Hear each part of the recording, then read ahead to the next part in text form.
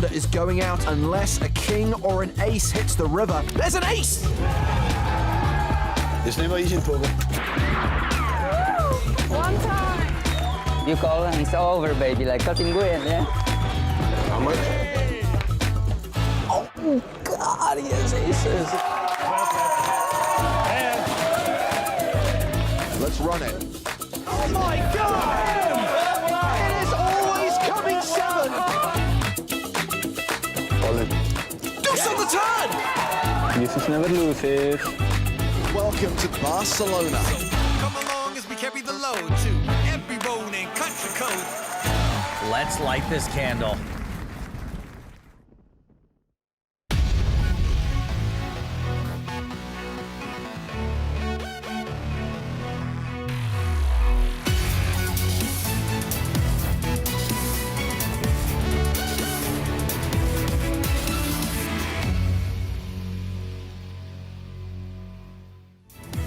Hello once again, welcome to Barcelona and the PokerStars European Poker Tour. It's the final day of the festival. It's the final day of our live coverage. It's the final table of the main event. 6 players remain in contention for the EPT trophy and the first prize of nearly 1.66 million euros. You're going to get to see every hand of the final table live, cards up, here on PokerStars TV.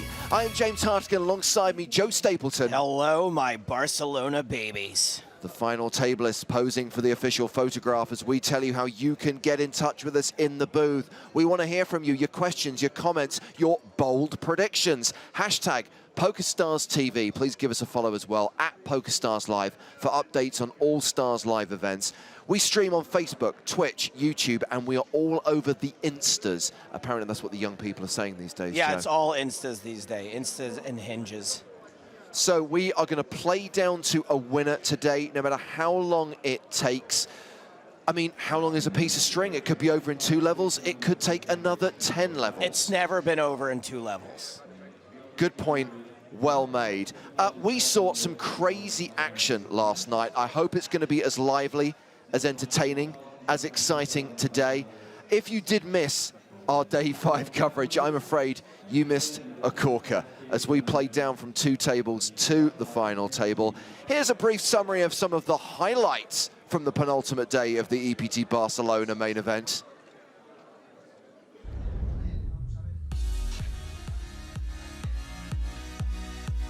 "16 returned to Casino Barcelona, hoping to make the final 6.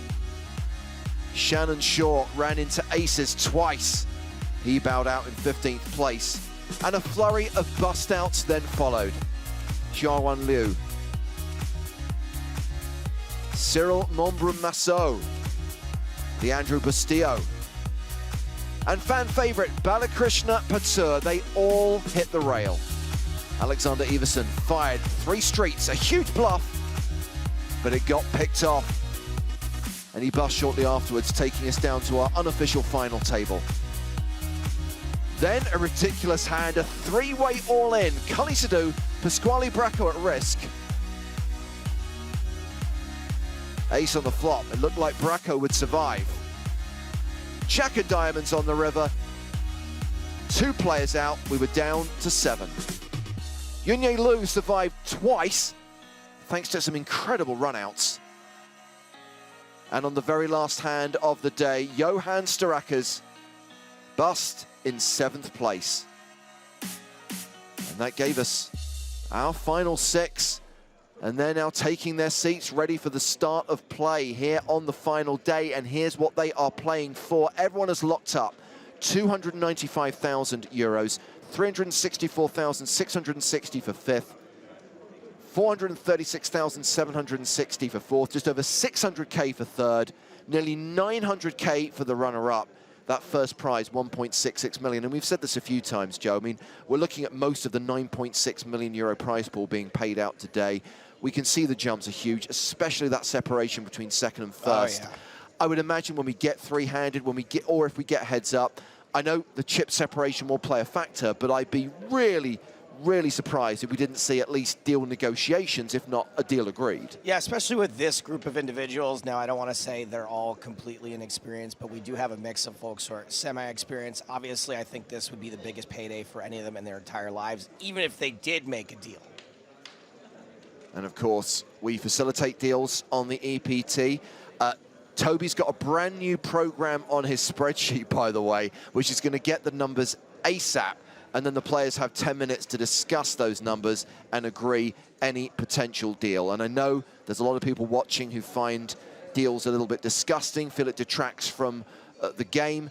But trust us when we say, if we don't facilitate the deals, they will come to an agreement behind closed doors. And those deals, because they're not signed off, because they're not official, they sometimes go wrong. Well, let's meet the final 6 players. Let's take ourselves around the final table. In seat 1, we have Rui Sousa from Portugal, qualified online, came 33rd in the PSPC at the start of this year. He has a 45 big blind stack coming into play today. He's 3rd in chips. In seat number 2 is another player from Portugal, from Madeira, Giovani Torre. His best result to date was 370th in the World Series main event this year, guaranteed to better that today. The player in seat 3 has a lot of experience from Stockholm in Sweden. It's Simon Brandstrom, and he's the chip leader coming into play. 18.5 million, 92 big blinds. The player in seat 4 got very lucky to survive last night. From Hong Kong, where he is an investment analyst, Yunye Lu. He enjoys snowboarding, skiing, and tennis, and is also a very keen poker player with some great live results. The player in seat 5 has come close to winning an EPT before, came 2nd in Prague back in 2016. From Budapest in Hungary, Marton Czuczor, 2nd in chips at the start of play. And finally, the player in seat 6, originally from Brazil, but now lives in Malaga in Spain, Diego Falcone. Qualified via a 1,200 euro live satellite, says he's here for the glory. Excited to see how this final table plays out. We've got one hand at 100, 200, and then we're going to roll into level 33. The blinds will then be 125,000, 250,000, with a 250K big blind ante. I guess that one hand at the last level means a lot to whoever's in the big blind right now. That player being Diego Falcone, who starts 4th in chips overall. The 2 shortest stacks, Lu and Torre, with 22 bigs, but as we just referenced, Joe, the blinds are going to jump after the first hand. Those stacks are then going to be worth 18 bigs each.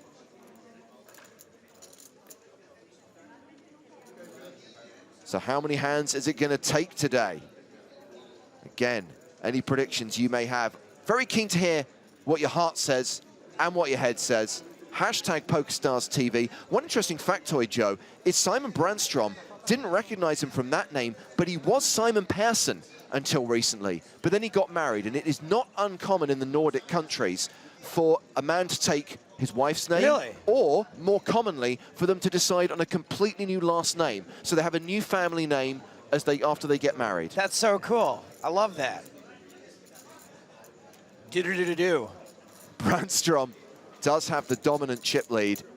And remember, at some point yesterday, he was down to just 9 big blinds, but managed to survive. We have seen some huge swings, some unlikely runouts in this main event, hoping for more drama and excitement today. And it looks like we've got cards in the air. Let's do this. Hand number 1 of the 6-handed final table of the record-breaking EPT Barcelona main event. We started with 1,988 entries. Now we have our final 6 players. And we have Rui Sousa folding 8-6 under the gun. Torre with 9-8 off, folds. Brandstrom seems interested in this. 9-7 of hearts. The Brandstrom Sandstorm. Here he comes. Dominant chip leader, late position, suited cards.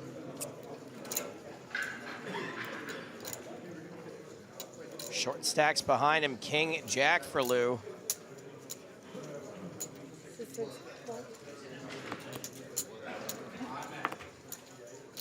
Lou's in on the button. A couple of paint cards. So 425 was the open from Brandstrom. Czuczor in the small blind. He's going to call as well with the ace-deuce of clubs. Diego Falcone with 10-4 of spades in the big, getting a great price. So much price. Much excite. It's the first hand of the day, and we are going 4-way to the flop. And that flop is Jack 6-5. Okay. With 2 clubs. So we got top pair for Lou. Yep. Gut shot for Brandstrom. Yep. Back doors for Falcone. Admire the optimism. And the nut flush draw for Czuczor.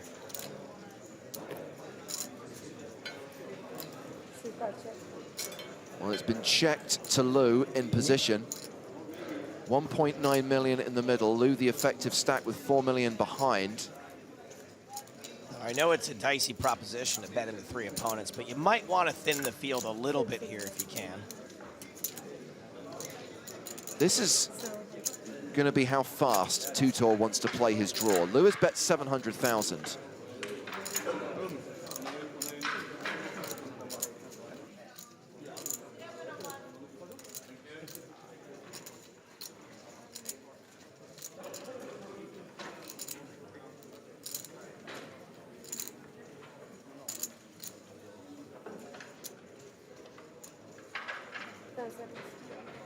And he does elect to check raise. I love it. Those black chips are the 100K chips.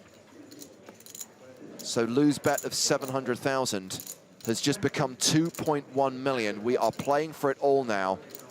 Falcone folds, Brandstrom folds. Lou with top pair, solid kicker.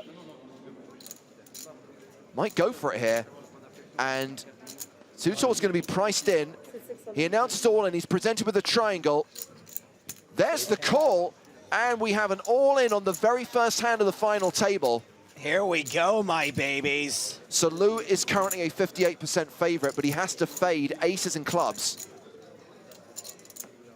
What a sweat. Lou was the rubber man yesterday.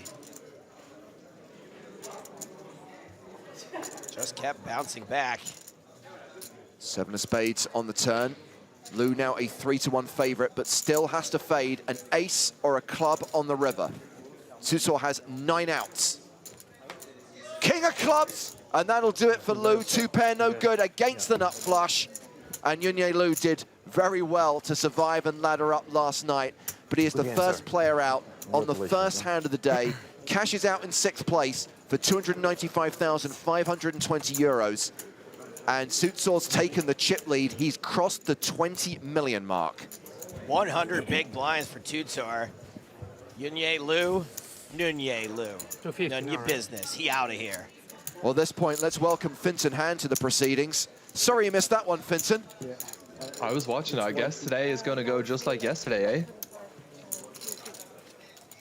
80 big blinds for Czuczor, because we are now playing the 125, 250 blind level. We have now rolled into level 33. We'll play 90 minutes of poker before the first break of the day, and we're already down to 5. Torre, now the short stack at the table with 17 bigs.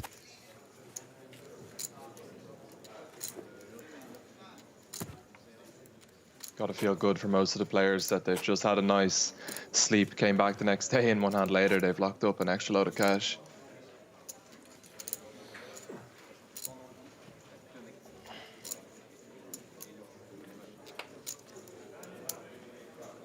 How beautiful is this trick? Action will start on the short stack. Giovani Torre folds the 10-7. Brandstrom, no longer chip leader, but still has 18 million chips, 72 big blinds, ace-jack of clubs.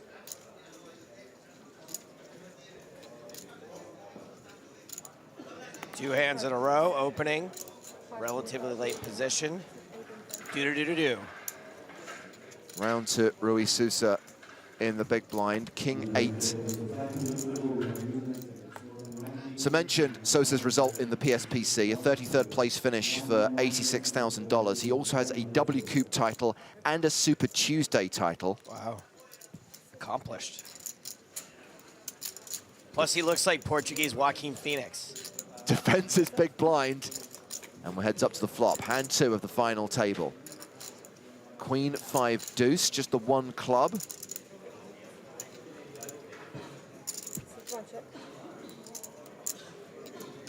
Definitely a board you'd expect Brandstrom to continue. Most of the hands he's going to open. He is a Even bit though of, he's not he is a bit of a barnstormer. For sure, Fenton.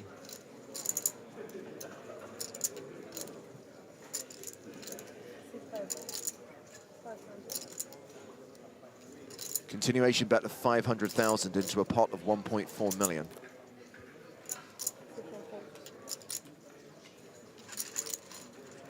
Brandstrom wins the second hand of the day. Has close to 19 million, sits just behind Marton Czuczor on the leaderboard.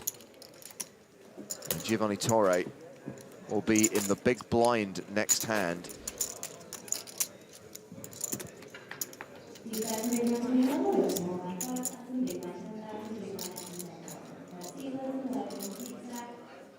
And number 3. We start with the action on Brandstrom.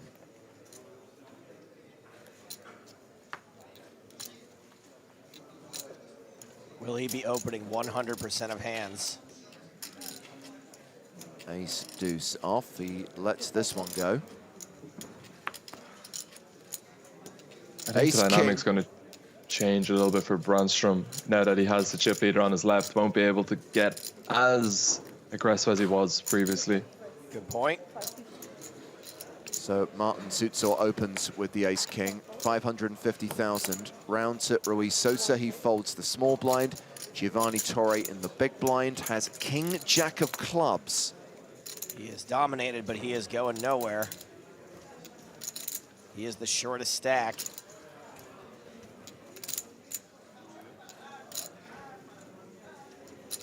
We can see he's dominated. Fenton is the play here to see a flop, even though that's what we want to do because we can see all the hole cards.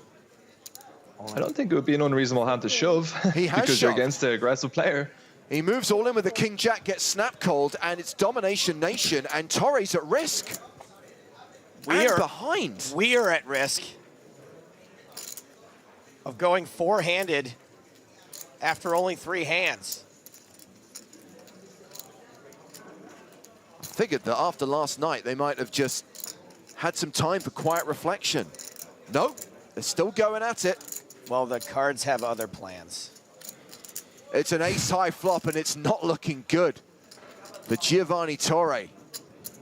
A club on the turn would give us a sweat, I guess. No club. Torre drawing dead on the turn. And just like that, after 3 hands, we're down to 4. Giovani Torre exits in 5th place for 364,660 euros. Okay, man. Thanks.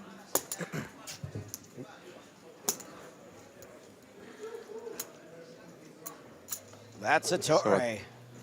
At the moment, these players are making about 50,000 euro per hand today. Yeah, jeez.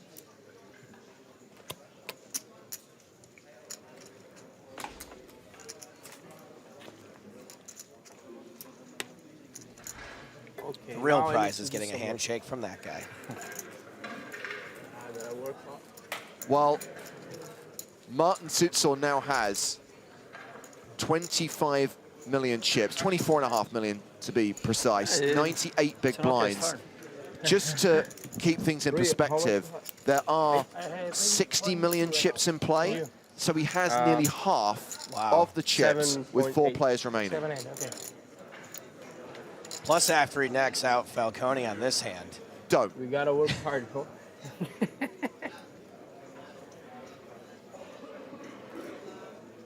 Already down to 4. If you joined us late, you should have been here on time.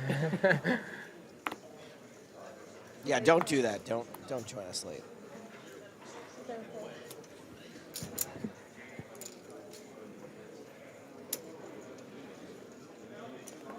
Now, the record for the fastest final table ever was in San Remo back in 2008, the year that Jason Mercier won. It's not really comparable, though, because they played down from 8 to 1, whereas we're playing down from 6 to 1. How fast was that? 2.5 hours. Okay. How? Jason Mercier.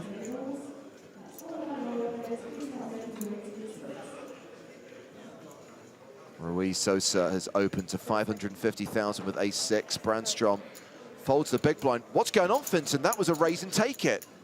We're not used to that.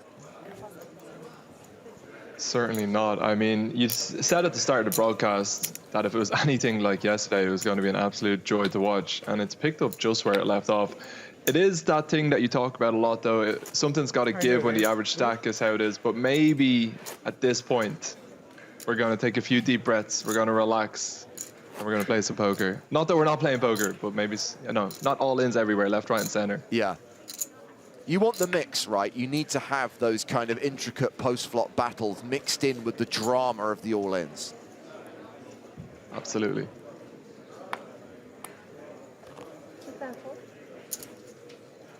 So this is hand number 5. Sousa's button. Ace-3.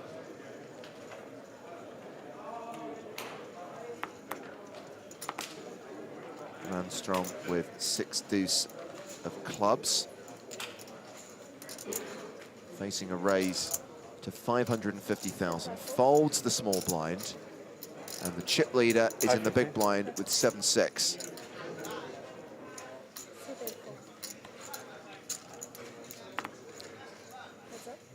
Two tours, T-tours. Ace, king, 5. It's a good day to have an ace in your hand. I mean, it often is, but they are holding up.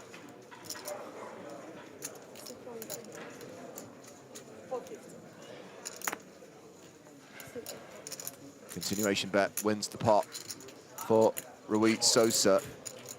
So just to clarify, Czuczor has the big chip lead. He's got 95 big blinds near enough. Brandstrom second in chips with 73 bigs. Sousa's got 38 bigs, and Falcone has 29 bigs. Well, there is our 5th place finisher, Giovani Torre, shaking hands with all of the players on Rui Sousa's rail. Portuguese poker community pretty tight. They're like, yeah, we can't go to dinner with you. We're going to stay to watch Rui. We'll see you later. So 4 countries still represented at this final table. Portugal. It's been 10 years since we had a Portuguese winner on the EPT. Spain's Porch. Sweden. Of course, Sebastian Sorensen won here in Barcelona 2 years ago.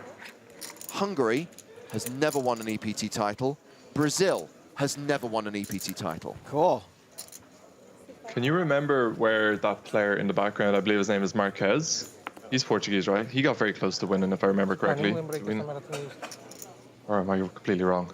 You're not wrong. I'm just not, I'm not sure if it was this tournament last year. It was indeed.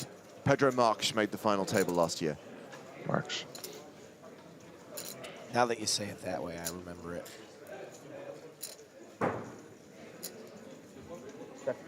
So blind on blind, limped pot.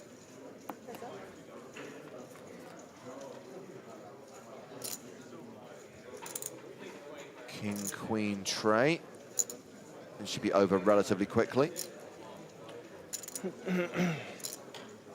I meant this hand, by the way, not the final table, although, to be honest with you, it was applicable to both. Czuczor with the bet with the 7-4, kind of wrapped around the tray a little bit, I guess. Has some backdoor straight draws. Maybe put a little bit of pressure on down the streets, but we can see Falcone going absolutely nowhere with second pair. That is very optimistic to say that 7-4 is wrapped around the 3. A little bit. Well, that's why you're a good poker player. I see this and I'm like, I just open muck.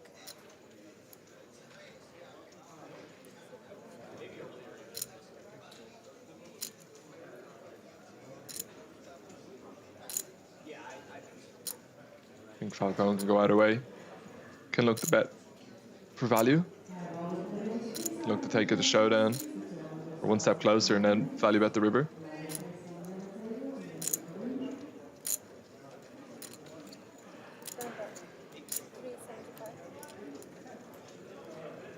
Falcone fires this time, gets the fold from Czuczor. Are we sure his name's Falcone and not Falcori? Because he does look a little bit like a flying dog with that scarf on. Well, we heard from Falcone. He spoke to him just before the start of the final table. I got decided in this tournament by playing a satellite here of 1.2k euros, and yeah, that's it.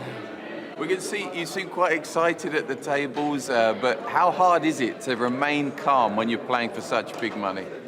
Man, that's so hard. I mean, I doesn't stay calm there. Like inside, I'm feeling just an explosion of emotions. Yeah, I have my uncle and my aunt here.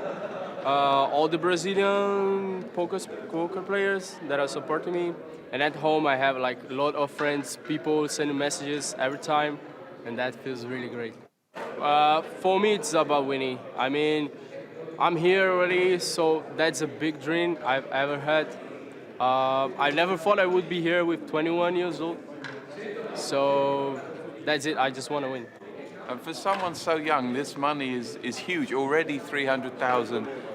Have you even thought about what you will do with the money? Yeah, I thought about a lot of things. I mean, traveling, enjoying, having fun, playing higher tournaments, of course, and getting better. They're really tough players. I've been playing with Sousa and the Sweden guy all day long, so yeah, they are pretty good, but I hope I can beat them. The Brazilian Boris Grushenko. He is invincible. Well, he's doing pretty well here. I like how he said he's going to do some traveling, maybe play bigger tournaments. One of those is definitely true. So blind v blind, Falcone raised from the small to 800,000 with the ace-queen.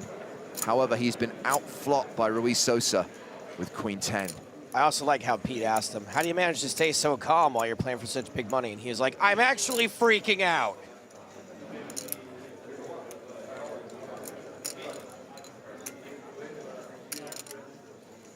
$1.1 million. Second, like 1.1 million. Pretty interesting board for Falcone. Decide to continue betting on. We can see it's not going to go very well for him. It's also a board that his opponent's going to do pretty well on when he raises from the small blind and gets a defend in the big blind. I think Sousa just always going to call here. Yep. Makes the call. And for Falcone's sake, I really hope there isn't a queen on the turn. Then it's the 6 of diamonds. Board just gets better for Sousa. Top pair and a flush draw, 95% equity. And Falcone's got a 25 big blind stack now.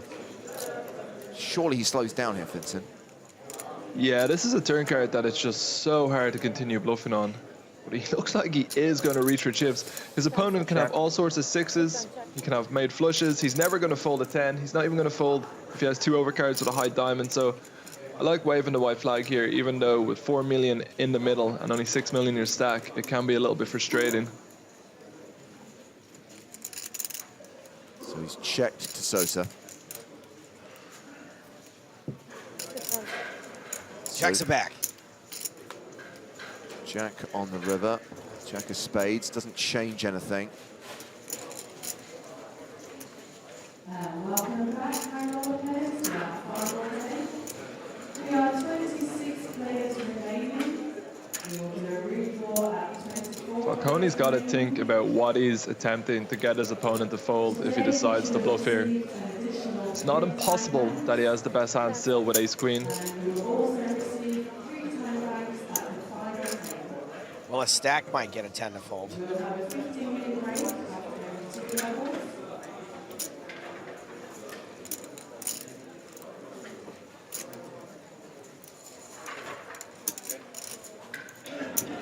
It's like standing on the edge of a cliff. 1.350. And he just stepped off.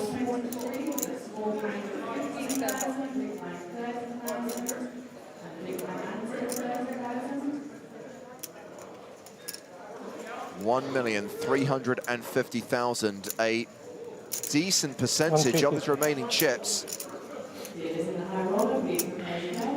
20% of his stack.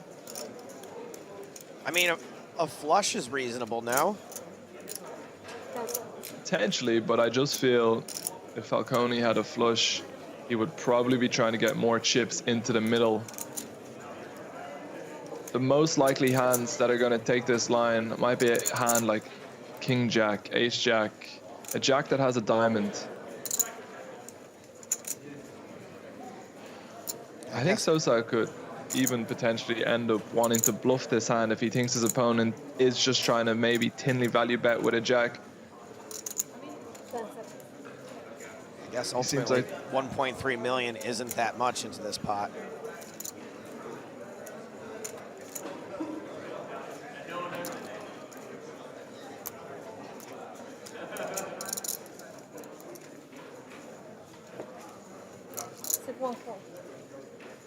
It's hard. Nice call. Ultimately, a fairly small percentage of that pot by Falcone. Well, that sees Sousa add 3.25 million to his stack, now playing more than 50 bigs, now playing nearly 13 million. Falcone drops down to 5.1 million. He's got 20 big blinds, and he is the low man at the table, with 4 players remaining here in the EPT Barcelona main event.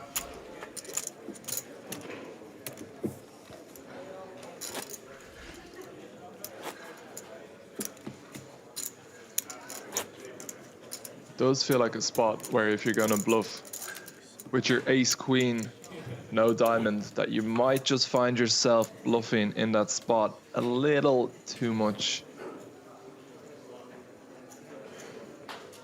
So this is hand number 8. We've already had 2 eliminations. You see Alexander Iversen in the background there. Did you know that Iversen and Brandstrom are sharing a hotel room here in Barcelona, and both almost made the final table? It's very cute. Czuczor opens under the gun with 8s. Falcone with ace-queen on the button. 20 big blinds, the more important thing he's holding. Yeah, I think we always see the all-in here with the ace-queen, and I think we probably always see the call with the 8s. Well, there is the shove from Falcone. Let's see if Brandstrom wakes up with a hand in the big blind. Nope. Back on Czuczor.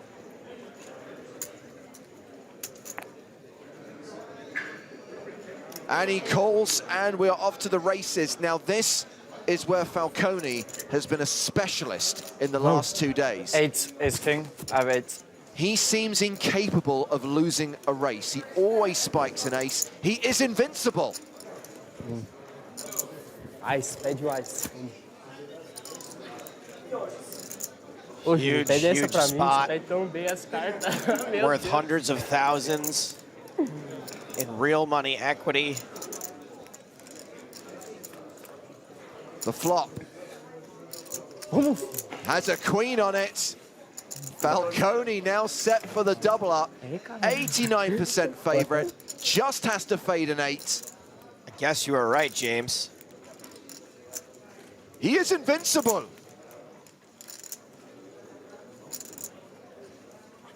Oh, 8 on the turn! Oh, man. We found the kryptonite. Turns out he is quite invincible. Diego Falcone eliminated in 4th place. Cashes out for 436,760 euros. We've been playing for less than 30 minutes and we've lost half the final table. We're already down to 3. Hachi Machi. Marton Czuczor has managed to knock out every player on the final table today so far as well. What an incredible start today for him. He has made a lot of money. Yeah. So is we can Brandstrom. look. Oh, what are they talking about? Yeah, we can have a look. Let's do it then. Absolutely. So can we have a break and discuss? Oh, wow. They want to look at the numbers already. I mean, it makes sense. Just to clarify the stacks now, Czuczor's pretty much got half the chips in play, 29 million, 114 big blinds. Simon Brandstrom, 70 bigs.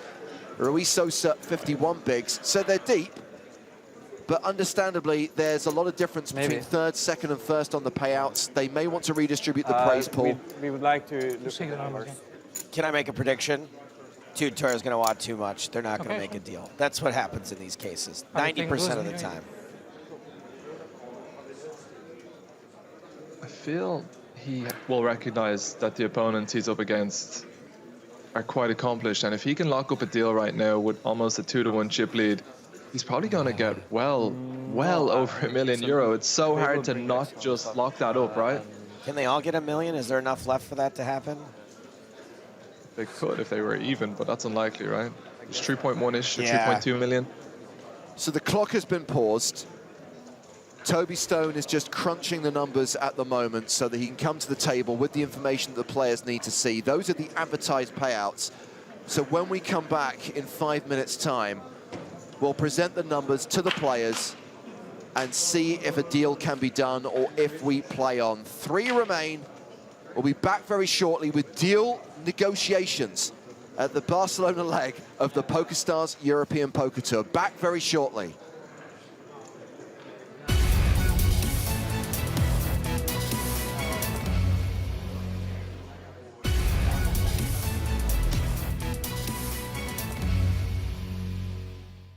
But you still don't want a deal, right?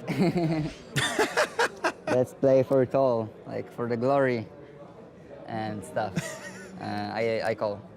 Mallets completes with ace-3 of hearts.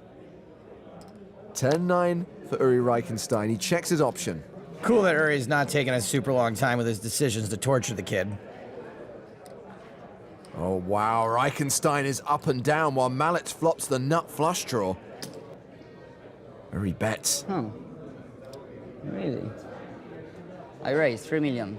800,000 becomes 3 million. Kind of a weird raise. He's got showdown value already, and Uri might not fold a pair. If Uri wanted to get an edge, he could just start making water sounds or tell him his middle name is Nate.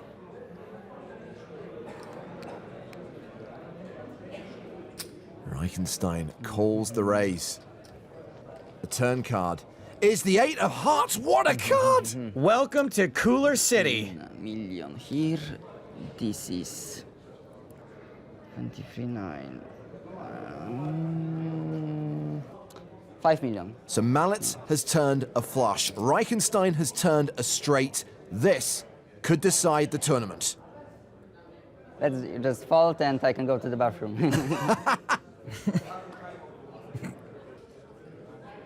I mean, you don't have any strong hands when you just lead, like, yeah.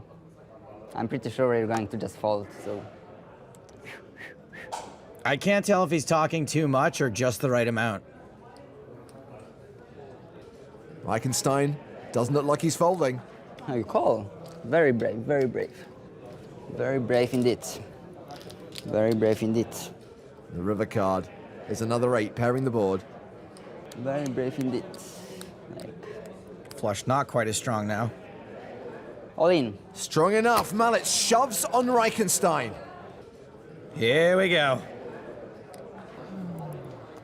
All in to call. I think I cover you, right? Yeah. So you call and it's over, baby. Like, you know, like Scott in Nguyen, yeah? Like. True story. It's so sick that you're telling the truth and my hand is insanely strong. Yes. I mean, you don't have any strong hands. How can you have a strong hand? Like, you lead, like, never strong hand, never strong hand. So, just fold and I can go to the bathroom. It's like I have a hand that's impossible to fold, and Okay. everything you say Yeah. just makes it slightly possible. I don't like. Yeah. I don't know, like, I just want to go to pee. I really want to pee, so.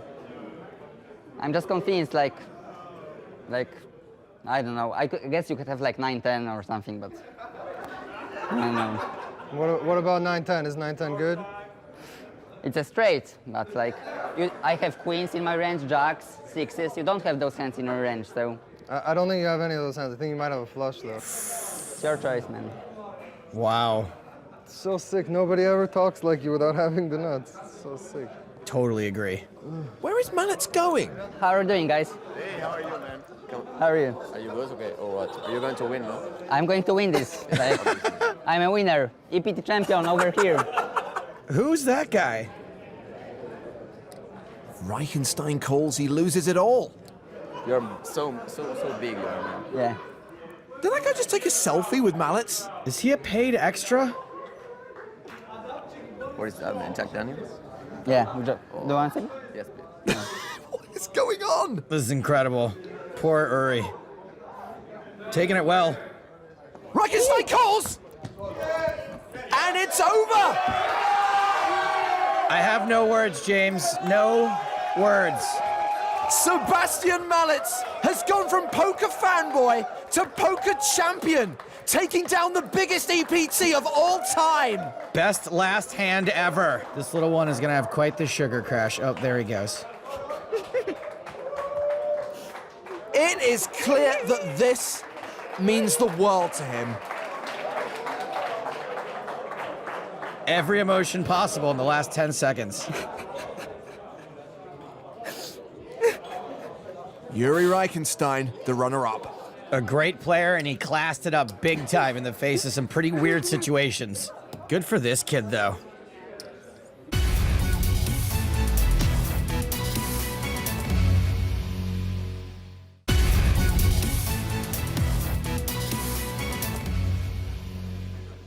Well, that was the biggest EPT of all time until this year. 1,988 total entries in 2019. And now we're down to 3 players, and they have asked to see the numbers. Toby Stone, the TD, has been brought to the table, and he will look at what the numbers breakdown-wise, ICM-wise, and chip-chop-wise, and the players will look at what they could be playing for instead, and they'll decide if they want to do a deal. Joe's prediction is that with such a dominant chip lead, Marton Czuczor will want too much. They always want too much. In a moment, I'm just going to explain some rules for you. Okay. You must play for 10% of the remaining.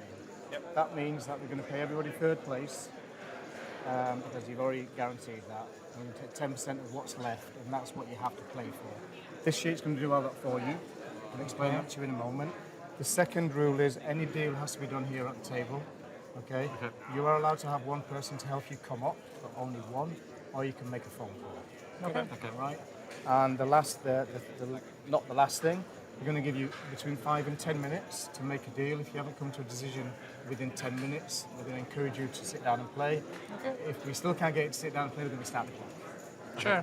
All right? Give us the numbers and then. Okay, so they're your chip counts, guys. Just check that they're correct. Open briefcase number 1. Count it. And here is 10% of what you have to play for. And here is your deal, okay? In the yellow, this is after removing the prize. This is chip chop, okay? This is ICM. Well, you know the difference between chip chop and ICM? Sure. Yeah, perfect. So this is chip chop, sorry, this is chip chop, this is ICM. This is total amount, this is your amounts, and with the 1 point to play for. We're looking at the ICM, right, guys? I mean.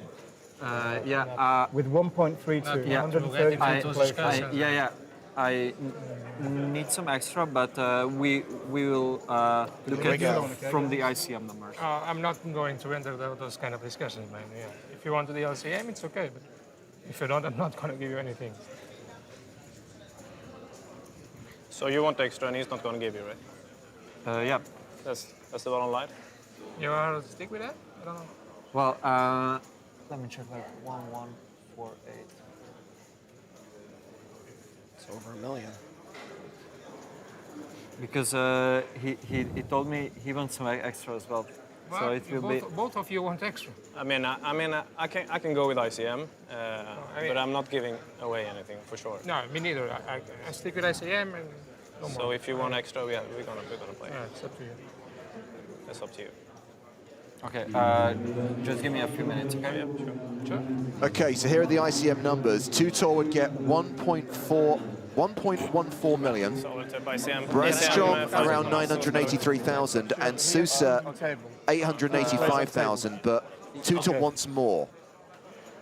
So this column is Chip Chop, this column is ICM, and this column is a bunch of poetry I've written if you guys wouldn't mind checking it out.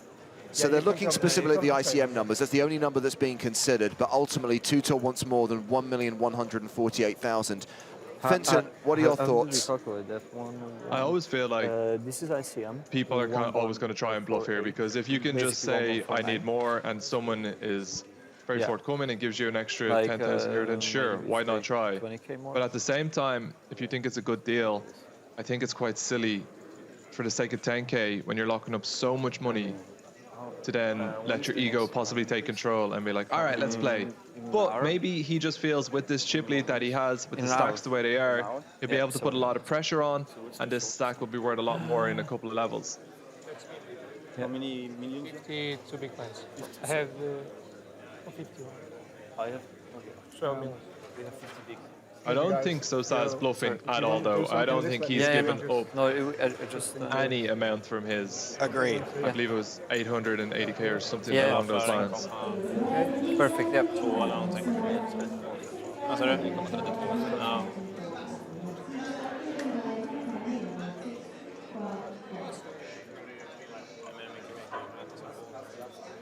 Brandstrom being advised by Everson. Pedro Marques is on Rui Sousa's rail. I would throw weird things into the negotiation. I'd be like, fine, we can do ICM, but you have to buy me bottle service later tonight. Yeah, no, I think Chip Chop is kind of off. Thing about it for Marton Czuczor is whilst he'd be locking up 1.15 million, just underneath 1.148. Yeah. There's still going to be an extra 132,000 to play for. That's a good point. If they don't accept it, I will play until heads up, or if the stack sizes change. I think it's fair.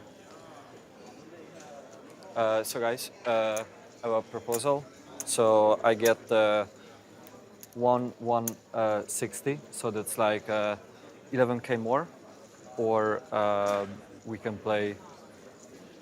I think it's fair because I have the biggest stack, and you have to play. It's considering the ICM, and yeah, I'm good at the numbers, wide as they are. I'm not giving anything. I don't think that makes any sense. Okay, it's up to you. I need a 160, which is 11K more. So like you have to. Let's go. Yeah, about 11K, man. What's the deal? Let's play. You do your thing. You're entitled to do whatever you want. Yeah. I mean, you're asking for 11K. If it's like more even, I'm happy to do ICM. But right now in this situation, if ICM were more, if you were more even, you weren't getting that, man, that much, you know. So you're getting the price. It's okay. It's up to you, man. I'm not giving up anything. He's only asking for 11 more euros. Just give it to him. No way. Okay, so I've got let's that in my play pocket. and discuss if the stacks will change. Okay, sure. Here, I have it here. No deal. It was 11,000 extra euros that Marton Czuczor wanted. But Sousa ain't budging. Maar nem tudok. Brandstrom ain't budging, and we will play on. No deal. So they looked at the ICM numbers. Czuczor wanted more. The other two would not give up any equity, and so we'll play on for the advertised payouts. Let's play. Two tours. 3 players remaining. If the stack size would get closer, I would take ICM. Right now, I wouldn't. So let's rediscuss if you're up to it or we get closer. Brandstrom doubles through Czuczor. Czuczor's like, how about a deal now, guys? They're like, nah.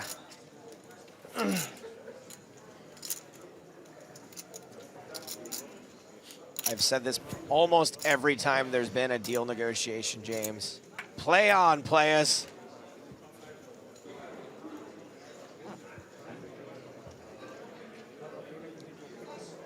Good for them for not giving up the extra 11K, though.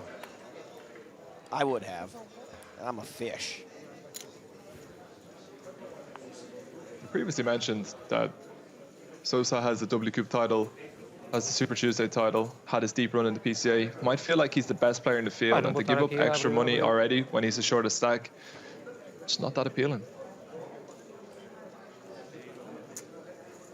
Brandstrom, queen 9 in the small. Raising the big blind of Czuczor, the chip leader.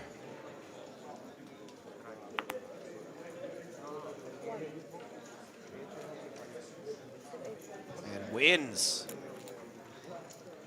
Okay, how about now, Marton Czuczor? At all. Maybe that raise and take it was worth 11,000 euro. Right? Okay, good.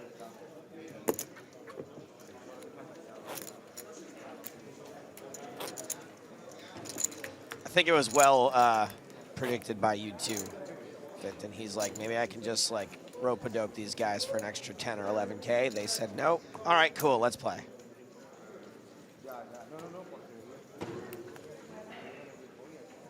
I'll It's just say always this. a little bit fun.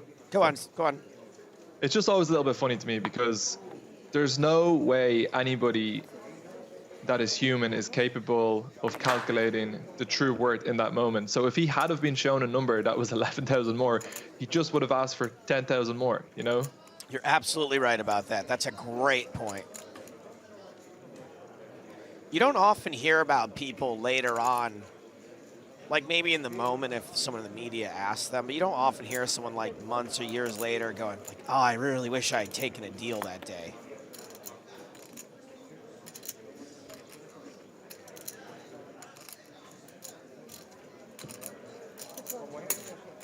Blind on blind again. This is going to be happening a bunch as we are only three-handed. 10-8 versus King Tray of Diamonds and bottom pair for Sousa.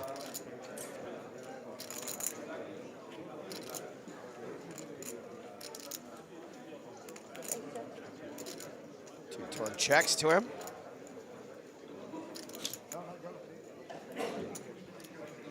Sousa bets. I imagine that'll be that for Marton Czuczor. T-Tours, T-Tours, Czuczor, T-Tours. Sousa up over 50. Nice.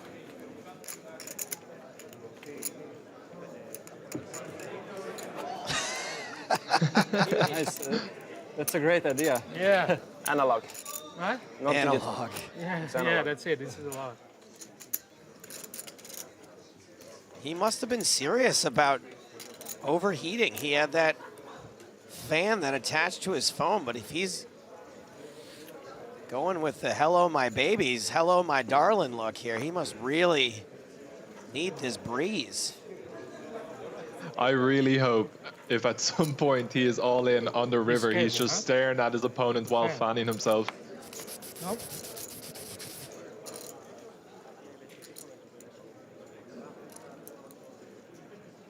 Or alternately, he could just throw it into the deal next time. Tell him it's worth 11K. Yeah, he's like, look, I'm not giving you 11K, but how about this fantastic feather fan?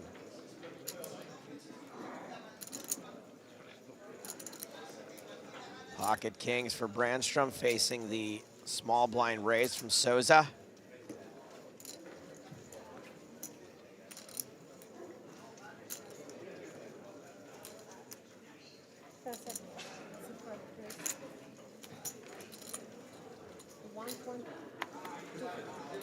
And the 3-bet is to Go back at it.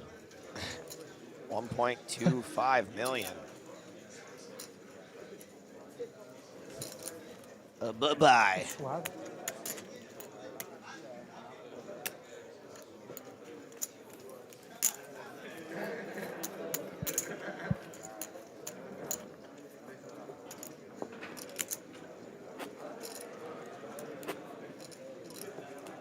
I don't know what to do, Fenton. It's been 2 hands and no one's been eliminated.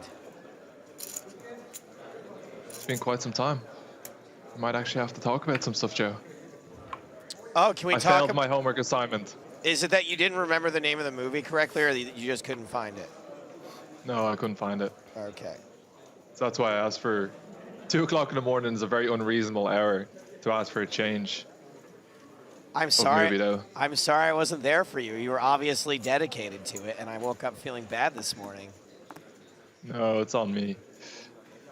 I completely forgot, to be honest. I was about to go to bed, and I was like, all right, let's go. Let's get up there, watch this. I can't let Joe down. And I couldn't find a movie. Yeah, I saw what you were searching for. I wasn't sure if you started with the right words or not.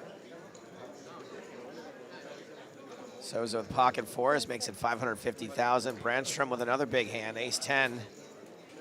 And we're gonna see another re-raise.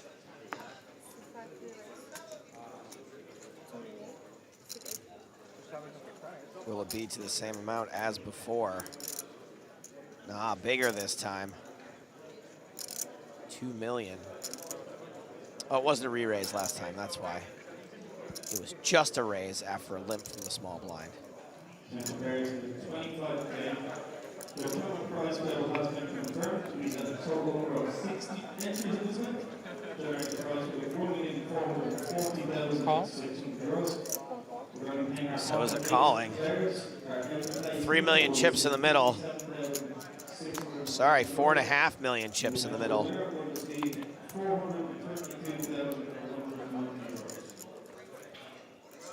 I can't take him serious with this fan.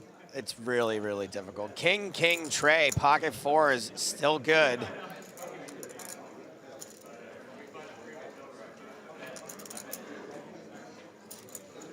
I'd imagine that Brandstrom wants to continue on this board mostly, not do a whole lot of checking.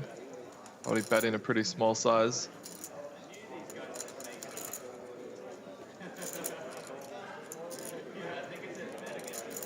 He's unlikely to make too many better hands fold.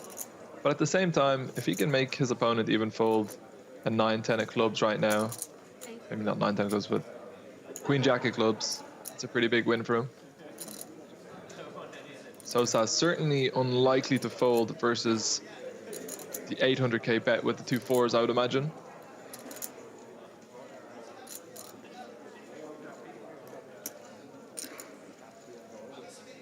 $19, 1.9. Wowee. 1.9 million is the raise. I like it, I love it, I want some more of it.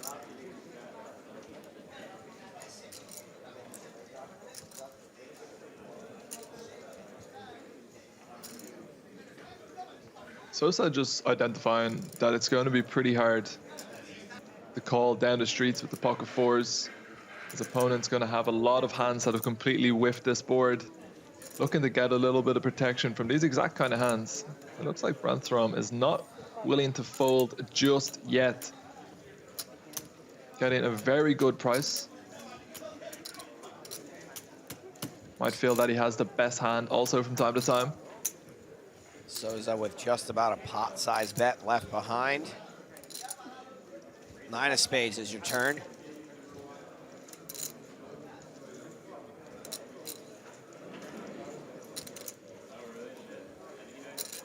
If we do see a bet from Sousa on the turn, I would imagine it will be, again, a very small bet.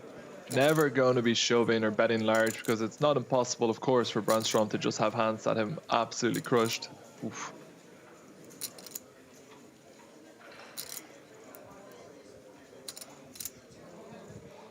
Disaster on the river for Sousa.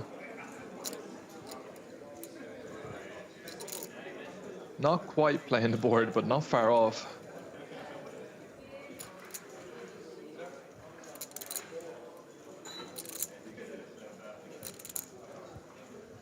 But he's coming out swinging anyway.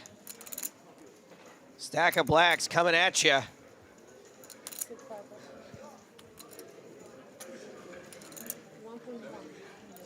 And not much Sousa can do after this run out. Gross. Really gross. Almost as gross as that fan. I don't see how he could pull the trigger, but it'd be such a naughty spot to go all in.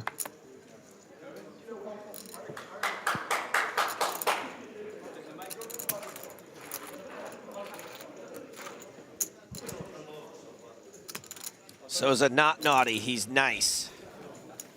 At least in this context. Folds the counterfeited fours.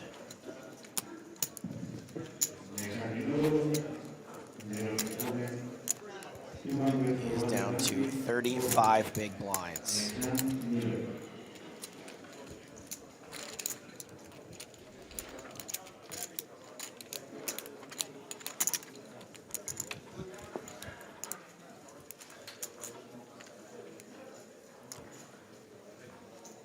Brandstrom up to 92 big blinds, creeping in on Marton Czuczor.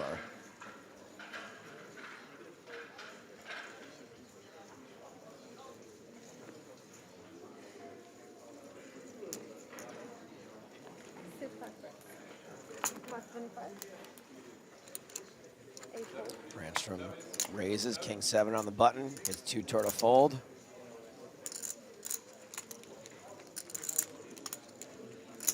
Sousa wants to see a flop with 4-3 of diamonds. Why not?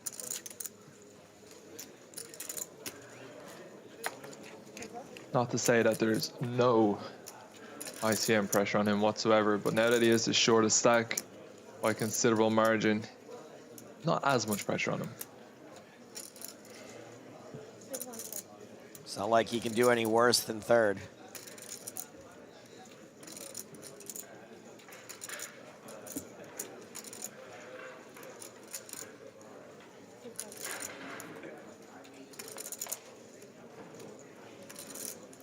King 9-5 was your flop, 3 hearts, check, check, 8 of spades on the turn.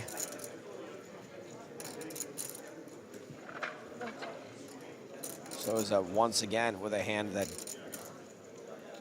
is an absolute airball. Brandstrom played the king a little slow on the flop. Trying to decide how much to bet on the turn, it appears. It doesn't matter what he bets, as we can see. Sousa with the 4-eye just going to be snap folding. Snap fold indeed.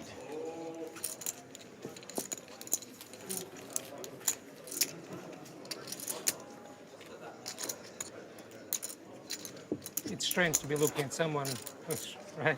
Who's on lands. Like me, who's doing, it's strange to playing with someone who's doing this, or not? What a dick. It's kind of funny. It's unusual. Yeah. That's for sure.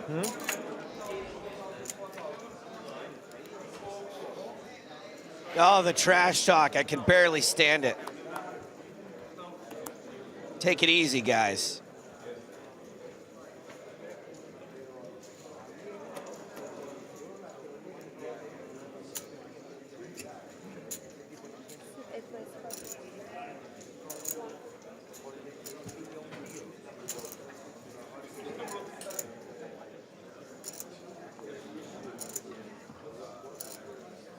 Czuczor raising from the button, ace-6 offsuit. Brandstrom, 9-7 in the big blind.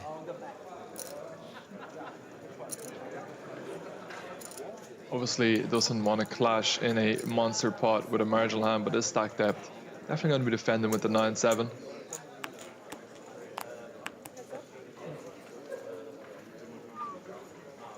King, Jack, Trey, 2 diamonds.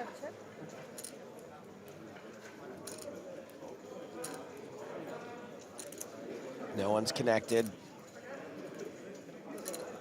Ace high still very strong.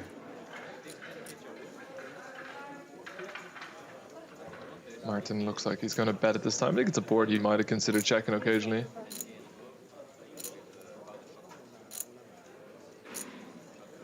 But even though they are quite deep, like I mentioned, Brandstrom not very much incentivized to get too out of line right now.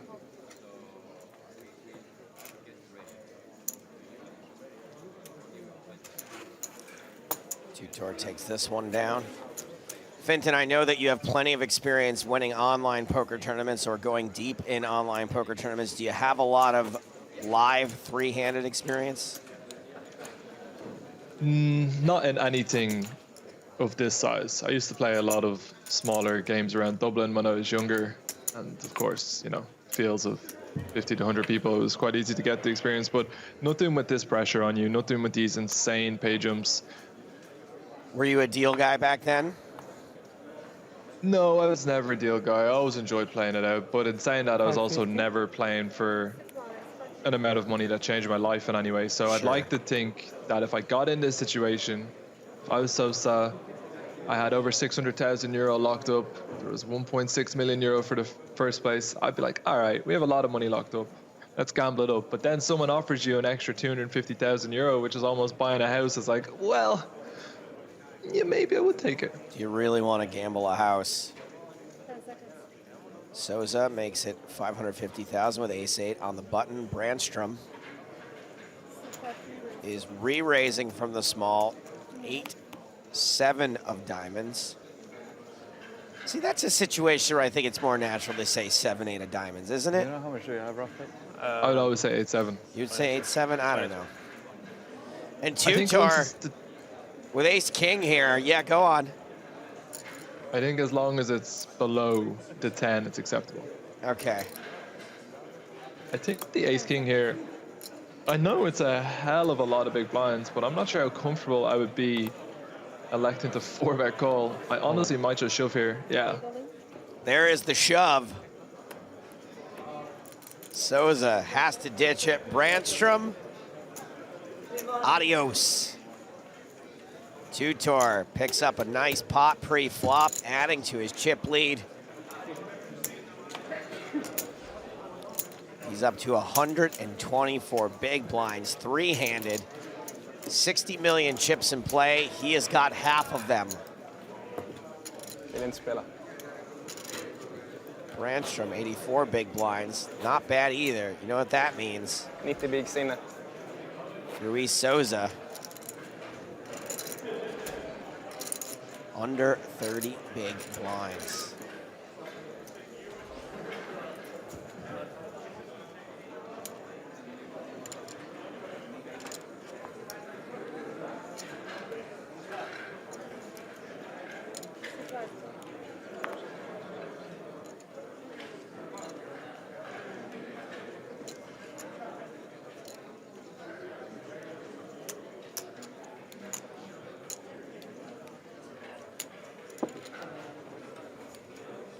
$800.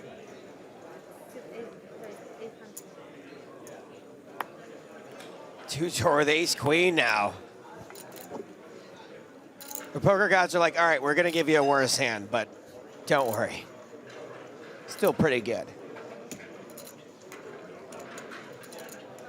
Sousa with the less attractive looking entry off. I wonder if he's ever considering re-raising to a none all-in size rather than looking to flat call here. What about just folding?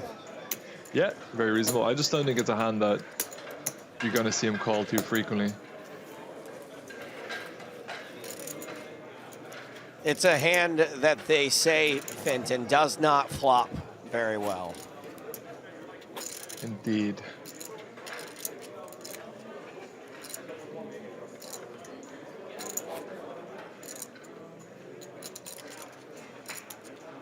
I had a question on Twitter. You can tweet at us using the hashtag PokerStarsTV. CMAC asks, interested to hear why, if you were in third and guaranteed 684K, when offered the chance to lock up 883K instantly and play for more, why this is not a good deal. CMAC, I think it is a good deal for the person in third place. And I think the person in third place was down for the deal. It was the person in first place that wanted a little bit extra. The person in third place was down. What they didn't want to do was give up anything besides. They wanted that 883. They didn't want 872. I'm such a fish, Fenton. If I was Czuczor, I'd have been like, look, guys, I'll chop it only if we do an even chop three ways. Let's all have a milli. Let's go home happy. Let's hit the club. That's what I would do.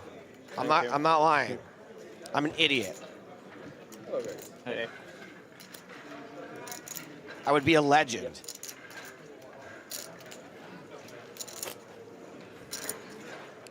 Legends never die, Finton.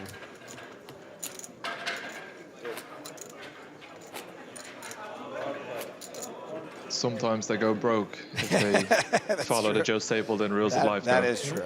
I'm heavily in debt.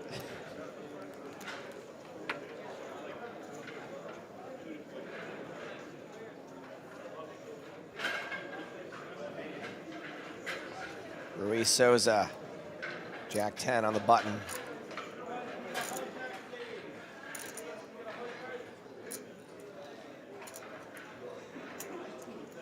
In raising, probably to 550,000. Nailed it. Brandstrom, Jack 8 in the small. Later. Czuczor, another Jack. Also folds. Sousa, so sweaty, fanning himself.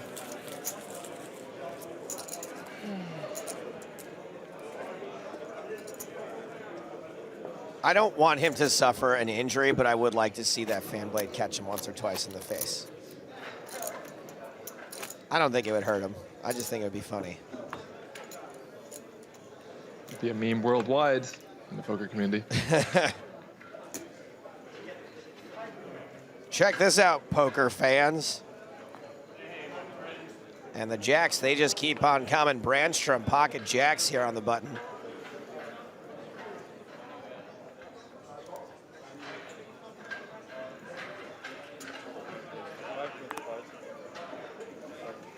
Czuczor folds. Sousa 10-8. Seems good enough for a poke.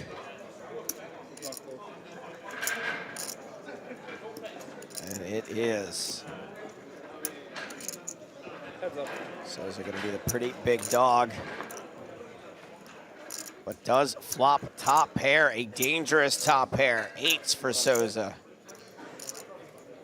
Checks to the pre-flop razor. I think Brandstrom on this board probably wants to bet on the larger side. And Sousa could find himself in a tricky situation. Maybe 8-4-3, he can go a little bit smaller. That is pretty small. 500,000.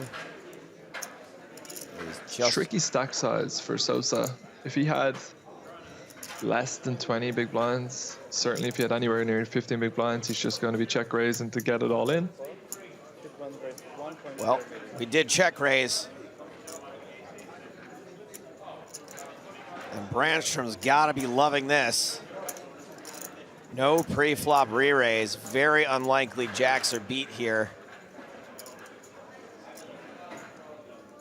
Question just comes down to now whether he wants to call or whether he wants to try and play for stacks on the flop. I think he probably has to just call. If there was a flush draw out there, I think it'd be a little bit different. Has some more natural bluffs, but on 8-4-3 rainbow, it's so hard to see what he'd be bluffing with here. Wouldn't the likelihood of him... So you're saying because he's not likely to be bluffing, we can put in a raise? I think... Oh, he's going to shove. All in from Brandstrom. Get your sandstorms ready. The Brandstrom sandstorm may be claiming another victim. Sousa calls, which he does. Wow. He will be way behind. Aha, knäckta 10, han har 10-8, jag knäckta. There is an 82% chance that Sousa will be the third place finisher here at the record-breaking EPT Barcelona 2019.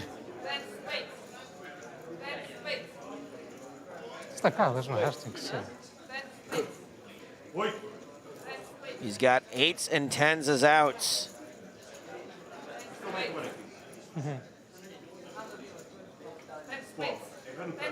The turn is a 7. Close, but no cigar.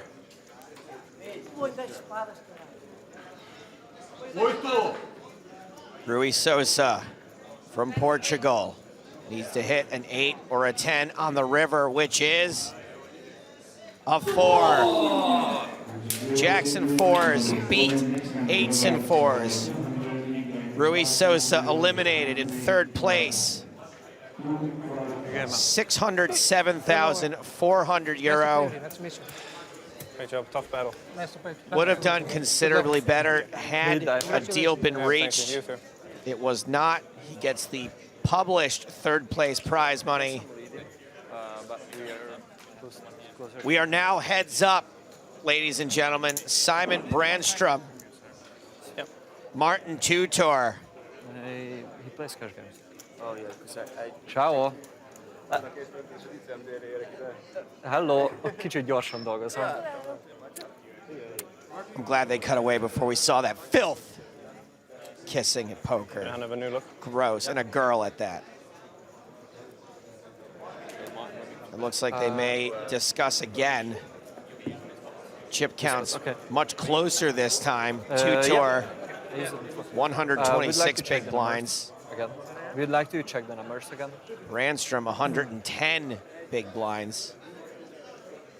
We're going to just verify those chip counts.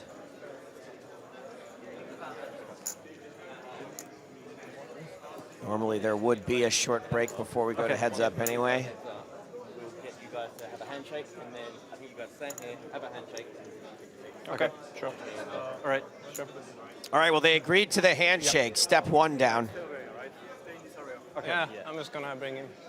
Can come in, sure. Given how close the stacks are now, Joe, do you reckon there's a lot more likelihood of this deal being done? No, I don't actually. I think that being that the stacks are close, they're both going to think they have an edge, and it's unlikely a deal will get done. Wow. I feel when stacks get this close, when it's heads up and they're going to need to leave 10% of the prize pool to pay for anyway, with an 800,000 euro difference between 1st and 2nd place, I just think there's got to be less room for the ego, and maybe you just have to shake hands, play it out, lock yourself up, what, 1.1, 1.2, in around that region. Well, given that things may end early today, we should probably give you the free roll password now. But we're not going to. Ha! Still not going to do it. You got to stay. You got to watch. What do you think? Free rolls are free? Nothing is free. Keep your eyes peeled and on the screens. You know, Fintan, when you just asked me that question, I forgot about the fact, now I said this earlier, the first time I saw the prize pool, the difference between 2nd and 1st place money in this event is 2nd place money. So maybe they do make some sort of deal just to lock things up, just to lock up a certain amount of money. We'll see what happens. They're obviously discussing it now. WCube 2019, that's the big thing. That's what's coming up next. 3 weeks of non-stop poker tournaments coming up in September. Get your mouses cleaned. Get those track pads ready. Low, medium, and high buy-in events. High rollers. Who's playing the 25K this year? Put your eggplants out in chat. All right, it looks like we're going to hear some more from Toby's laptop. Ignore that that Pinterest page he left up there for man cave ideas. Okay, so no such thing as ICM anymore, right? ICM. That heads up. And chip, and, it should be Yeah, the exact same thing. Yeah, it's exactly the same. So, but we're putting the chips anyway, and we'll still go to the page where it's going to show you how much it is. But they're both the same. Okay. So this is what you need to play for. 77,000. You can increase that if you want. Okay. If you want to increase that with something, I can just check Okay. the number for you, and then that takes out the equation. Takes Okay. out the Yeah, ICM equation, or the chip equation. So we'll just get these chip counts, and then I'll show you. I'm going to give you again 5 minutes or 10 minutes maximum. Oh yeah. And, I think 5 minutes. hopefully you can Yeah. agree a deal before that. Okay.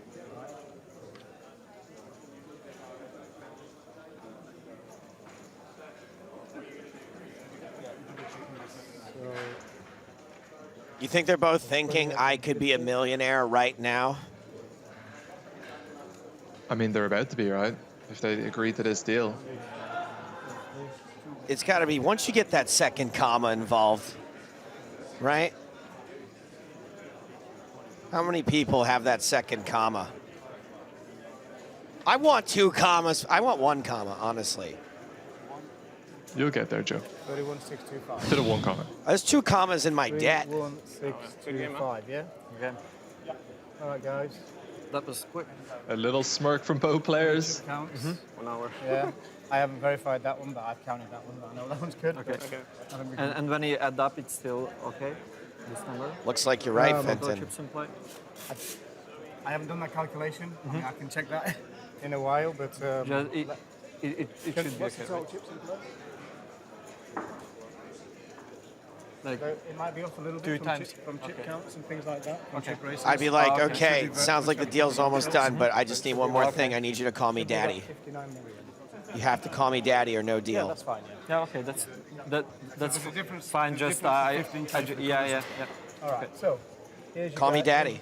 77, guys, 77,460. Okay, call me dad. All right. Yeah. Right. Never been asked.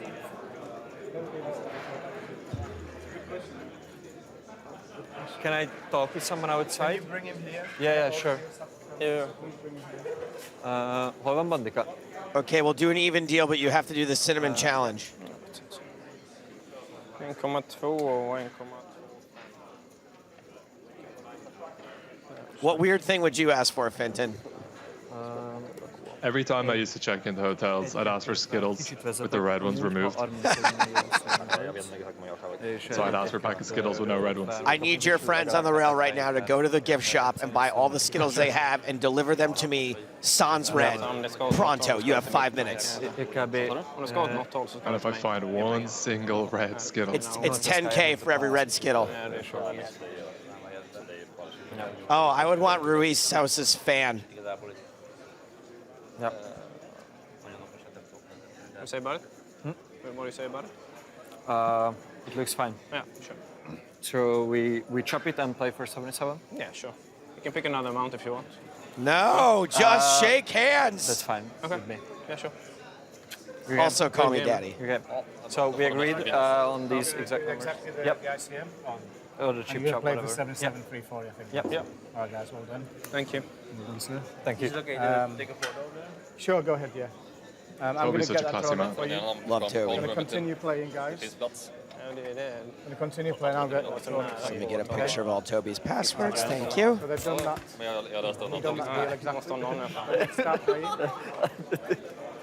1-2-50 és 77 kérjét. 1.250 or something? FT. Booyakash. 77. I heard a booyakasha. People are happy. People are millionaires.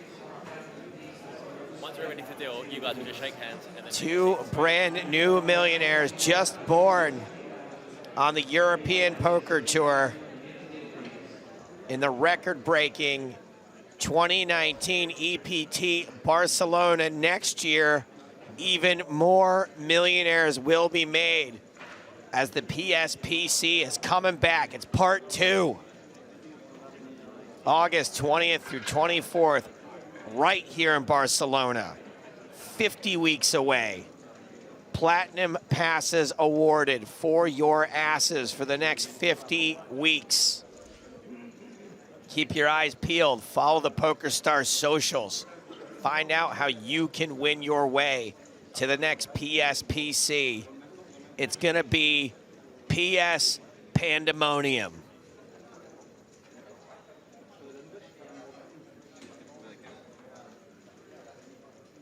I, for one, cannot wait.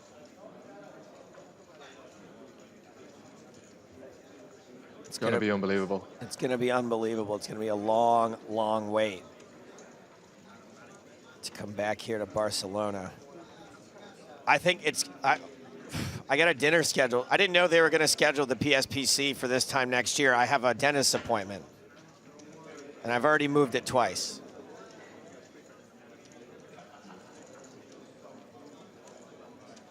Here we go, guys. Heads up play.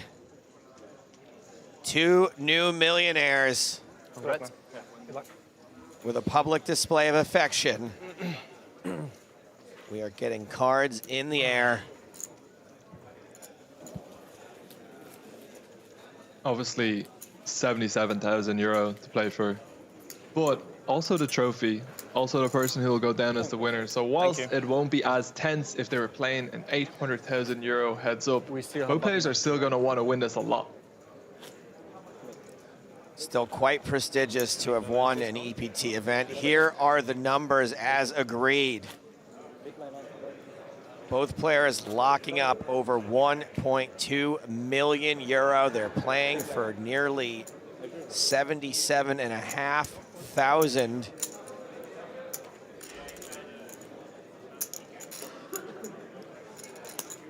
Not too often you see a deal reached, and that deal results in both players walking with over $1 million. That's what happens when you have a starting field of 1,988 entrants.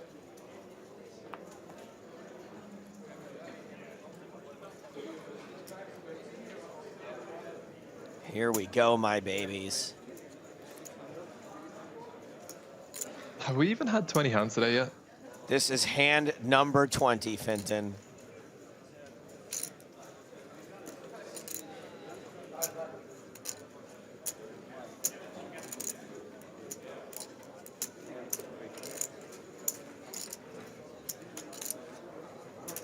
Doris Tokes on Twitch says, sorry to be pedantic, but if the final table is comprised solely of millionaires, then there will be no new millionaires created. I'll tell you what, let's take a bet. I will bet that a new millionaire will be created. And you can bet that there won't. How much do you want to bet? I said it after hand number 3 of the final table that these players were making 50,000 euro per hand. They've managed to keep that rate up. Did you just calculate it? Well, they've locked up $1 million each and there's been 20 hands. Sorry, but so you used a calculator or? No, 20 times 50,000, dude. Yeah, I know, but you don't do that in your head. What I mean, no, those numbers are huge. All right, let's do 20 times 5. You can do it that way. 20 times 5. Can I? No, you can't use the calculator. Okay, putting it away. 20 times 5 is 100. Yeah. Add a few zeros, you're there. But how many? How many's in 50,000? 50,000. 50,000's in 50,000. 2 actual solid hands battling on this first deal of heads up. Jack 10 flopped best.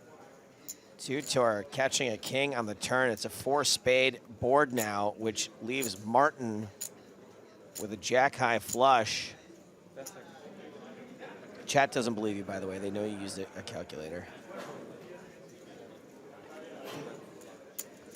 And despite a decent flop for Jack 10, this has been a pretty bad run out. As Czuczor bets 1.8 million.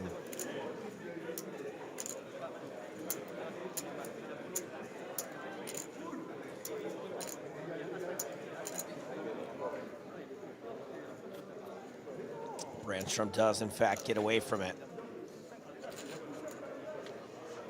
Alexander Everson in the background on the rail for his roommate, Simon Brandstrom. I wonder if he had a little piece of that pie. Nice little swap, as roommates tend to do. Oh, you're talking about money, sorry.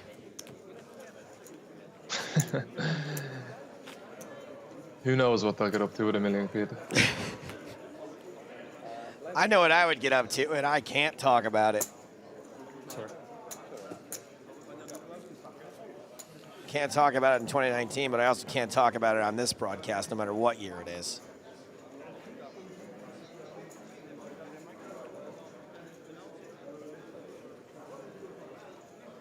I'll say this, Everson looks a lot less like concerned stepdad on the rail. He's like dressed down Friday right now. Smiling. Okay, he's probably looking at cat memes. I know that's what I would be doing.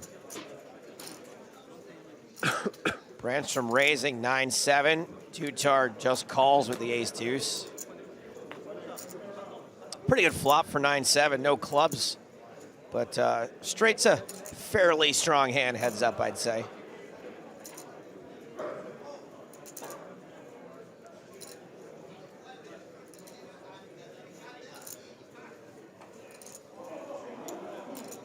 It's definitely an incredibly strong hand, but if all the chips were to somehow make their way into the middle, you probably wouldn't be feeling great at this stack depth.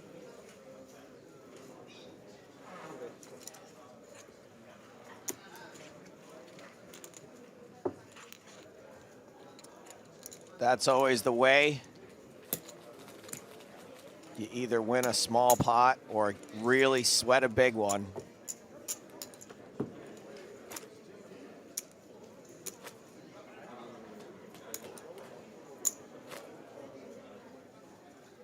After two hands of heads up, Czuczor has extended his chip lead slightly, but we've got two players with over 100 big blinds apiece, so this could go for a while.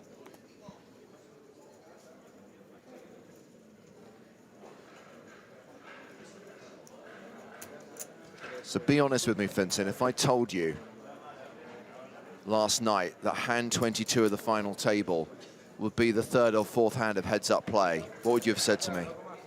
I would have laughed at you, considering, was it Monaco where there was a 9-hour five-handed?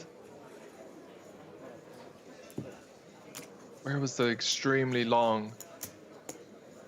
I believe it was Monaco. It was Monte Carlo earlier this year where they played five-handed for something like 7 hours. I think we had one hand of five-handed play today. Oh, how things change. And the Barcelona problem is normally, are we going to get this finished in time? Are we actually going to have a winner before the casino loses its license at 5 a.m.? And here we are at 2 in the afternoon going, wonder how many more hands we're going to play today. It's pretty incredible that it happened, given that it's the record-breaking field as well.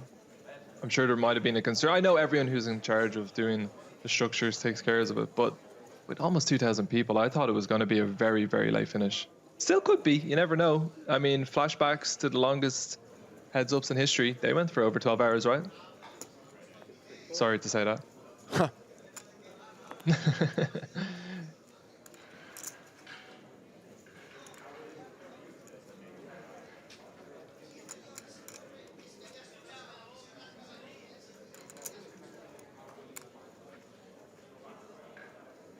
So this is a call from Brandstrom on the button with ace-3.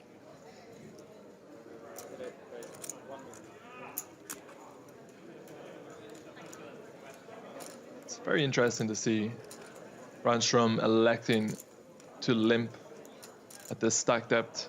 Most players won't start limping until things get a lot shallower. Can't imagine we'll see him fold ace-3. Question is whether he comes in for the re-raise or the call.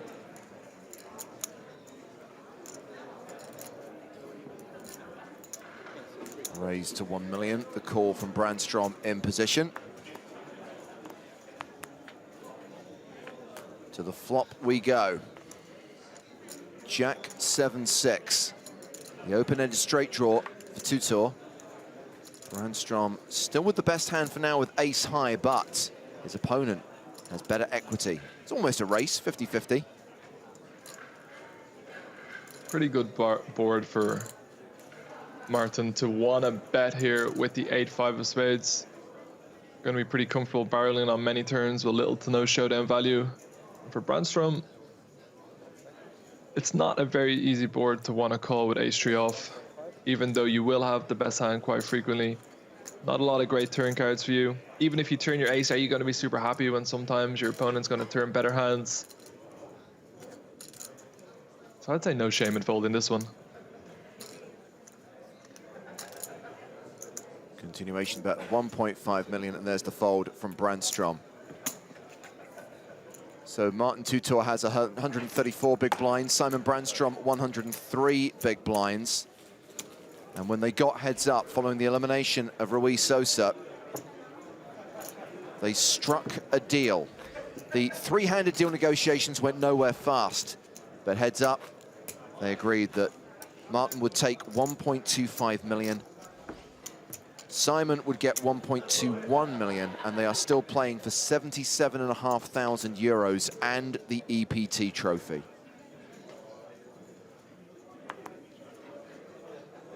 Hand 24 of the final table.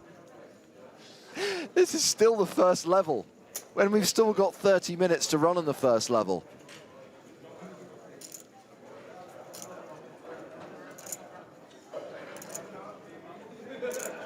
Czuczor opens to 600,000 with Queen 4. Brandstrom's got him dominated with Queen 8 suited.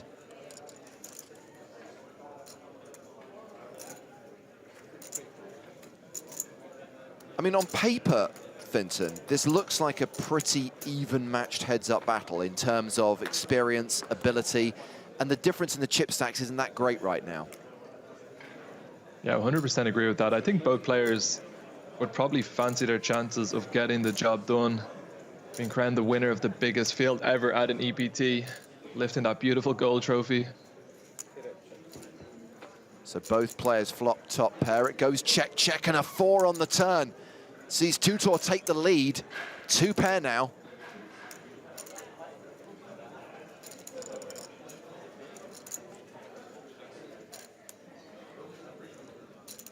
I could definitely see Brandstrom wanting to bet his top pair here. Very strong hand heads up, particularly when your opponent has checked back on this board. And will Czuczor want to raise with the Queen 4? Start trying to get chips in the middle now.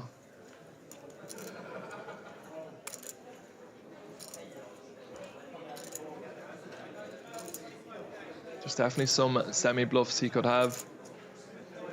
Maybe some ace-high clubs might want to raise a turn occasionally, maybe King X. It's hard for him to have hands like 3-5 and 5-6 that didn't see bet the flop, but he is going to raise. And Brandstrom, no way can he fold this hand just yet. Only 2 denominations of chips still in play. The green 25Ks and those black chips, those are the big ones, the 100K chips. So it's a 3x raise to 3 million. How do you fold top pair heads up?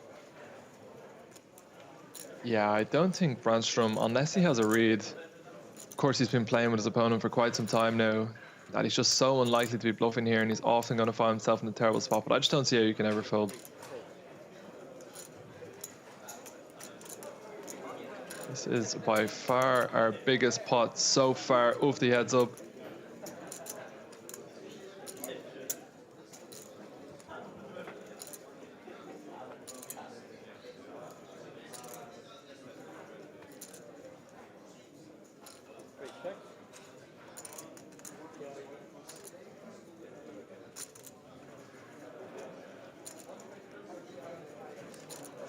Czuczor gotta be thinking this is a dreamy spot.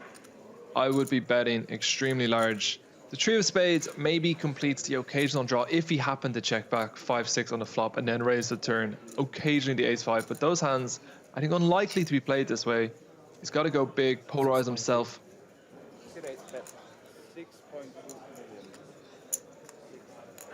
What an awful spot for Brandstrom.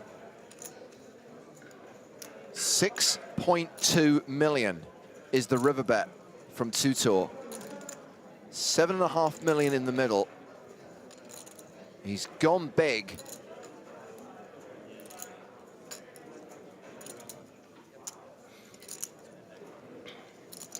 There's a few hands that Brandstrom going to be concerned about, hands like 10-4, maybe a deuce-4 suited, pocket fours, the more obvious candidates that would want to check back the flop and then raise the turn. Is his opponent capable of just having a complete airball? It's so unlikely. Heads up. Does he have missed clubs that are now going to follow through on the river? It's just such a tough spot after your opponent checks back the flop.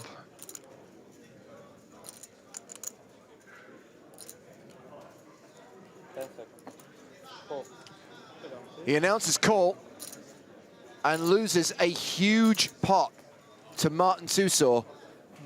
That pot nearly 20 million, an additional 10 million to Martin's stack, and that's going to put some significant distance between them, Finton. 175 big blinds, playing 63 big blinds.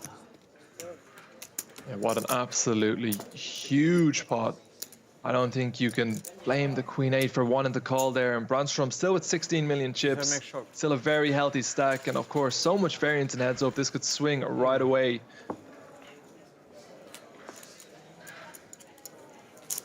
So as we referenced at the start of the day, Simon Brandstrom used to play on the circuit as Simon Persson before he got married. His roommates with Alexander Iversen, who nearly made the final table here in Barcelona. He has $820,000 in live winnings. He's guaranteed a new career high score today. We know he's going to win at least 1.2 million euros. And as for Marton Czuczor, a narrow miss in Prague in 2016. He finished second, taking 630,000 euros after cutting a heads-up deal with Jasper Meyer van Putten. 3 months ago at Monte Carlo, he came third in the 25K high roller for more than 360K. I love the fact that Simon Brandstrom and his wife decided to take a new name together, but man, oh man, do I also love the name Simon Persson. I mean, come on. It does not get any more human being than that. Except for Simon Human Being. That would have been an upgrade.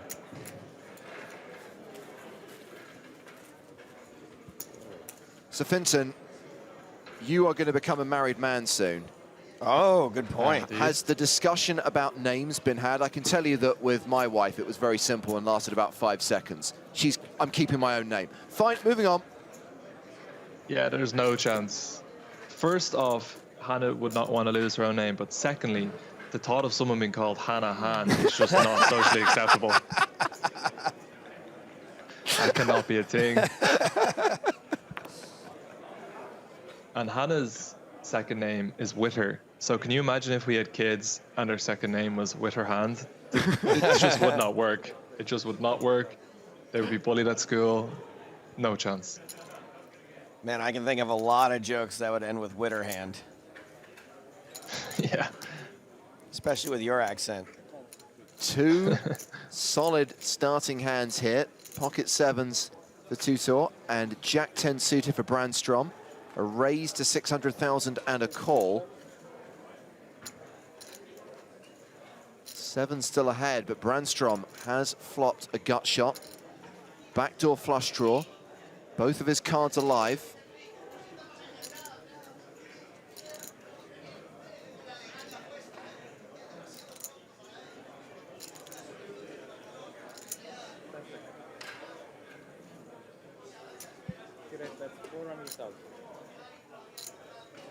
Czuczor continues with sevens for 400,000. I know I've been spoiled by the rest of the action so far. I was hoping for a big collision in this hand, but the board isn't really doing us many favors.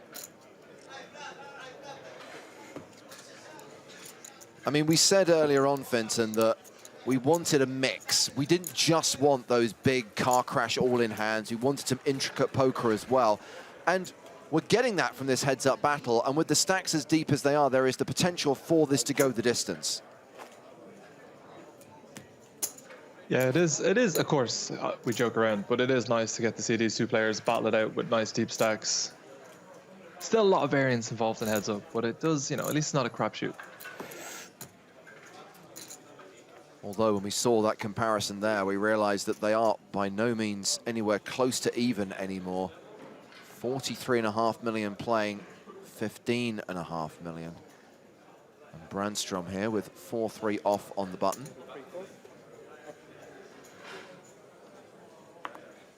Czuczor with King 10 in the big blind.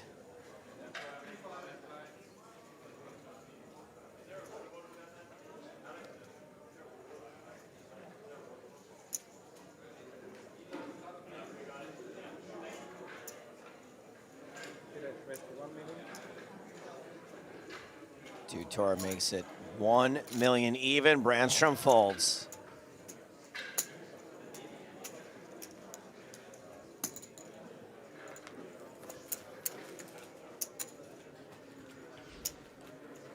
177 big blinds. Typically, that would not only be the lead, but your opponent would be short stacked, but not in this case. Brandstrom with 61 big blinds. Not really time to panic in the slightest. 61 big blinds heads up would generally be the chip lead.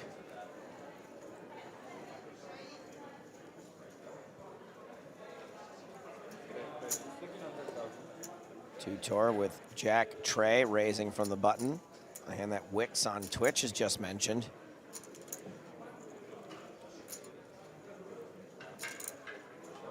Brandstrom with 7-5. Seems like a hand we are gonna take a flop with. No. Just folds the 7-5. Thoughts?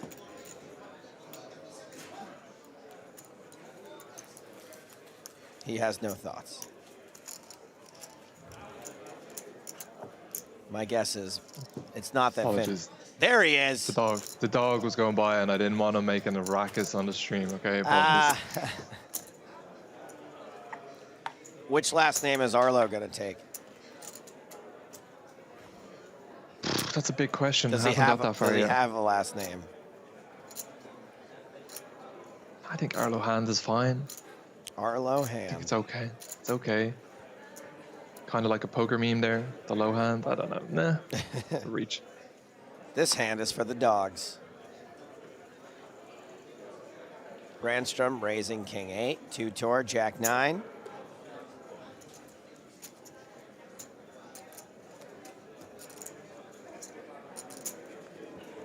Sean 1 2 3 4 5 6 7 8 9 0 1 2 asks, wait, why was there a deal struck? Because they're playing for an insane amount of money that could go either direction, like 800,000 euros, and both of them could guarantee themselves 300,000 more. I don't know. That's just me. I'm no pro poker player. Finton, do you have a different explanation than that? No, that's exactly it. I mean, even when you're 100 big blinds deep, heads up, there's going to be a lot of variance. It just takes one hand, aces versus the kings. Even not that. It could be ace jack versus pocket tens. They're all in. They're flipping for that huge amount of money. Both players obviously respect each other's games. Decided that let's take a little bit of the money off. Lower down the variance. Let's play for 77k and the trophy. Still a lot of money to be playing for. Like Joe said earlier on, it means we lock up 2 potentially new millionaires. Just an insane amount of money to be playing for. So I think it's very, very reasonable. It's easy to say sitting at home when you're playing low stakes that you'd be like, oh, I wouldn't take a deal. But when someone offers you 300,000 euro, lock it up, variance free, how can you say no to that? Like Finton said, that's a house, and a nice one at that. Czuczor finally catches a pair on the river. It is the best hand. Bets it, 800,000. Brandstrom with a bit of a decision with king high. Could be the best hand. Yeah, I think it'd be quite the optimistic call with the king high. Just means he's going to be calling so many hands if he decides to call down as far as king 8 here.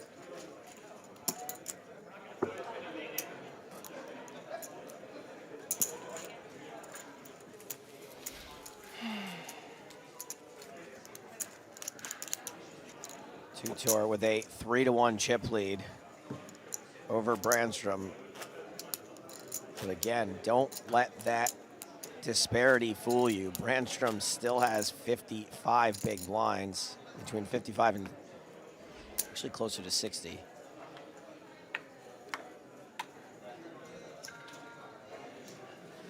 Danielle on Twitch says Brand is strong today, but Czuczor is kissed by God. And why wouldn't you? Look at him. He's adorable.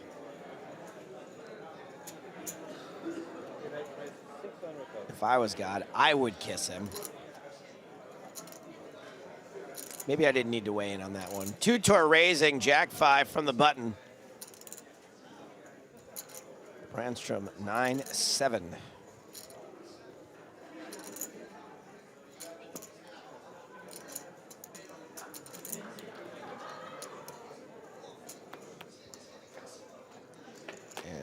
They're taking a flop. That is 10, 4 deuce, 2 diamonds. No pairs. Only backdoor draws. It's often going to be the case when you're playing heads up. Obviously, both players. I know, and that's why it sucks. Both players playing incredibly wide ranges. Hard to be connecting with the board. Particularly hard for both players to connect and have a clash.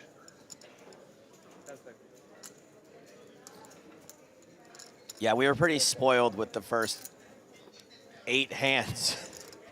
Yeah. I would say the last day and a half, it's just been non-stop action. Yeah, it's been very, very cool. Last night I was off for the last level of the night, and I was kind of jealous because there was some real fun stuff that happened.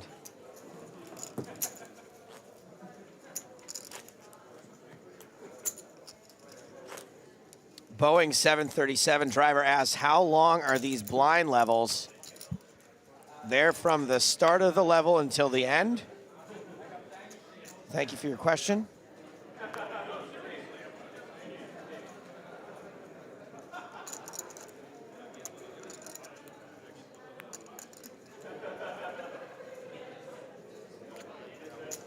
The Dad Craft fighting back at some of the deal haters. These guys aren't here for our entertainment, it's business. They were both guaranteed over $1 million. It's foolish not to deal. Must say I agree with that one. The only part of the deal I disagree with is that nobody asked for Skittles or to be called daddy, and that's just stupid in my opinion. Would have been a power move to do both. Just you don't even have to do it on the cameras, just whisper in my ear, just say, you're my daddy. That's it. I would accept dad as well. It gets weird then, because you never know with you, Joe. Nothing weird, just whisper in my ear that I'm your daddy. What's weird about that? Couldn't be anything more normal than that. Jack on Jack, 8, 7. 10, 6, 5 is the board. Brandstrom betting slightly the worst of it. It's a slightly better hand to fold.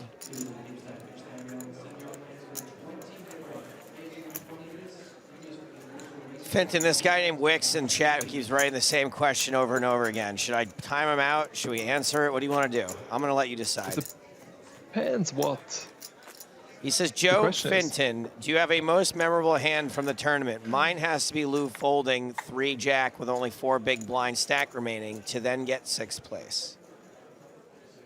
So that was when he had the queen jack versus the queen jack, but his opponent made the flush, but he correctly made the fold. I don't have like one particular hand, but yesterday during the broadcast, there was a flurry of short stacks who got there by rivering an ace or hitting an ace. And I just thought it was fun to watch, the emotions, the up and downs.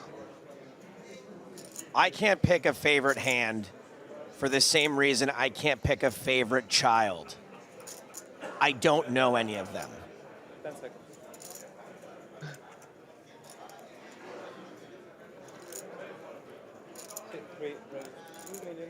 Brandstrom re-raising. How much are you playing roughly? Czuczor made it 600,000 with king deuce of diamonds. Brandstrom 14 makes it 2 million with queen 8 offsuit. Czuczor wondering what his total stack is.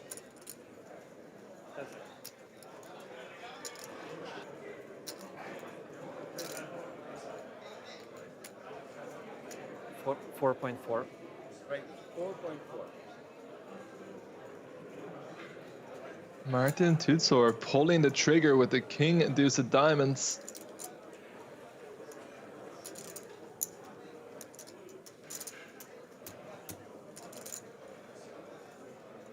Brandstrom, even if he suspects his opponent is up to no good here, almost impossible to pull the trigger with the queen 8 off.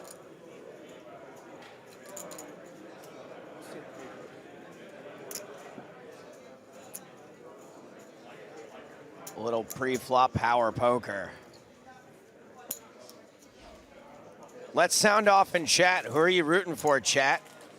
Show me the Czuczor, the T-Tours. T-Tours, if you're Rooting for Marton Czuczor. Show me the sandstorm for Brandstrom. Do-do-do-do. Are you a do-do-do-do or are you a T-Tours? T-Tours, show me. Let's see it, chat. T-Tours or, how do I make this one? Do-do-do-do. We got some T-Tours, we got some sandstorms. T-Tours, sandstorm, sandstorm, T-Tours. I'm seeing more sandstorms than T-Tours. I think it's just so much more popular on Twitch. It was always going to be an unfair battle. You just think the emote's more popular?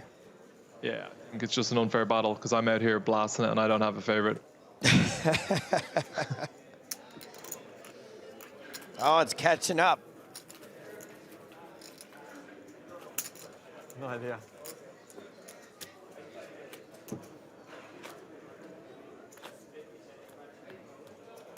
Oh, T-Tours, I think, may have taken the lead.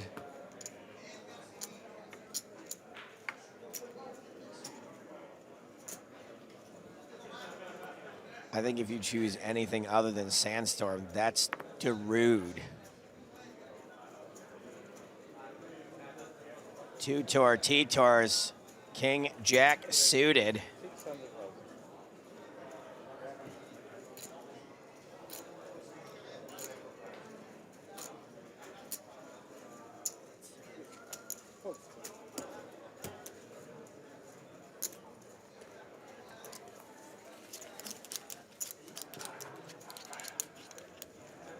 Raise and take it.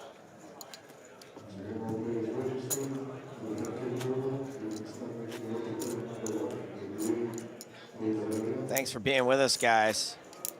1,988 total entrants in this event. 2 still standing or sitting, whichever way you put it, but 2 left. Well, one's on the left, one's on the right. 2 remain.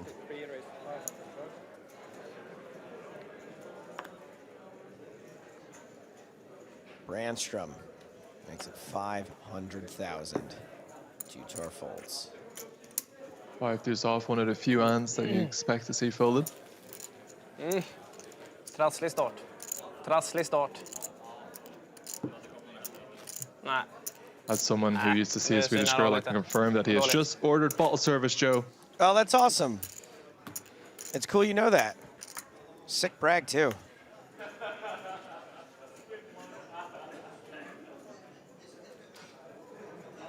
Your current fiance is not altogether un-Swedish looking. I could get behind that. Just gonna let that hang there. Marton Czuczor raises. Queen 9 and wins.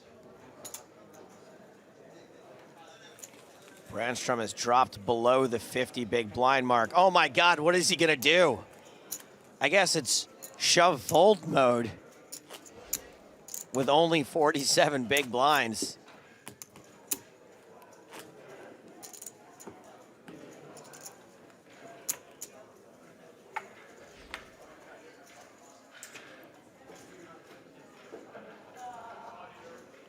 If you guys want to know when the free roll is going to be, keep watching.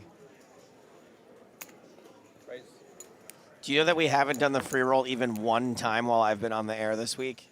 It's never been me. Really? Not once. Is it because James enjoys it too much or because they don't trust you? The latter. They know I'm going to F it up.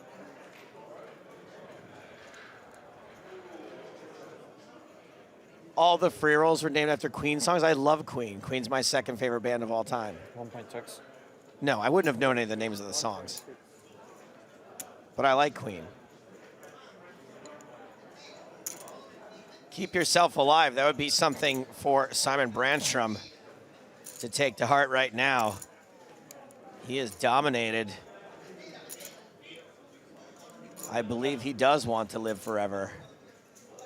If he gets it all in here, he'll probably have to leave on his bicycle.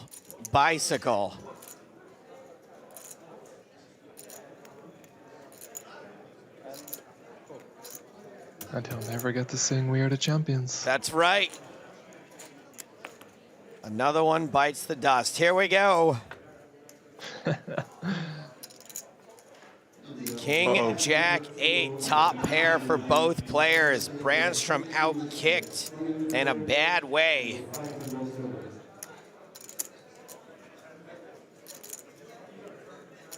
Get your T-Tours and your Sandstorms ready. I mean, this is an incredibly draw-heavy board. This could be it. We could be about to see an all-in for the title. That's a stack of blacks, which is at least 2 million, 2.1 million.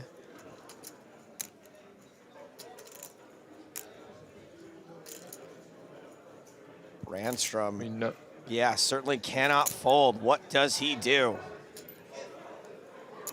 I mean, I would imagine that he's going to call, but I don't think you could be upset if he decided that he wanted to protect his hand on such a draw-heavy board. Little does he know, but he wants one of those terrible turn cards. The ace of diamonds, the queen of diamonds. There's 8.35 million behind. There's 7.6 million chips in there. The 9 of diamonds.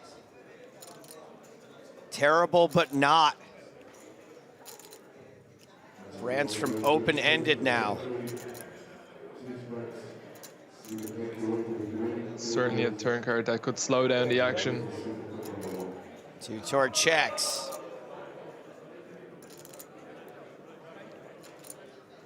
OMG, you guys. This hand, though.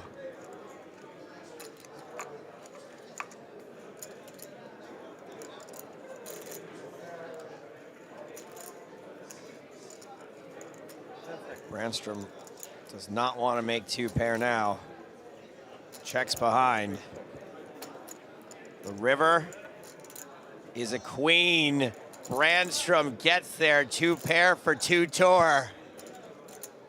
Also did not want to make 2 pair.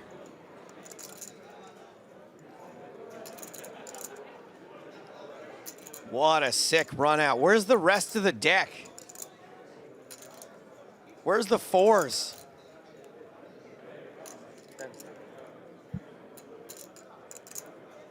Does Martin want to ever block bet here and try and get called by some worse 2 pairs? His opponent is going to have a very reasonable amount of 10s. The jack 10s. Unlike to have the queen 10s, maybe even the 9 10s, and as we can see, king 10s. Can Brandstrom on this board call with a worse hand? What you're saying is that this hand is in 10s. Exactly, mate.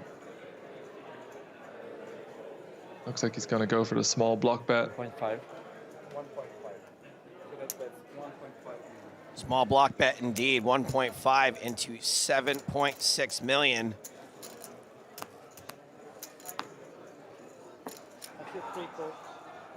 And Brandstrom just calls, understandably so. Solid hand, far from the nuts. And the Brandstrom Sandstorm, do-do-do-do-do. Big win for Simon. Back up to 68 big blinds now.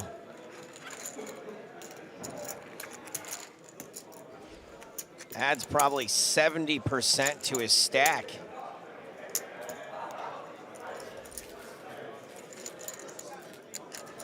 I walked past Brandstrom in the hallway yesterday on the break after the redraw. And they were just about to go 9-handed, and he was laying on one of those big pillows. There's like a lot of loungy areas here, and I walked past him, and he looked at me, and he goes, "Sandstorm," and I just went, "Do-do-do-do-do." I was hoping you were going to say that he had a boombox in the middle of the lounge room, just playing Sandstorm on repeat. Oh, that would have been so sick. So sick. Raise and take it there for Brandstrom.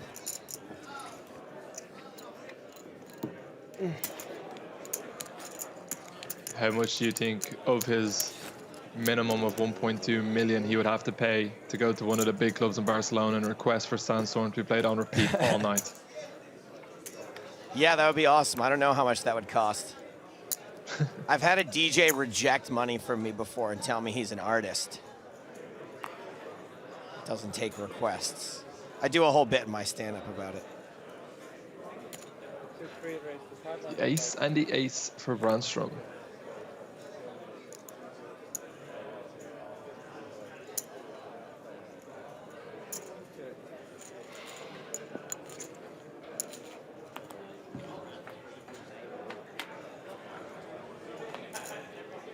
Seven, 6, 4, pair of fours for Czuczor. Not going to be good enough to crack aces yet. Is it just as exciting to get aces heads up? Absolutely. I would say almost even more exciting. You look down at aces, you could be about to win an EPT title with the best hand. Yeah, but it's just like, heads up, your opponent never has anything. You gotta dream, Joe. You gotta dream. All right, I'll do it.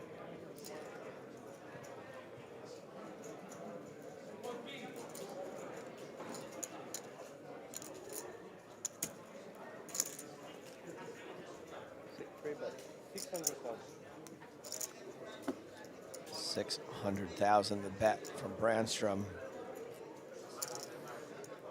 If you get raised here, do you ever puke in your mouth or otherwise? Just on the table. Yeah, just bleh. Be a little bit of a live read.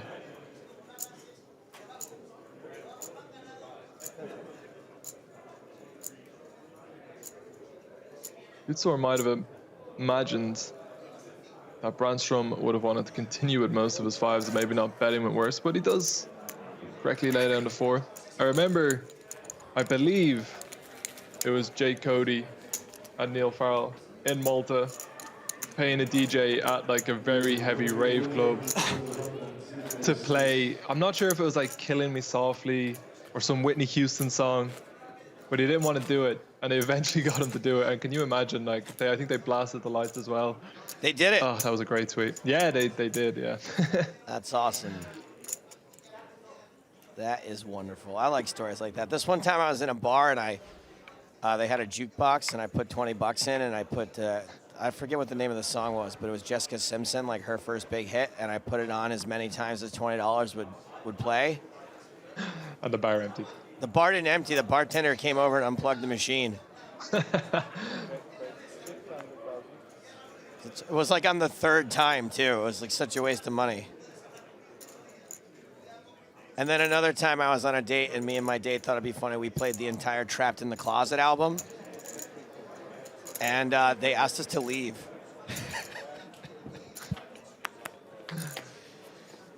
And the Trapped in the Closet album is like 2.5 hours long. It's like very, very long album. All right, the clock has been paused because we have finally reached the end of level 1. It's the end of level 1, guys. We're heads up. We're going to take a break after this hand.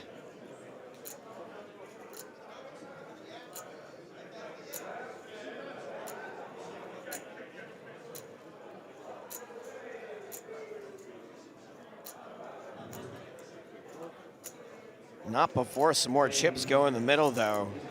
Queen 10 and King 7 going to war despite the fact, okay, now someone's got something. Brandstrom checks. Czuczor continue his aggression or slow it down now that he has a pair.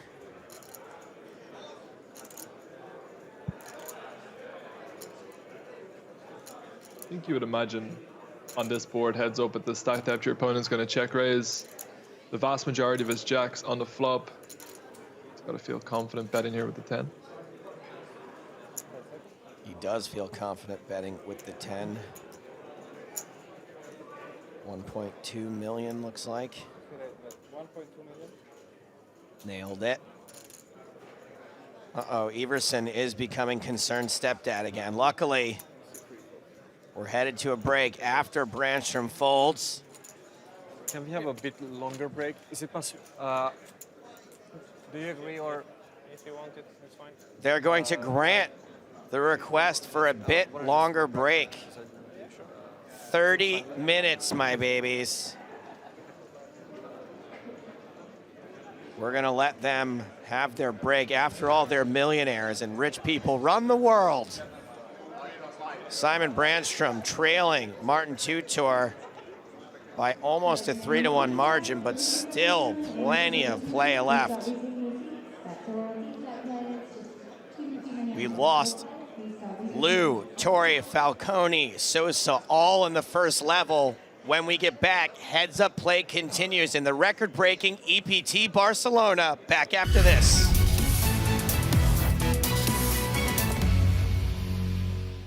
Nothing like a little sunshine. Got sand on your feet and a big bass line.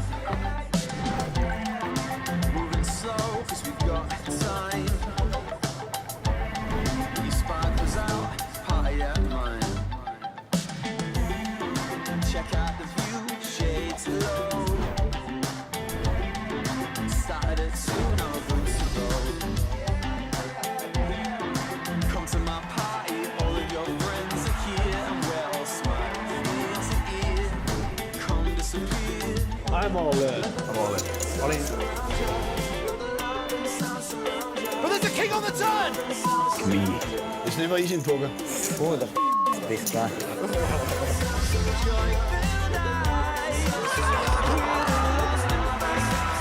Ooh, I'm in good shape right now. The town takes it down! Like it's like Coles, and it's over!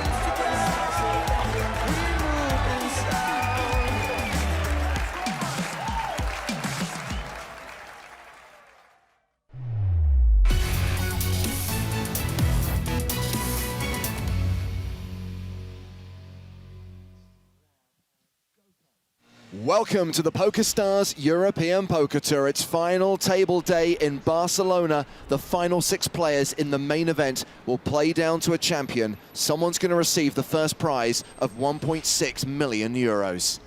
Hello everyone, I'm James Hartigan. Joe Stapleton is down on the floor. With me in the booth, Randy Lu. Hey everyone. I should bring you up to speed, just in case you missed anything that happened on day 5. Let me tell you what happened on the penultimate day of this record-breaking event. Just 13 players returned to the tables, with 2 former champs still in the field and 2 qualifiers in the Platinum Pass Last Longer Challenge. Danny Tang was the first player to hit the rail, a misjudged, mistimed hero call. Ben Heath almost cracked aces, but was rivered and departed in 12th. Hao Zhengwang built a huge stack, crippling Fabiano Kowalski with kings against jacks, and Kowalski busted shortly afterwards. George Hanna went out in 10th, getting us to our unofficial final table. Then the 2 remaining EPT champs clashed. Ognian Dimov getting the better of John Juanda, the 2015 Barcelona winner, out in 9th. No luck of the Irish for Patrick Clark or Mark Buckley, eliminated in 8th and 7th, respectively. Wong ended the day with the chip lead. Online qualifier, Petr Nijinsky just behind him. Between them, they have more than half the chips in play. We spoke to the chip leader at the end of play yesterday. It's amazing, you know, it's my first time to take part in such a big tournament, and actually I just played poker for almost 2 years, less than 2 years,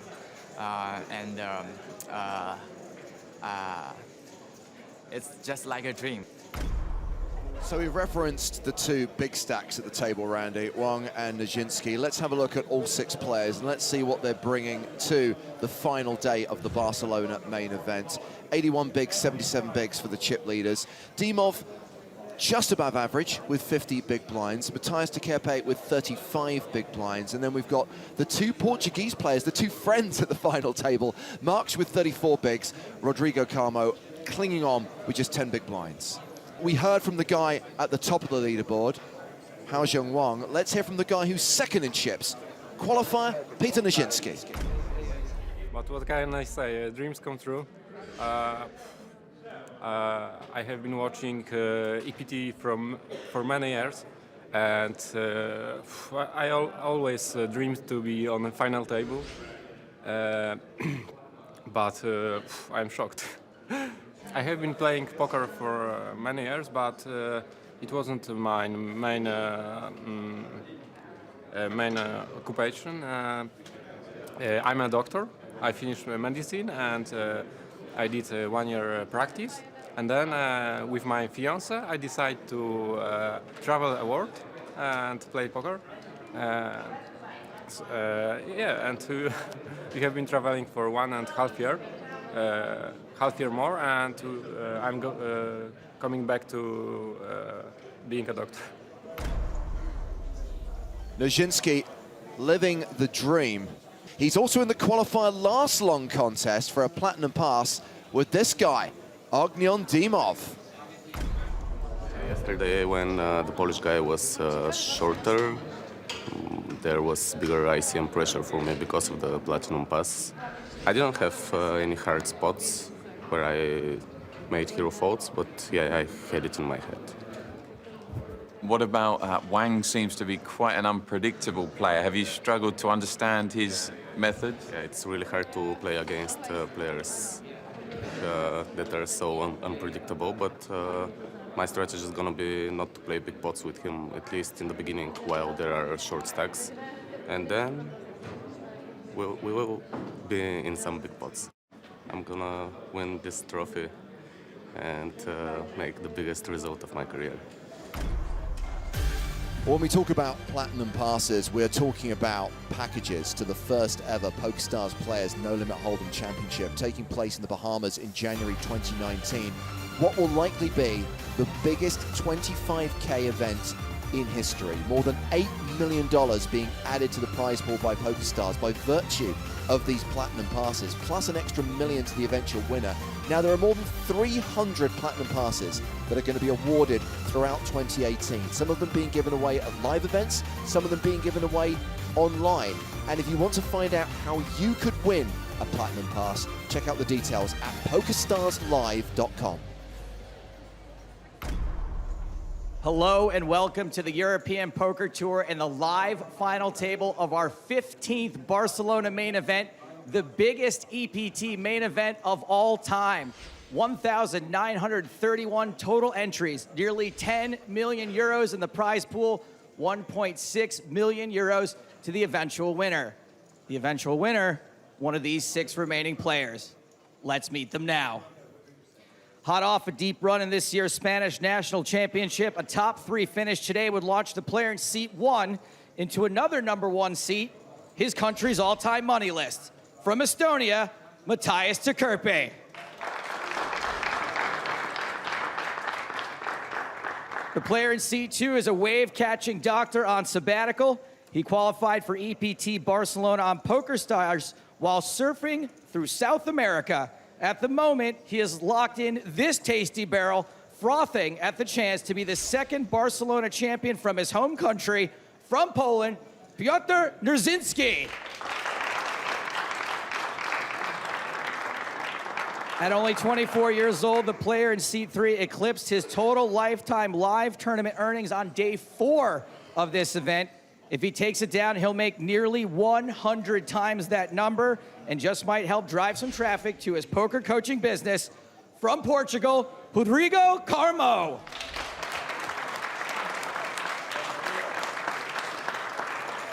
The player in seat 4 is currently studying for his master's and was introduced to poker by one of his teachers. He says he's purely a recreational player and hasn't been playing the game very long at all. Could have fooled us. This is how we do it. From China, Haozhang Wang.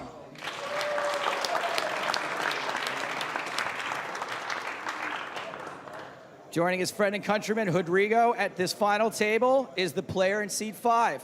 He knows what it's like to go deep in Barcelona. Last year, he chopped the PokerStars National High Roller for 300,000 euros. A win here would put him at the top of his country's all-time money list. From Portugal, Pedro Marques.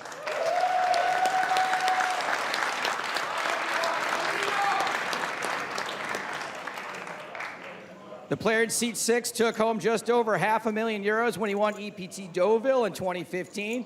Today he stands to win nearly 3 times as much.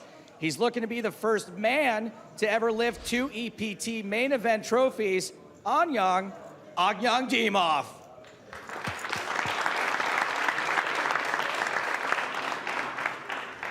Let's get a big round of applause for all the players here at the final table.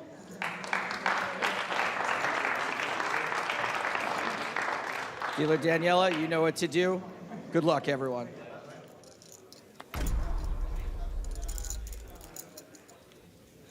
Wong just can't take his foot off the gas.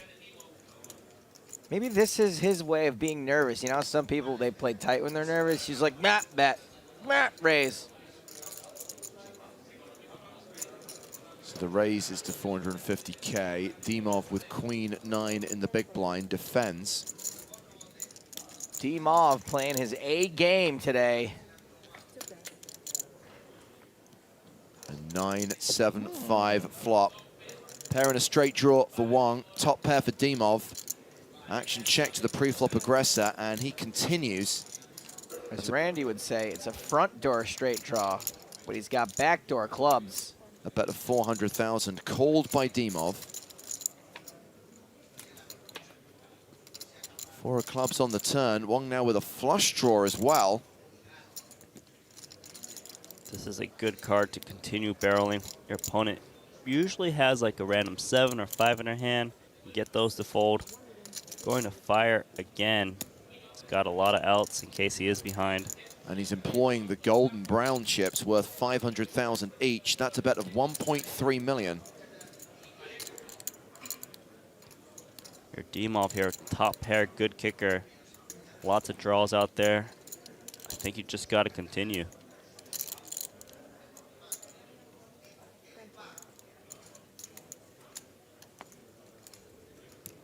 Dimov calls the bet. The river card is the 10 of diamonds. It's a blank. Dimov still with the best hand. Checks the action to Wong. 4.6 million in the middle. Yeah, Wong knows he probably doesn't have the best hand when he bets the flop, gets called, bets the turn and gets called. He's gonna take it showdown. And this is not an insignificant pot for Ognyan Dimov to win. It's going to see him leapfrog Wong on the leaderboard, adding 2.25 million to his stack.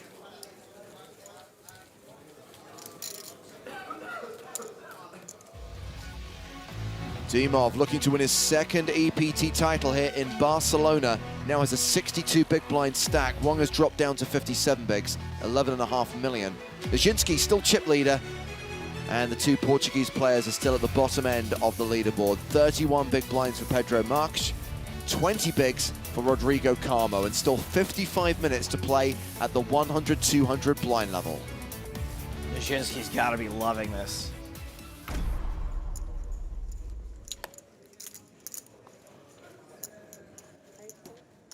And 25 of the final table. Actions on Ognyan Dimov. Ace-8. Raises to 450,000.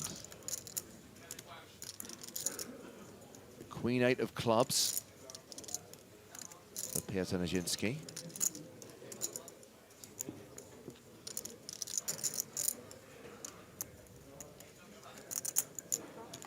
He flats. Carmo in the small. Folds. Wong in the big. That's 5 deuce of clubs.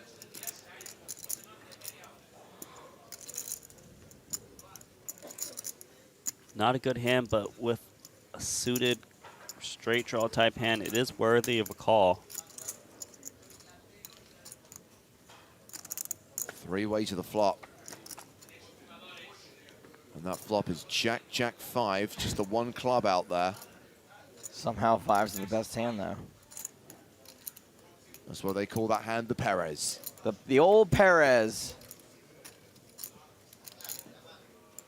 Action check to Dimov. He does not continue.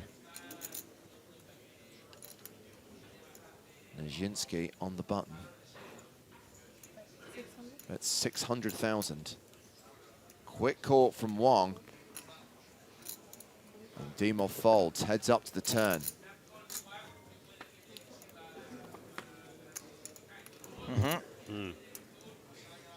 That 8 sees Nijinsky take the lead and become a 95% favorite.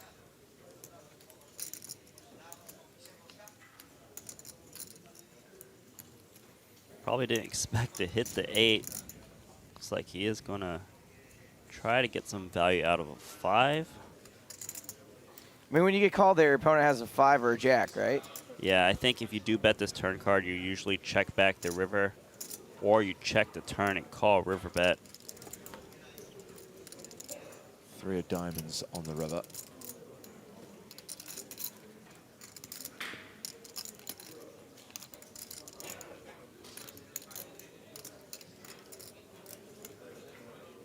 You're sitting here for a pair of 5s. Probably think you're good. Trying to get the showdown. Checks it.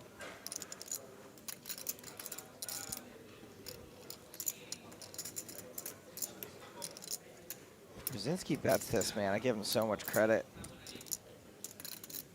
Question is, if he does bet it, will he get called? Is one going to pay him off with just a 5?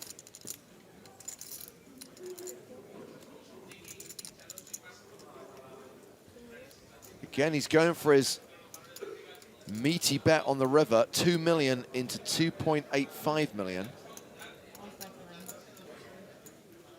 He knows he did bet like this against Wong before. It didn't get called. If you keep doing the same bet, your opponent eventually wants to call.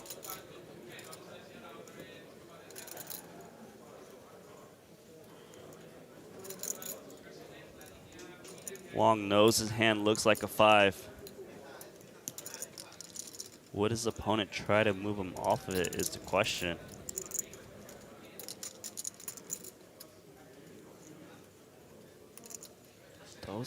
Is he reaching for chips or just touching them? Well, that one's all messed up. Look, he's got him in perfect lines. He's probably going to figure that out. He's also running out of time.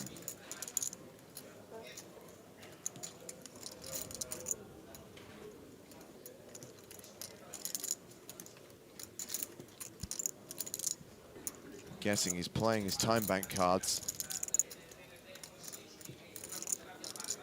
Consternation.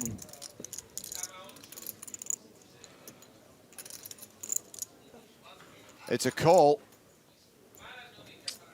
Wow, Nijinsky is running away with this. Wong pays him off. And Petr Nijinsky has now moved over the 20 million mark. He's got 21.6 million. He's got more than 100 big blinds.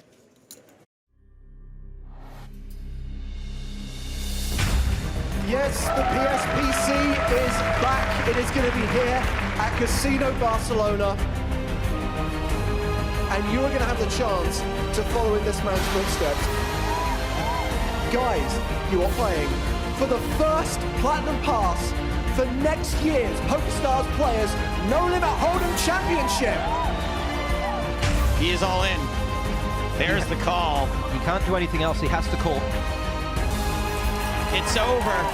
What a heads-up match. What a day. Please give this man his pass. The first Platinum Pass winner for next year's Players Championship, Clement and Lore. We do want to give you a small consolation prize because we really appreciate the fact that you guys came here and played in this event today, because we're going to give each of you your very own Platinum Pass. Yes, all 5 players are coming back to Barcelona.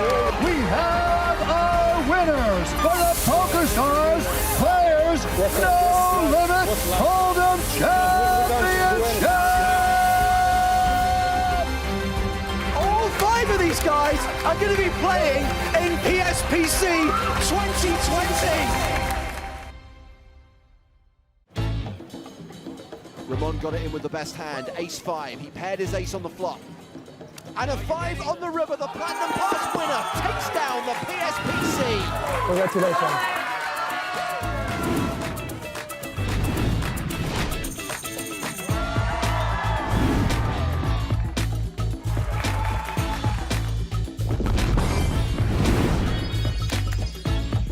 Juega ahora y tendrás la oportunidad de ganar un Platinum Pass y unirte a mí en el PSPC 2020.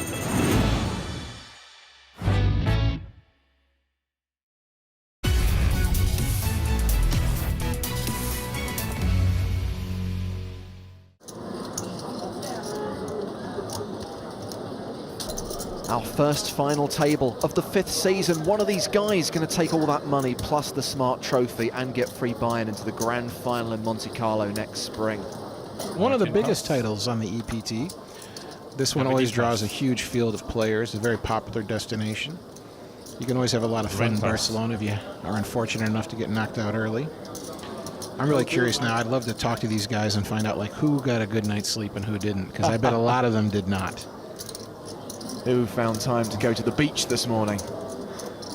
Well, they might have done something like that just because they couldn't stay asleep late enough, you know. Jason race. That's what happened to me when I won the main event. I was sleeping about 5-6 hours a night every night during that tournament. I couldn't stay asleep. Jason Mercier raising with the ace-8 makes it 73,000. Of course, Jason, a player with final table experience, looking for his second EPT title. Sorry, no, I have a genuine hand. No, you don't. 429. 429, not including what's behind, yeah. I'm not sure when 10-6 offsuit became a genuine hand. He does have a genuine hand. Every time you have 2 cards, it's a genuine hand. Okay, but under... It's one of those poker player white lie things. You're not really lying, but you're implying something other than what you're saying. He's going to re-raise. Is going to raise. I guess he's decided that Jason's aggressive reputation means Jason doesn't have to have enough of a hand to call. And to be honest, Jason really can't call a re-raise here with ace-8. To 190,000. Vinton was the short stack all day yesterday. Here we see him making a move against Jason. Well, I'll tell you, and this is the kind of hand, you make this move and you're wrong, you'll be the short stack again really quick. I mean, this is... You know, I mean, I can see making moves on people, but I would rather wait for a spot when I have a hand that I can back it up with something. I mean, what are you going to possibly flop with this hand if Jason calls? Why'd you say you have a genuine hand and then Every time I talk, I give away information. I should just shut up. Yeah, like Queen Jack suited or something. That's really not the Irish reputation for shutting up, is it? So the Irish always seem to have a good voice in them, and always something interesting to say. If I fold? Definitely not. Jason's Definitely putting him on Queen Jack suited. It's not that good. Oh man, I was hoping you'd say definitely. Change my decision.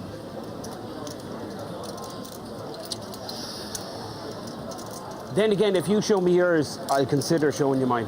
How about if I show you mine, you show me yours? Okay, it's like schoolyard games now. Yeah, this sounds like a game, but it's supposed to be a little boy and a little girl, not 2 grown men. What's a genuine hand? Can you tell me what a genuine hand is?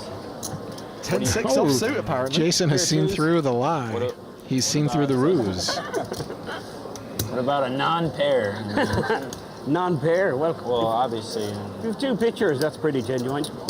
I have better than 2 pictures. Okay, well that's now you're in my ballpark. Well, I tell you what, it's going to be really hard to call. I mean, Fenton is doing an excellent job here selling this bluff. You show if I show? Yeah? He's not going to show. Oh, he does. God, I'm so bad. Jason, I actually thought I pocket 10s. I looked at the same 10 twice. Well, now you could tell he was lying that time. You see the way that jaw was going back and forth? I misread my hand. Man, I'm so smart, but I'm so retarded. It is sometimes possible to be both at the same time. Hey, son? It happens constantly in this game of poker, I tell you. If you didn't ask Jason, you know. Oh, yeah, I know. I wouldn't have. No, I wouldn't do that. No, it's not nice. The blinds at our final table are now 30,000 and 60,000. And Davidi's going to start us off the this running time. ante, 6,000. Davide Katai folding He's gonna pass. under the gun. Trenu Keller, 8-5 So hearts. Dren over to Daniele on the says button. no, thank you. He's So gonna just pass. the blinds. It's going to be the blinds again. Finn announces Vincent raise. Gavin says raise. With king high. Yeah. 180,000 now. Ruthenberg with a better king. He announced 160, so a lot of split pot 160,000 possibilities here. Yeah, that's the main reason you see 38% for Gavin. He's not going to win this pot 38%, but he's going to tie often enough that about 38% of the money is going to end up in his stack on average from this pot. So the blinds are going to see the flop on this Sebastian one. makes the call. We will see a flop. And if we see a bunch of high cards, then it's going to be a chop pot almost Flop every time. comes 8 of clubs, king of hearts, queen of hearts. King, queen, 8. Let Finn go first. And this is going to be a split pot almost all the time. Unless a deuce or a 6 comes off, it's going to be a split pot. 185. There's also Finn a small announces chance, of course, it 185, comes 3-4. 185,000 is going to be the bet. 3-5, any of those. But this is really going to be a question of who can get the other guy to fold. Otherwise, they're going to split this up. Fenton Gavin makes a bet of 185,000. I don't think he's going to get rid of Sebastian. It's too hard to flop top pair in a heads-up pot. Sebastian's going to make the call. He makes the call. We'll see a turn card. I don't think there's any card that can come on the turn where Sebastian's going to fold. He's just, he's letting Gavin bluff if that's what Fenton is doing. All right, these guys are going to go heads up one more time. Let's see the turn card, please. Oh, it's a the deuce. Of clubs. Wow, We've now got quite king, the miracle. Queen, 8, 2 Quite with 2 the hearts and miracle 2 for Fenton clubs. Gavin. Fenton's going to go first again. Now he's a big favourite with the 2 pairs, and he says He all in. announces all in. He's not slow playing it. 1.4 million. I don't see how Sebastian can fold this hand. He knows that Fenton doesn't have to have top pair beat to make this play. Yeah, but you're looking much. Could have a heart draw, could have a club draw, Massive pot. could have an 8. If I lose this pot, I'm out of the tournament. You know what I mean? Psychologically, I'd be devastated. I'd never come back. So I have to push. I have a king. Oh, I love this guy. King. Wow. And why did you just call me? Why did you slow play it? I think Fenton knows why. You slow played it because if I was bluffing, you wanted me to bluff again. That's big. Now I don't want you to call.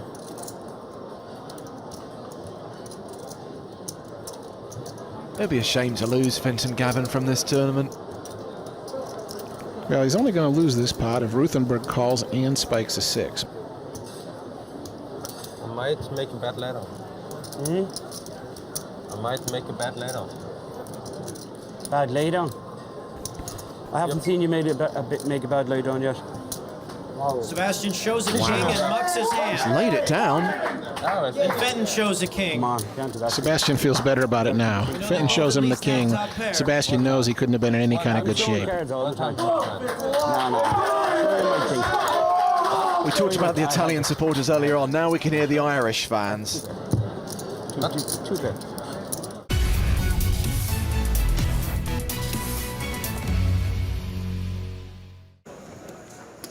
Back to the feature table. And Michael Mizraki is under the gun with pocket 4s. He raises to 2,600. Grinder, having gone through the motion of looking at his cards, raises. Action folded around to Andoni Larabe, who's got 10s. 7. He's 3-betting. Lol if he thinks Grinder folds to 3-bets. Also, he's got a 3-bet bigger. You gotta punish the guy who always calls the 3-bets. Castrillon in the cutoff. Folds. It's Koplamar's button. He passes. Post and Playsov give up the blinds. Michael never passes. It's so cute how he's talking European. Grinder calls. Heads up to the flop. Which sees Grinder flop a set.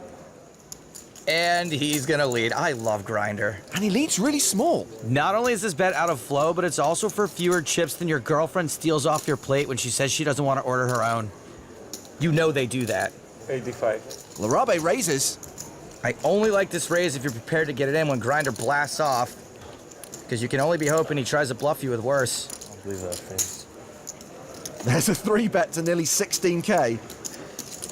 Something you did over here. I thought you were bluffing. Careful. I don't think his English is good enough to realize what a ridiculous shtick this is. All in, call. Well, that escalated quickly. That was like out of a movie and not a very good one. Larabe at risk. And way behind. The worst part is you knew you shouldn't have done it, and you done it anyway. 7. Wow. I'm not saying nothing else. You got a lot. 10 outs for Larabe. A jack 10 or 6 saves him. It's a jack. Oh, what a waste of a perfectly terrible acting job. Like Samuel L. Jackson in The Phantom Menace. Larabe up to nearly 95,000. What's Spanish for suck out? Grinder's taking it in his stride.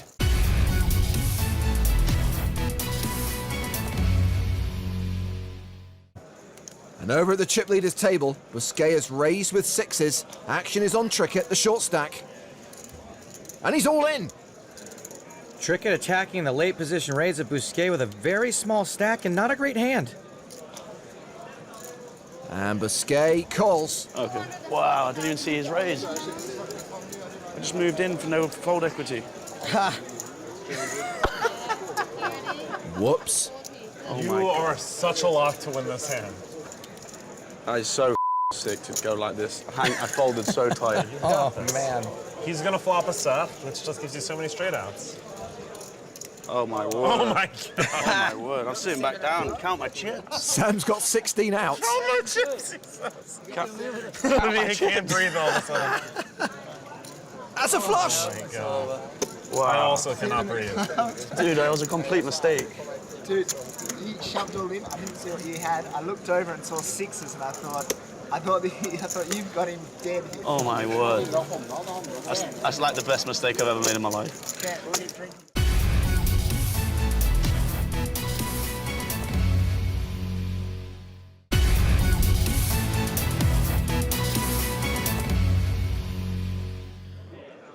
And here we are again in Barcelona in 2019 with the PokerStars European Poker Tour, and this is the final day of the main event.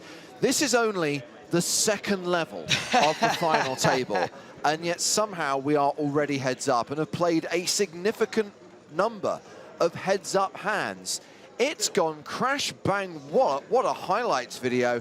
And we have already lost 4 players. We had 2 deal discussions, 1 3-handed that was aborted, and 1 heads up that was agreed. So, the final 2 players are Marton Czuczor from Hungary, who's got 42.5 million, 142 big blinds at the new level, and Simon Brandstrom from Sweden, who's got 17 million, a 56 big blind stack. And yes, they did redistribute the prize money, pretty even. In fact, Joe, Czuczor had the slight chip lead at that point, so he's locked up 1,253,000 euros. Meanwhile, Simon Brandstrom has guaranteed himself 1,212,000 euros. They are still playing for 77.5k plus the EPT title and trophy. And we're about to kick off level 34 of the main event. Blinds are going to 150,000, 300,000 with a 300k big blind ante. This year's main event has not failed to deliver. No, it sure hasn't. It's been exciting all the way through, right up until last night. Plenty of collisions, plenty of crash, bang, boom, double ups, bust outs, and today, dropping the first 4 players in the first level. I've never seen anything like it. Finton Hand rejoins us for this level of play. And the key thing to say, Finton, even though we've got to heads up extraordinarily quickly in fewer than 20 hands, there's no reason to suspect this will be over quickly. 54 bigs effective. They could grind this out. Or they could just run 1 big hand into another and we could have one of the quickest final tables of all time. And that is the beauty of No Limit Hold'em. We can make predictions, we can make estimates, but nothing is guaranteed.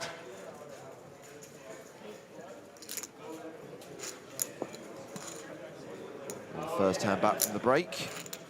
Brandstrom wins that with a C-bet on the flop. Trying to close the gap. And that was really the narrative of the last session, the second half of the level, is they started even, but Brandstrom kind of got owned, Finton, to a certain degree, and has come back at a significant disadvantage. Yeah, I think it was a pretty tough spot for him when he had the Queen 8 versus the Queen 4. Anytime you've got top pair heads up, particularly when your opponent plays passively on the flop, it's going to be very hard to fold. So whilst it was a very nicely played hand, I find it hard to give him a hard time when he doesn't fold top pair. Some of you may have noticed that Brandstrom is being railed by Iversen, who we saw eliminated towards the end of day 5 yesterday. The two Swedes are sharing a hotel room here in Barcelona. And Iversen is here to root for his buddy.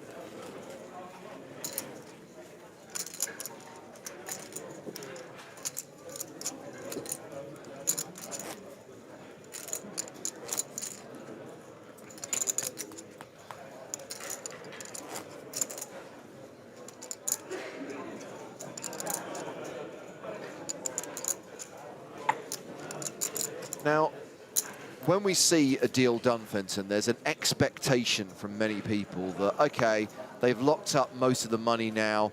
The sum they're playing for is, in the grand scheme of things, not that significant. They'll just go all in, they'll gamble it up, they don't care anymore. But we've never seen that. When a deal is done, they still play it out, not just for the extra money, but also the prestige of winning the trophy.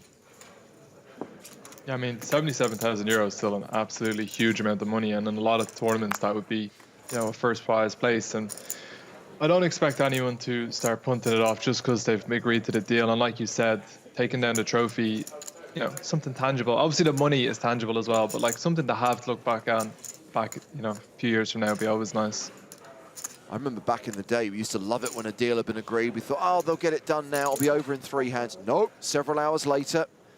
Still small balling it.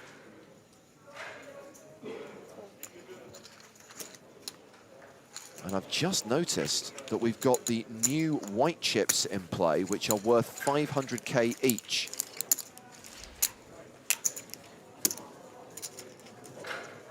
So Brandstrom now closing in on the 60 big blind mark.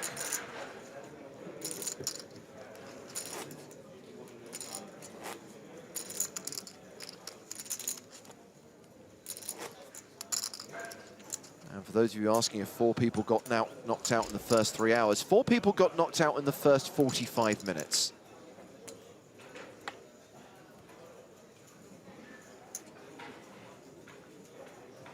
So yeah, we've still got the green 25Ks, the black 100Ks, and now we have the white 500K chips. As they play heads up in the main event. 1,988 total entries, a record on the EPT, a 9.6 million euro prize pool, and both these guys have won 7-figure scores.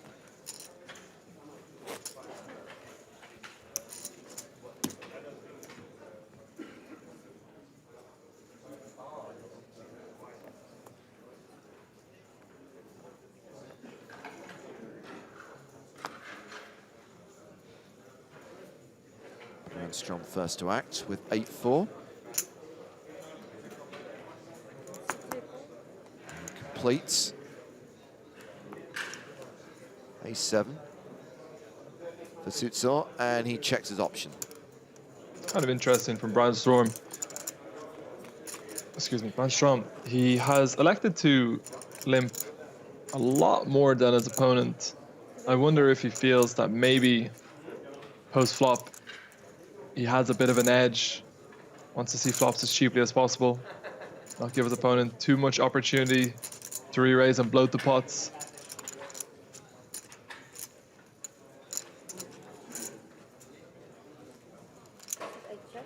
When check on the flop,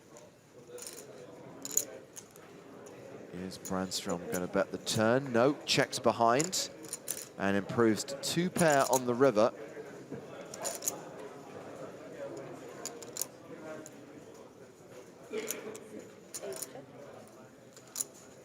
You would certainly expect a pretty chunky value bet to come in at this point.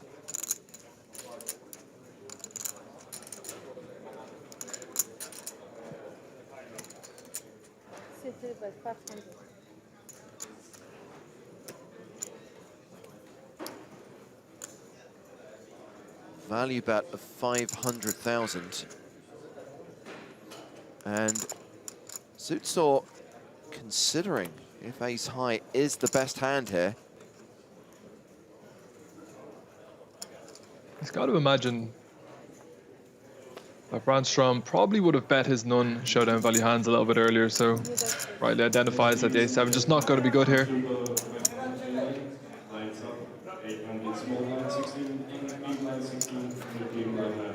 Still various other events being played inside the poker room today. It's the final day of the 10K high roller, which is not expected to conclude until the early hours of the morning. A huge field in that one, more than 500 entries. It's also the second day of a 25K high roller that's got some pretty big names in it. There's a 2K side event as well, but this is the final day of the festival. The EPT circus will be wrapped up after tonight, and the trucks will start rolling across Europe, and the next stop is in Sochi. The EPT Open Sochi, a slightly smaller event than the one we held in the spring. But this one is going to have a special event hosted by Chris Moneymaker, awarding a platinum pass, plus a bowling competition and a karaoke night. Satellites are running now. EPT Open Sochi runs October 4th to 13th. And then at the end of the year, come December, there will be EPT Prague, which runs from December 6th to 17th.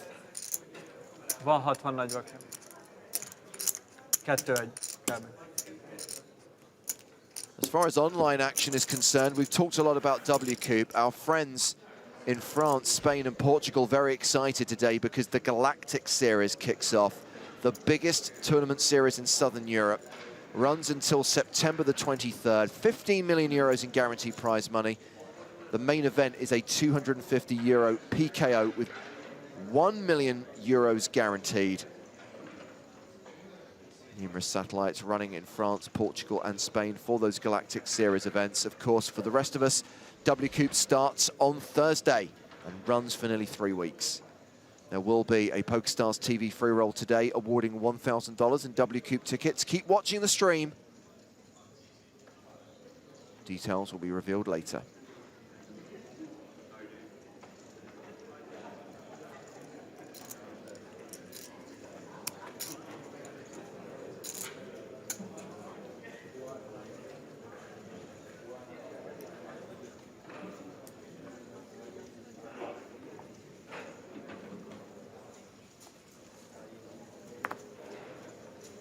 Three off for Czuczor.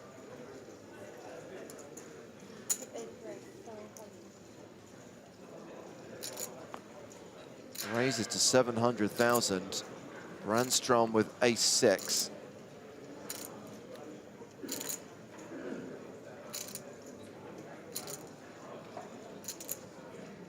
Brandstrom never going to be folding.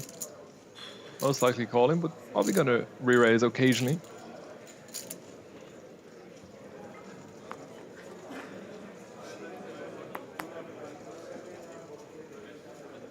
8-5 tray. Bottom pair. Czuczor has the best hand.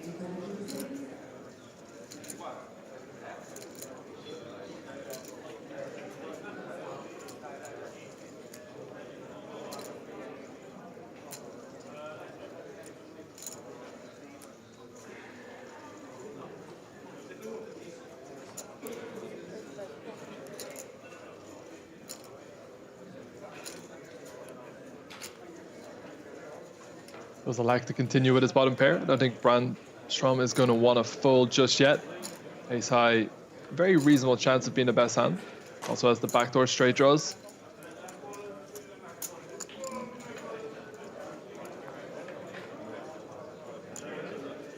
Queen on the turn.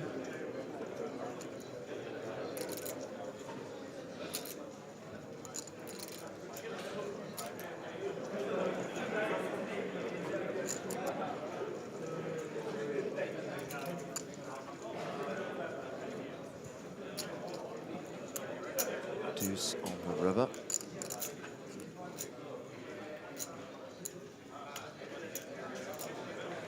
On that river card, Brandstrom might feel the need to bluff, but he's just going to take the showdown. 3 is good.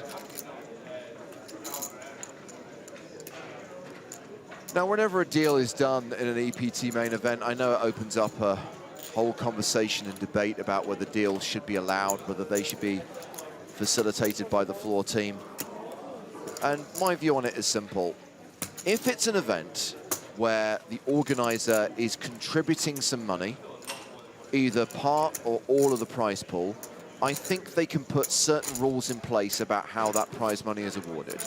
If it's the players' money, if every single euro in that prize pool is made up of the buy-ins that the players have paid, I think the players should have the right to negotiate, especially as the payouts can be a little bit ridiculous considering the variance in No Limit Hold'em. And I do think if you're going to accept that players will want to negotiate, then it's only right that you allow the tourney staff to oversee that and ensure that people don't get screwed over. Fair summary, Finton? Yeah, I think that's the most important thing, is that if you don't allow the deals in these kind of tournaments, people are going to try and do deals anyway, but then there'll be a situation where someone attempts to screw someone over, and then it's just not good news for anybody. So I really like it. I like Toby comes up, shows everyone exactly what's what. Nobody gets taken advantage of that maybe doesn't understand exactly correctly. I think it's great. There's a lot to be said for transparency. So Brandstrom had the best hand pre, flops top pair here. And there are so many major events where they will advertise that deals are not allowed. If you believe that deals don't get done in back rooms, you're deluding yourselves. And we've all heard stories of where players have agreed deals on a handshake, even a written agreement, but because it's not signed by the staff and the money paid to the players is not the deal amounts, someone gets done over.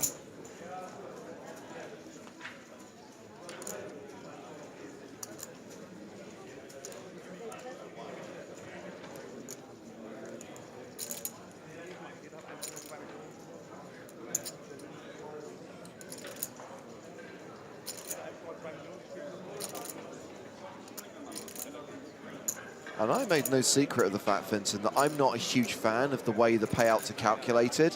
I completely understand why you want to have that headline-grabbing first prize, but when the difference between first and second is effectively the entire value of second, you're inviting players to negotiate. Yeah, I'd have to agree with you. It's very hard to justify playing heads up for such an insane jump. I think if you've already got locked up, say, you know, 1.1 million and first place is 1.4 million or something, maybe the players are like, well, it's not that much more money, even though it's a lot more money. Yeah. You know, 300k is huge, but when you chop that in half, it's 150k, you've already locked up over $1 million. But I agree with you, it is awesome to see so much money for first place, but at the same time, it's almost always going to result in a deal unless the stacks are absolutely insane when the players get heads up. And when these two negotiated the deal, they were pretty even in chips. Czuczor with a slight advantage took 1.25 million. Simon Brandstrom 1.21 million, with 77k still in play.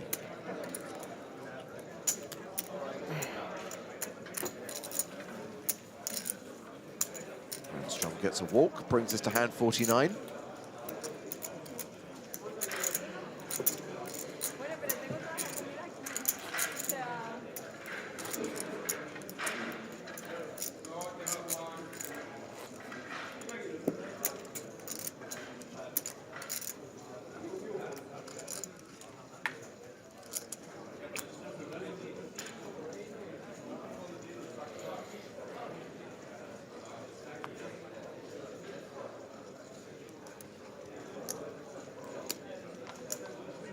Ace-6 for Brandstrom.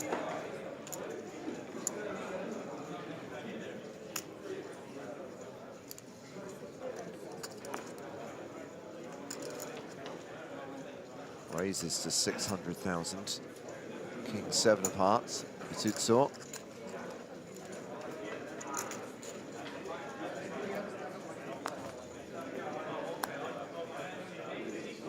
Jack 6-3. All diamonds.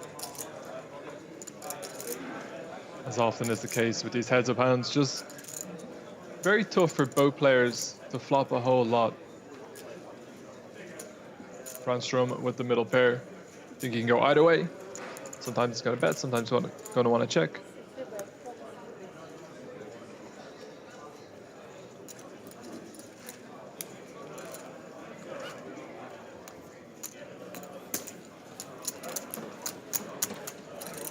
So Brandstrom's been clawing a fair bit back this level, up to nearly 20 million, around 65 big blinds.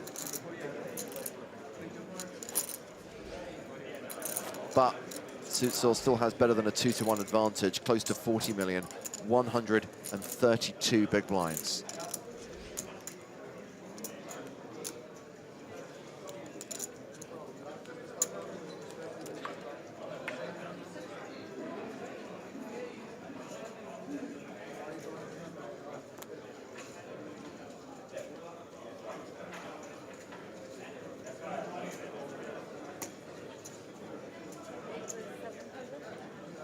Raise to 700,000 with 6-3 offsuit.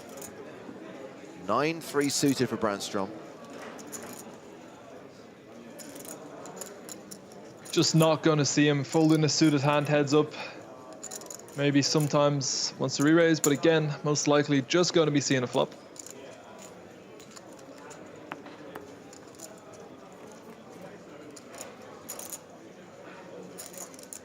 King 9 deuce.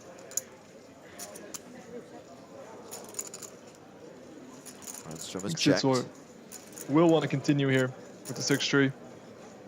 It's a board that's pretty good for him overall. He does have the backdoor straight draw. Obviously, with 6-3, just never going to be able to check and show down.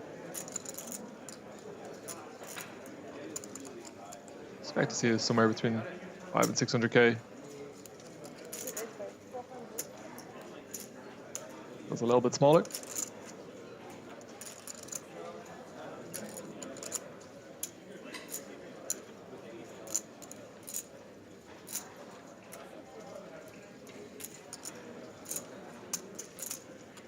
Spare a thought for Matt, who turned on the stream thinking he wouldn't have missed much. Spat my coffee out when I saw we're in the end game already. What have I missed? In summary, 4 eliminations in the first 45 minutes of the day.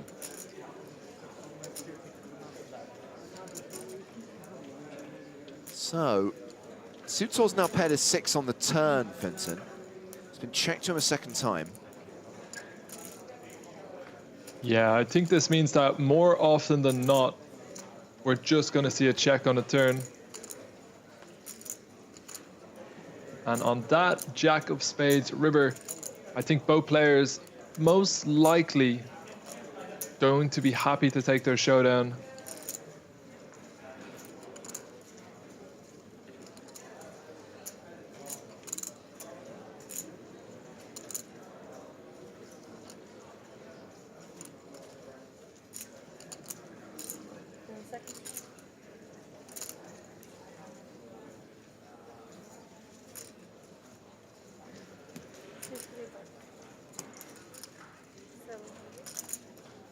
Pretty interesting bet with the 9-3 of diamonds here. Given the size, it certainly looks like it's a value bet. On the Jack of Spades, just find it very hard to imagine that his opponent's going to want to call with a worse hand, but Martin not folding just yet.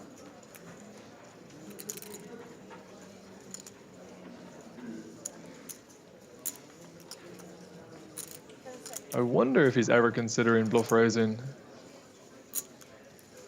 Even though, again, I don't think he reps a lot. Probably betting most of his flush draws on the turn. Betting his queen tens, but he does just fold. So 50 hands played at the final table, and 60% of them have been heads-up hands between Simon Brandstrom and Marton Czuczor. 4 down, 1 to go until we have a champion here in Barcelona.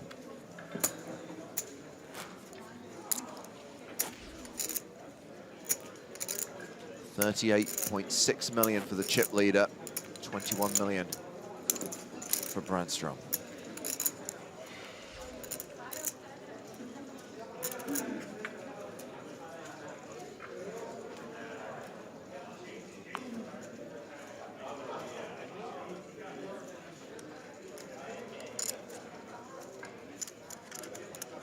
Jack suited.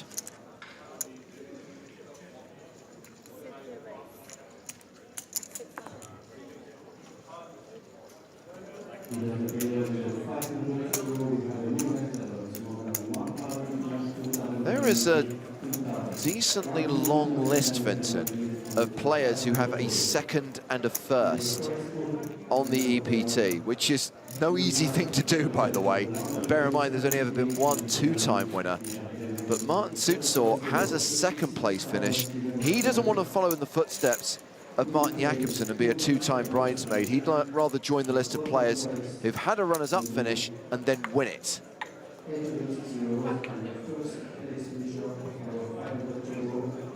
And Finton, I know that back in the day you were an EPT fanboy. So Huge one. Can you name me at least 2 players who have a second and a first on the tour?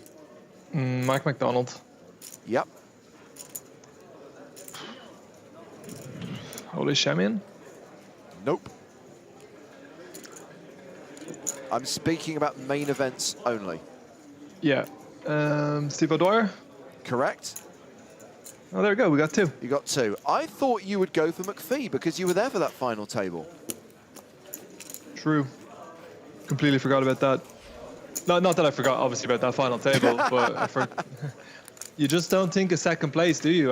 When I think of that, I just think of Sebastian Polly.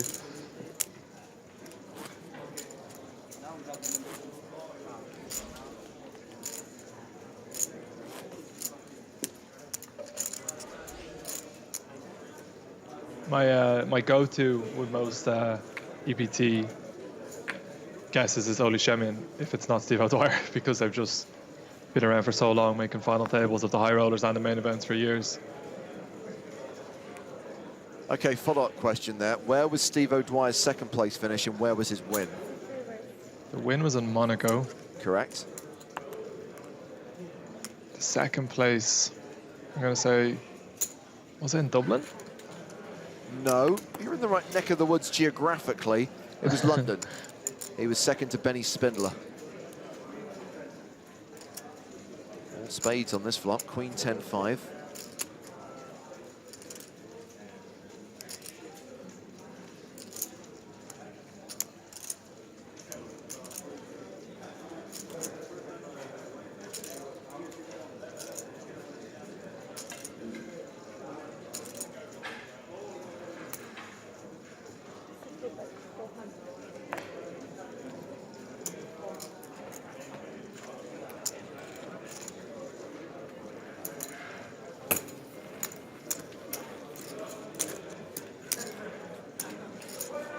Hand concludes on the flop, and we move on to hand number 54.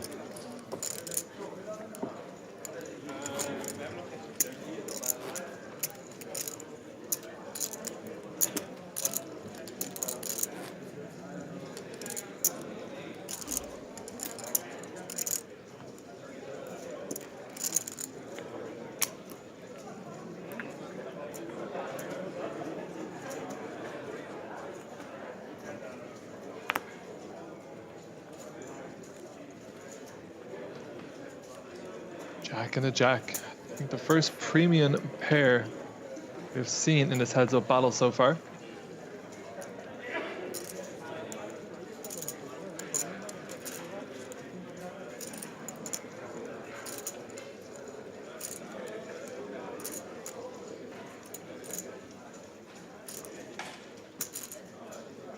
Brandstrom just continuing his strategy of looking to keep pots nice and small. Hasn't been much re-raise and pre-flops so far.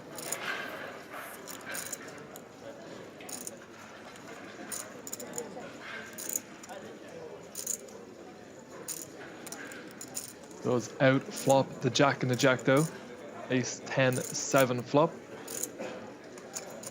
Czuczor, I'd be tempted to check this one even though it's a board. He does want to be mostly betting.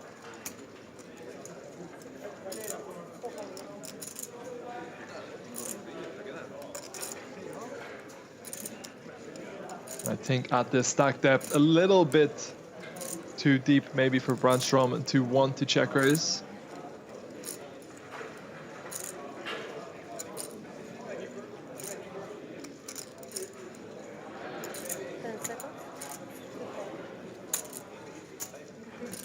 calls the 400,000.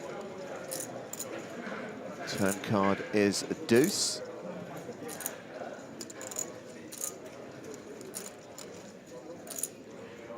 Highly suspect that we're going to see the check on this turn.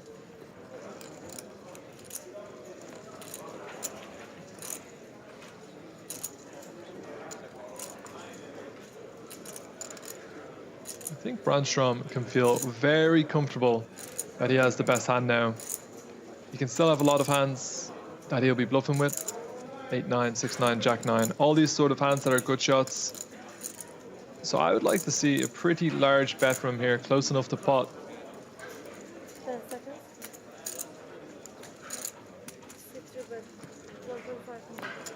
Watch.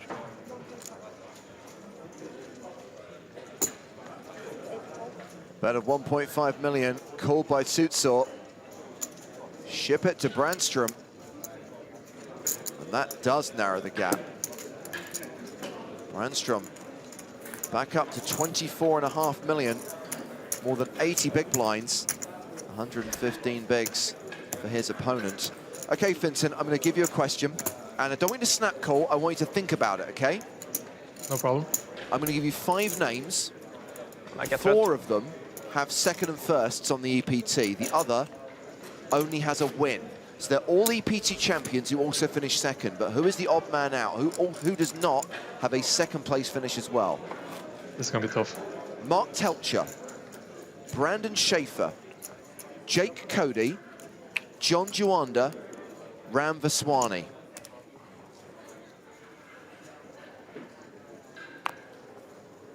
Oh, I've been a fanboy for years and I can't remember Jake ever getting second. But he's made so many deep runs in EPTs.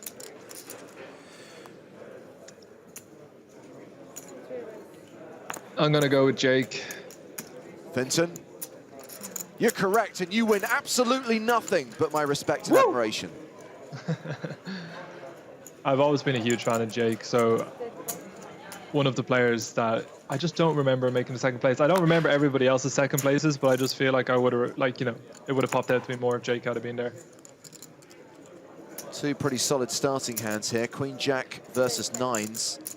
Queen Jack has not really connected. Couple of backdoor diamonds. Backdoor straight draw. But as things stand, Brandstrom is a 70% favorite, and he will continue this flop. I think the most staggering thing, and I guess it's not that staggering if you think about the fact that the fields were smaller back then, but 2 of those guys were in the very first season of the EPT, and Ram Vaswani was in back-to-back events. He won Dublin and then came second in Copenhagen. Brandon Schaefer won Deauville and then came second in the grand final. Both those guys in the inaugural season of the EPT.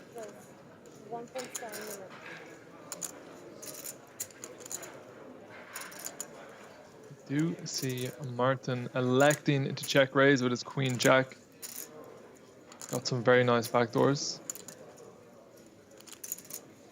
I don't reckon he'll be losing Brandstrom on the flop to a single raise though, even though automatically with the 9s you're on the defensive, you're looking to get down to showdown. I don't expect to see second pair on a board that has a lot of good shots and flush shots. He does just fold though. Nice pickup. Wow.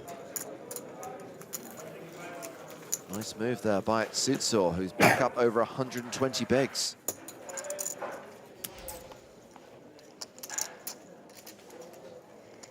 It is pretty crazy though that when the fields were that bit smaller, we didn't manage to get the 2-time winner, and there was quite a few good opportunities.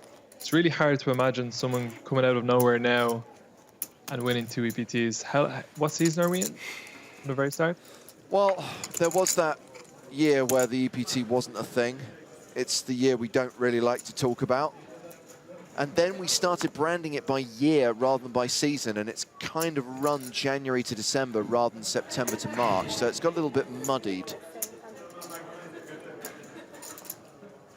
How many years ago did we start?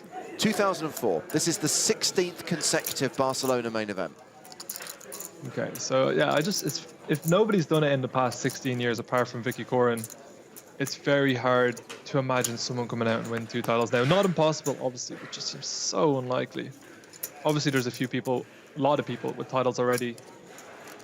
They stand a little bit of a chance.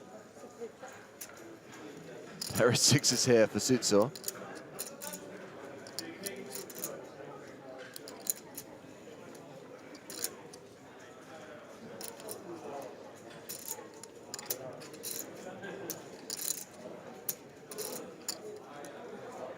I mean, I remember, Vincent, back in 2012, there were about 14 different stops on the EPT that year. Now we have kind of 4 or 5 a year, so that makes it even tougher. That's what makes this trophy that these gentlemen are playing for right now so prestigious, though. Bet and a fold, which will take us to hand number 57.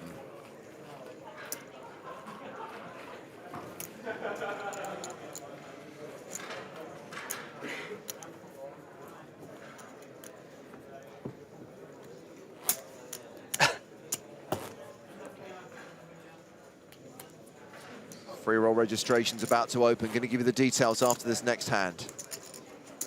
$10,000 in WCOOP tickets. Sorry, $1,000. Ha, slow rolled you. 1K in the prize pool. Details after this hand. 9-7 suited for Brandstrom.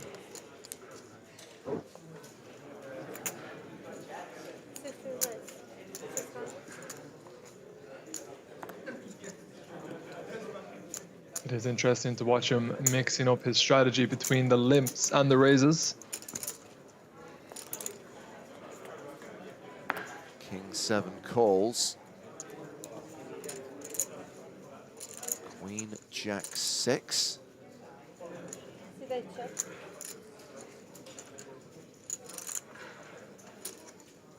Expect Brandstrom to want to continue here with the 9-7 of clubs, and Czuczor, I'm not sure if he's going to be folding here with the king high, the backdoor hearts. We did see him check raise previously on the king high board with the queen jack. May be tempted to check raise here again.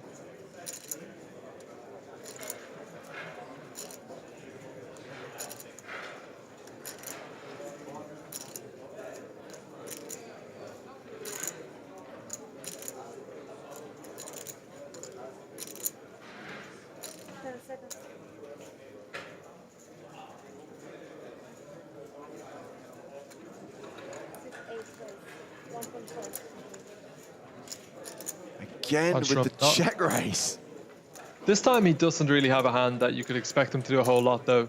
The 9s possibly could have been a call with second pair, but with 9 high, with not really much going on in terms of backdoors, this one's just going to have to fold.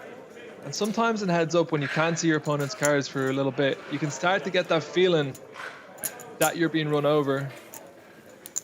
And it can get a little bit frustrating, but I'm sure will keep his composure. Doesn't seem too bothered yet.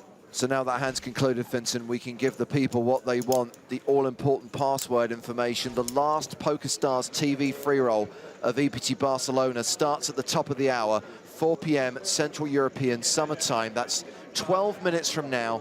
You've got a very small registration window, so fire open the Stars client or mobile app, search for Under Pressure, and the password you need to register for today's free roll is Throne, T-H-R-O-N-E.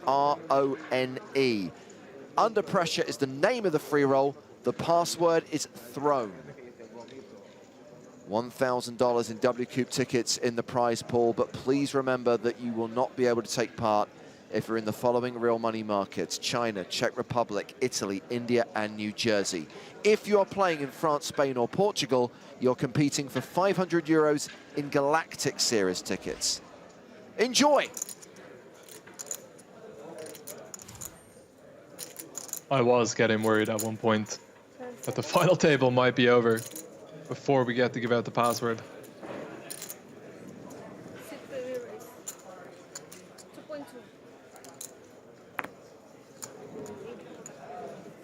Raise, a 3-bet, and a fold onto hand number 59.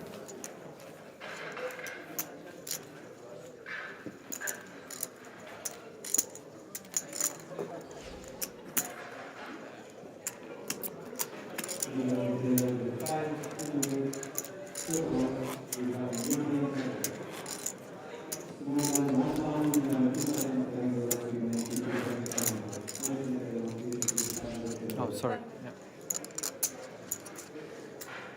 Still got more than half of this level to play. I think when we get to the next session, Finton, there's due to be a break in 52 minutes time, and I know it could end at any point before then, but let's say these guys keep going and we get to the end of this session, we'll probably switch to the 45-minute levels after that. Not that we're desperate to push this to a conclusion, obviously. Of course.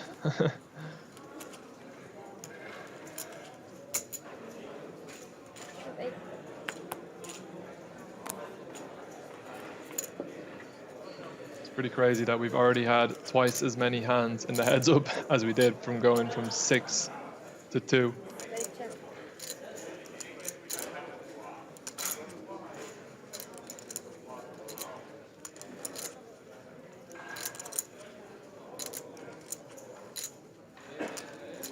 It does sometimes amuse me, the details that some people obsess over. And I know that some people can't quite get their heads around the fact that we're still shuffling cards by hand rather than using automatic card shufflers in the table. Those machines, I've never seen them not fail at some point during a final table. I've not seen them not destroy decks of cards. And bear in mind that at the feature table, at this final table, we are using RFID cards, cards with microchips in, which the graphics scanners can read. An automatic card shuffler would break, destroy, and ruin every time you put the RFID cards inside it. Marton Czuczor coming in for a check raise for the third time in less than 10 hands. Brandstrom probably starting to feel a little bit frustrated, wondering if his opponent has just been smashed with the deck right now, or if he's just getting a little out of line. He's going to show some patience, and he is going to make the fold.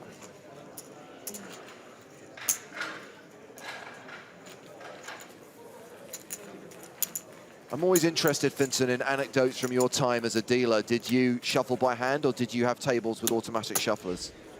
Both. In the casino that I worked in, where the higher stakes cash games would be played, we had an automatic shuffler, but of course we weren't televising it. So like you said, cards will get damaged from time to time, but when they're not RFID, they're not as, you know, costly to replace. Did you have a preference as a dealer? It didn't make much of a difference to me, to be honest. Obviously, it speeds it up a little bit, I guess, having the shuffler. But it doesn't make much difference, right? You're still sitting there for an hour for me, so I didn't really mind.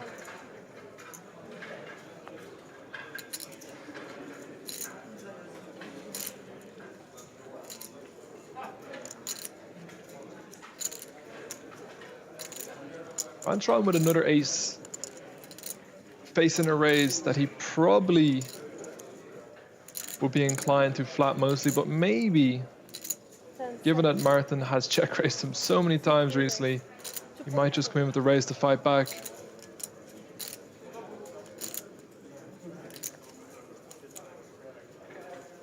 I think it might be his first re-raise of the heads up.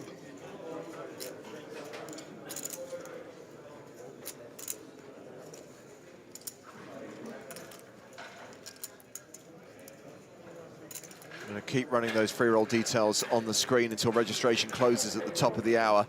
The game is called Under Pressure. Search for it in the lobby as we see Czuczor fold to that 3-bet. And the password is thrown.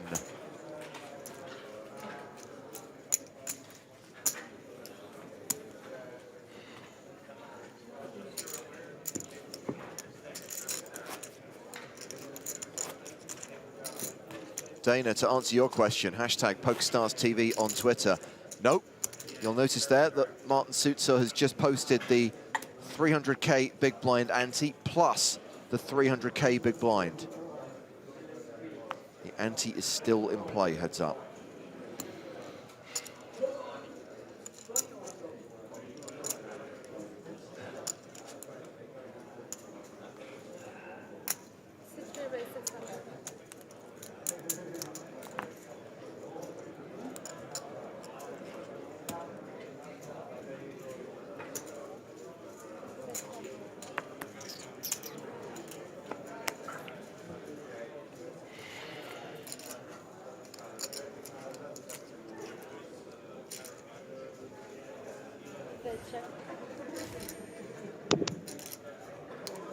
The reason why we specify the free roll is not available in New Jersey, because we do operate in New Jersey, we just don't run the free roll there.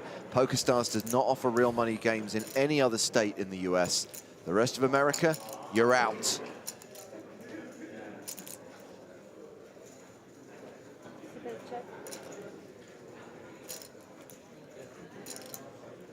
Brandstrom maybe feeling confident enough now to put in a value bet. Multiple flush draws to protect against, a lot of straight draws. We're going to check once more.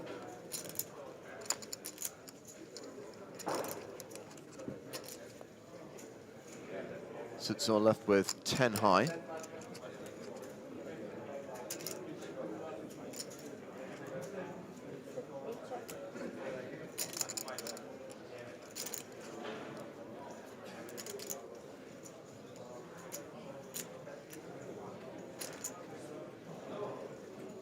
Brandstrom did make one tin value bet previously and haven't seen this check down to the rivers. Got to be pretty confident that his hand is good.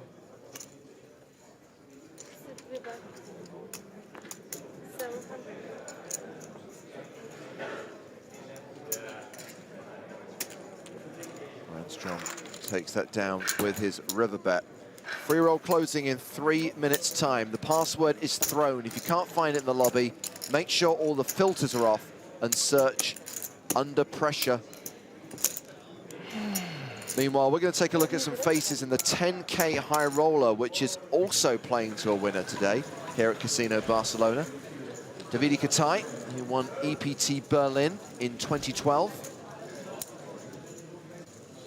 Jack Salter, who still haunts my nightmares, that epic 8-hour heads-up battle against Antonio Bonanno in Monte Carlo.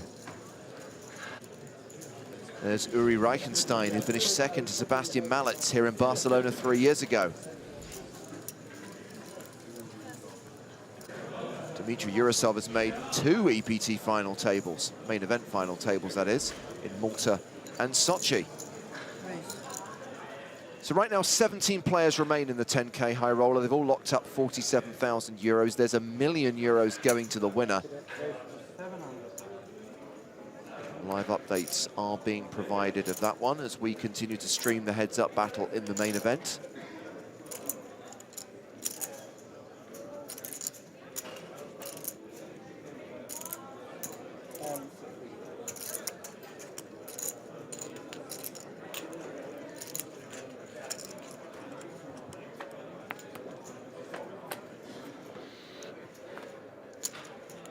King 8-4. Czuczor still ahead with ace high.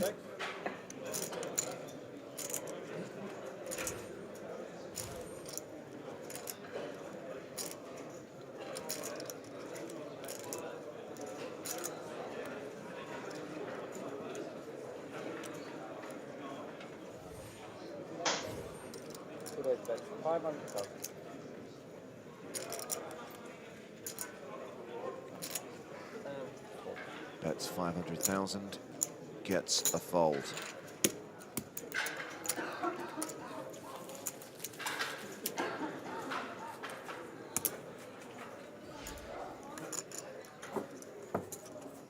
One more minute to register for the free roll. No late reg available, so if you don't join now, you will be shut out. The free roll is called Under Pressure. The theme this week has been Queen songs. As Freddie Mercury once famously sang about the city of Barcelona. And the password is thrown. T-H-R-O-N-E, all lowercase. Was it in? It was in 1988 as well, I seen on Twitter, right? The song Barcelona. Sounds about right. I just remember the amazing live performance, which may well have been actually in Barcelona.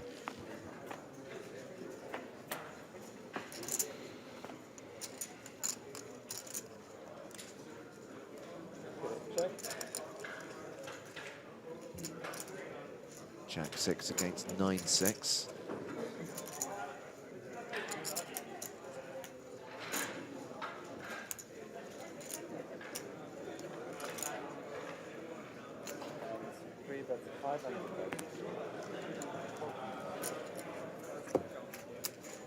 Check, bet, fold.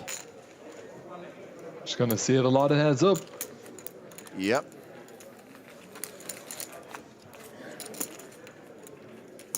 Still playing 70 to 75 bigs effective.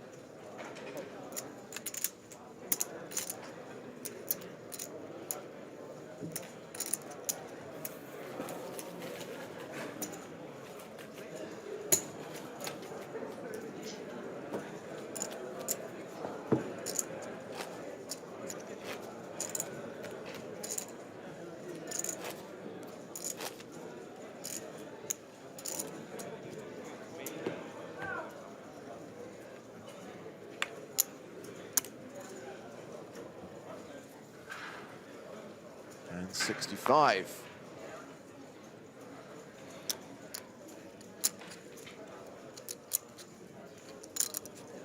We joked about Diego Falcone being a survivor at Finton. The same could be said of Simon Brandstrom. Down to 9 big blinds at one point yesterday, clawed his way back up to the chip lead. And during the first few hands of this heads-up battle, it looked like it was going to be quite a quick win for Marton Czuczor, but Brandstrom's fought back. Certainly has, playing the 23 million versus the 36 million chips now. Seems pretty relaxed. Of course, a few bits not going his way. We got a translation from Doze in chat saying that he told Everson sitting behind him that it hadn't been a great start, which it hadn't, but he showed some composure, hasn't got impatient, continuing to use his limping strategy, trying to keep the pot small.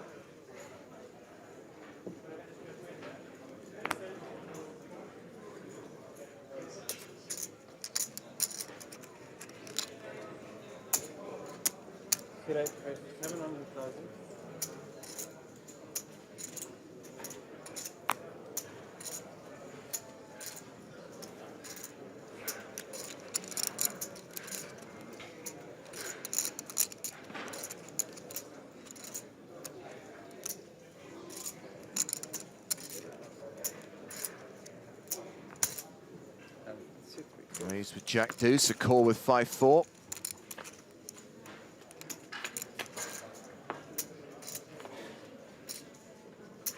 And 9-6 with 2 diamonds.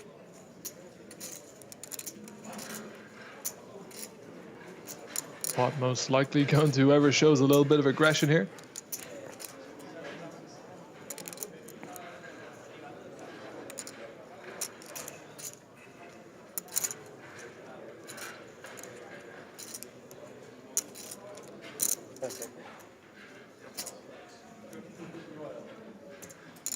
That's 1 million. That's $1 million with 2 white chips. Winner, winner.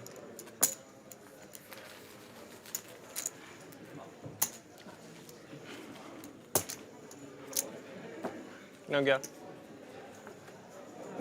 Ja. 22-ish. Tror jag i alla fall. Jag vet inte exakt. Jag vet inte. Något sånt. That's wrong. Yeah, that's wrong, yeah. Let's make it right.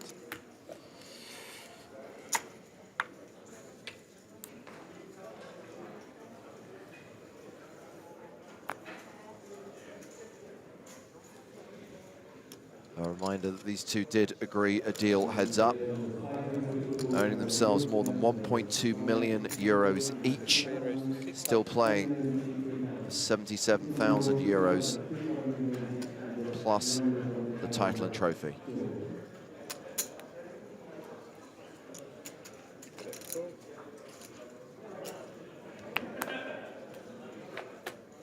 By the way, anyone still searching for the free roll, pointless. Started 5 minutes ago. Registration's closed. Unlucky.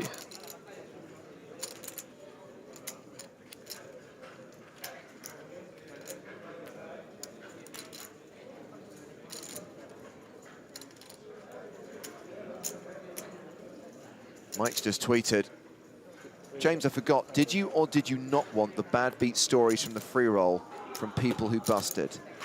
Oh, he always does. I think I was very clear on my feelings on this. Would I rather hear your bad beat stories, or would I rather this heads-up battle continued for another 12 hours? More heads-up poker, and it's not even close.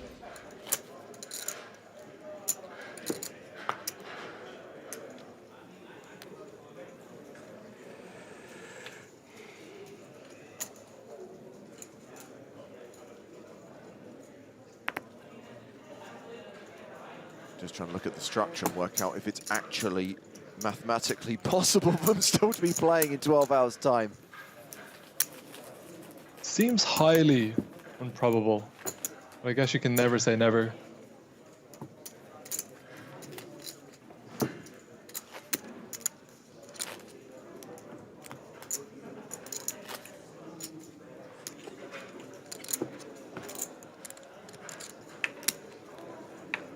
Interesting question from Daniel.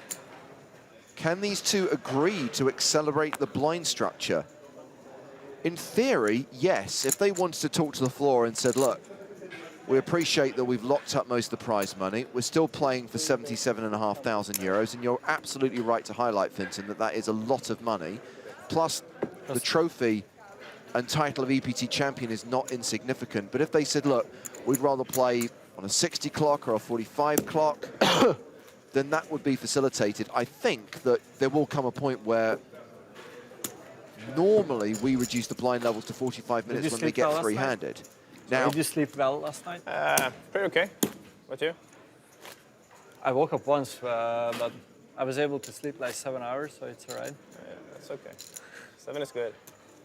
Solid night's sleep.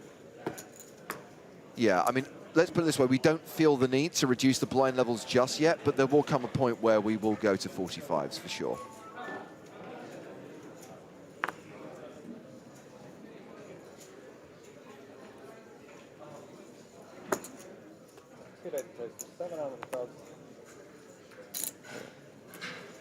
I have a 9-month baby at home, so I'm used to not sleeping, you know. Oh, nice. Yeah.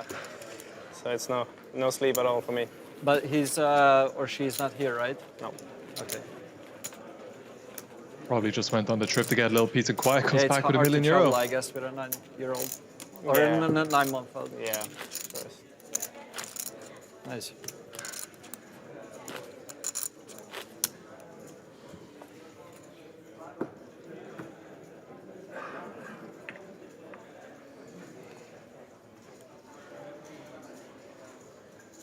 We referenced that Simon did not bring his family to Barcelona, as he is sharing a hotel room with Alexander Iverson in the baseball cap, the kind of mustard-coloured baseball cap, and the fish on his T-shirt.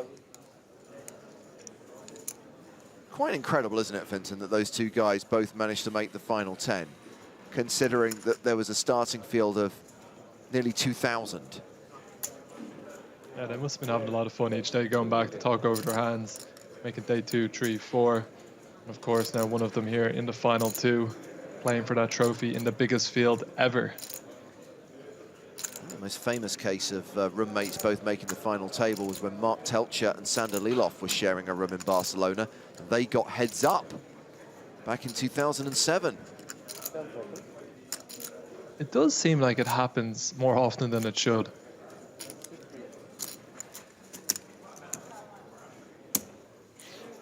Brandstrom calls the 3-bet, going to the flop with 4.3 million in the middle, ace-7 against king-6, and this flop is all Czuczor.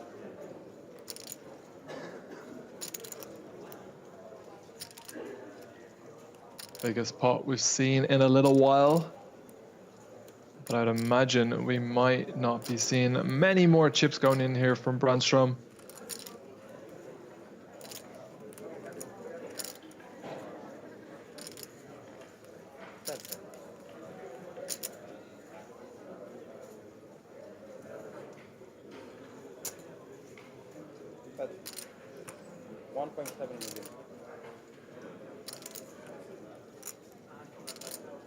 Brandstrom, of course, does have the backdoor straight draw, king high.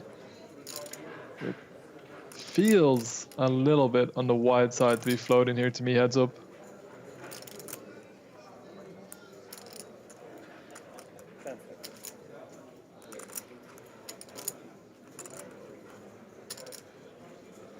We are not going to be seeing a fold just yet. Curious. Brandstrom calls the 1.7 million. And this hand is going to the turn, which is another diamond, giving Czuczor the nut flush and a lock on this.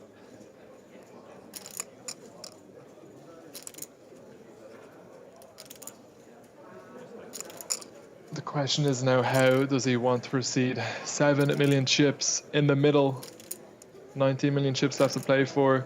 It's kind of hard from on this turn to be wanting to be betting too large in general. But he is reaching for some chips, and I'd imagine I did say it on the flop and I was wrong, but I guess this is going to be the end of the hand. Playing a time bank card. All the final tablists got an additional 5 time bank cards at the start of play. 4 of them didn't need one. Remember, the shot clock runs on every decision, on every street, 30 seconds, unless you play the time bank card, which gets you an additional 30 seconds thinking time. This is 4 million into 7.7 million. Brandstrom would need to get incredibly creative or incredibly sticky to find any way of continuing in this hand right now.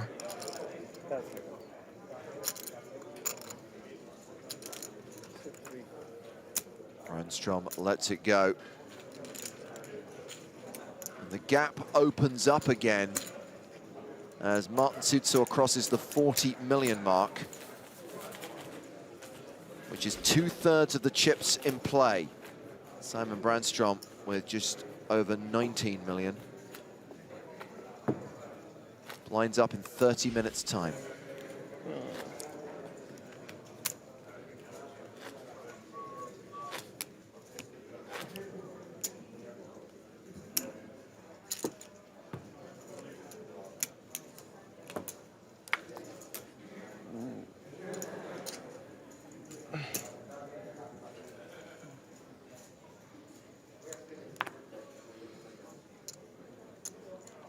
King, Queen.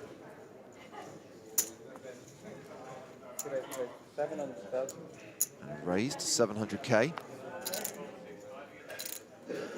7-6 for Brandstrom.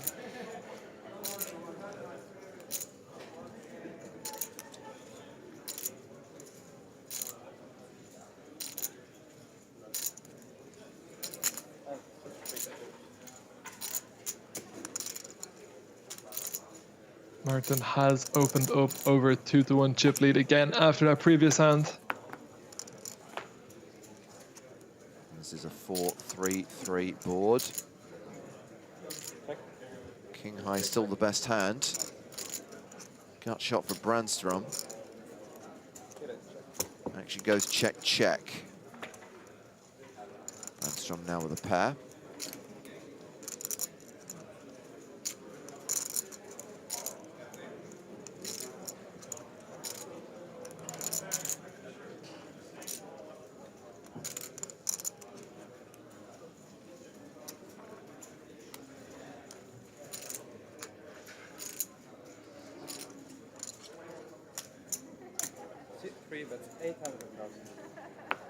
Brandstrom leads for 800k.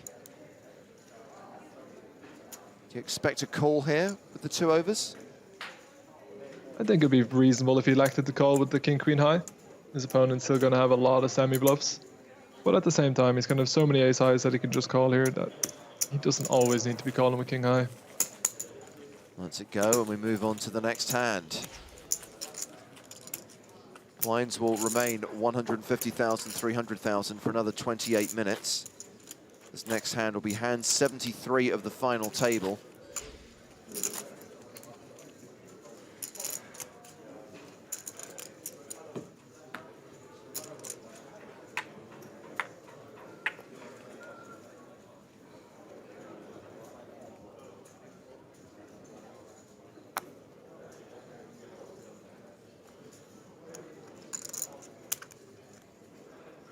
7 deuce suited for Brandstrom. 3 raised to 600,000.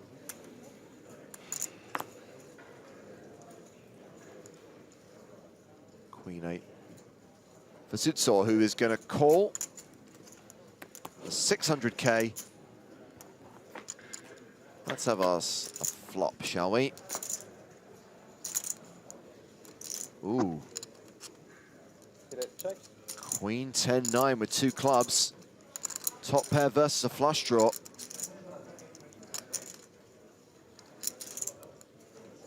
First flop in a while where both players get a little piece of something. Brandstrom obviously going to continue with 7 high and a flush draw.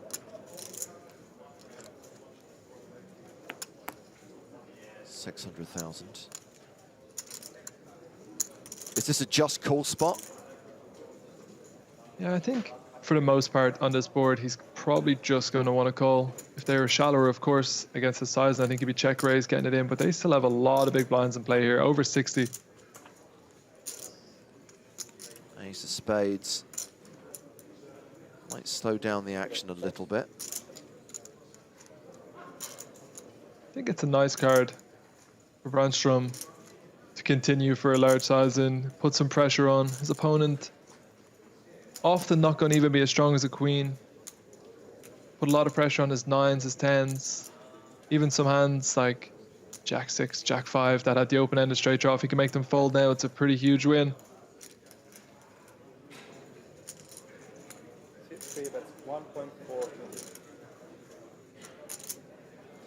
I don't think Martin gets to fold just yet. Second pair, a pretty big hand and heads up, and also the ace of spades going to be a card that his opponent will try and bluff on pretty frequently. Not a spot that he's probably in love with, but a spot that I'm sure he realizes that he can't fold just yet. Well, it looks like he's gonna fold. That's a pretty big fold heads up, I would say. One to go. Brandstrom back over 20 million. Back over 21 million, in fact, crossing the 70 big blind mark.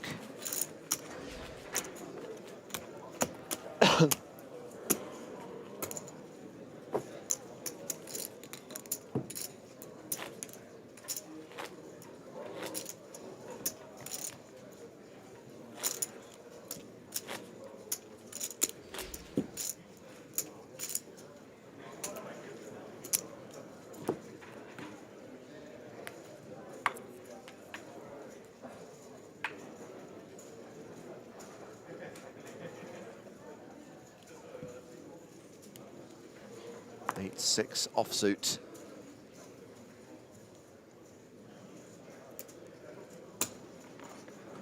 Right, 700,000. Raises to 700,000.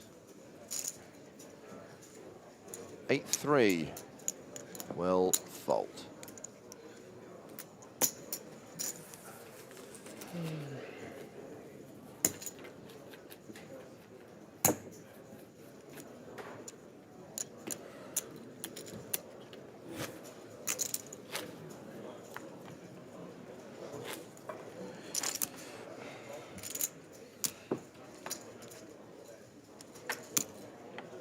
I guess so far in the heads up, Brandstrom has been pretty snug. No players got out of line. Maybe that's a reason for the fold of the Queen 8.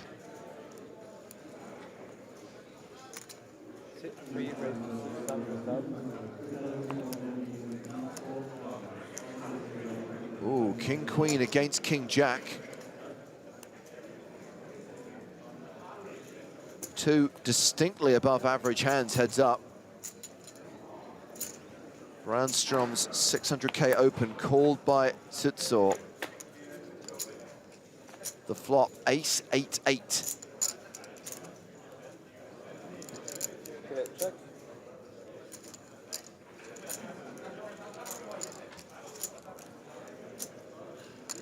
Given how we've seen Brandstrom play so far, I think he'll probably want to c-bet this, but also probably mix in some checks. I don't think Marton Czuczor has any option but to continue here. 400k still apiece. very frequently going to be the best hand here.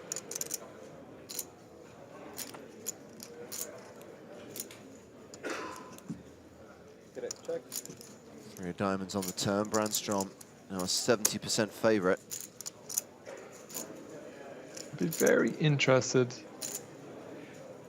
if he was to bet, because he just doesn't really make anything fold that he's not already beaten. He has the nut no pair. 8, 8, 3, 3, 8. Oh, they're both playing the board. Vincent. I don't think we're going to see it, James. I think we're going to see a bluff. Okay, but we have to be prepared. If this gets to showdown. 3, so much fate in 2, 1. I'll wait for you. It'll sound out of sync to you, but it'll be fine to the viewers, okay? Okay.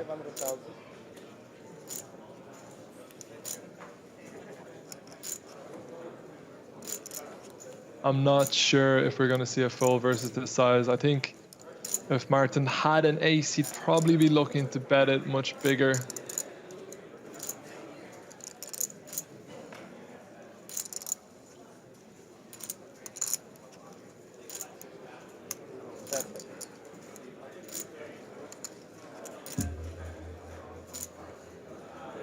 There's the call. Board. They are both playing the board, and you know what they say. 3, 2, 1. Everyone loves a chop putt. You nailed it. Did I? Yep. It didn't sound like it at I all told to me. you, Let me listen. It sounds fine to the audience. On your Skype delay, it's going to sound horribly out of sync. So well done for sticking with it. Ah, see, that's why what's happened to me every time we've done remote control commentary is that I start and I realize I'm so, well, I feel like I'm so out of sync with you that I either don't commit to it or, yeah. You got to commit.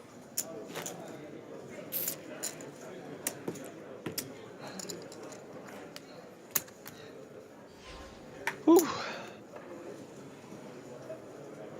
You really wanted to fold there. You were dreading that being a chop, weren't you? No. Now I just didn't want to embarrass myself. There's 20 minutes left on this level, 19:30 to be precise. I'm not going to make it to the break. Vincent, for 2 minutes, you're on your own. Good luck, we're all counting on you. I got this. I'm panicking, chat. I panic every time.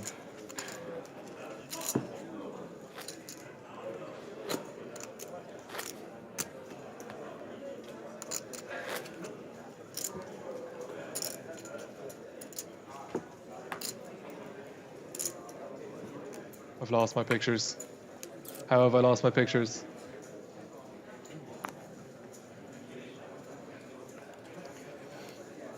I'm only joking. People in the chat are panicking.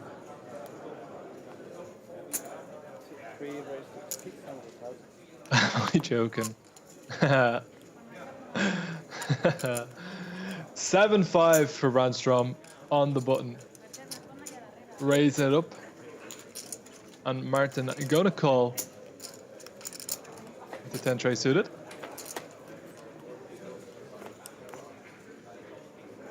King 4 deuce flush draw. Both players flopping squadouche. Both players with some backdoors though. Would imagine Brandstrom obviously going to want to continue here with 7 high.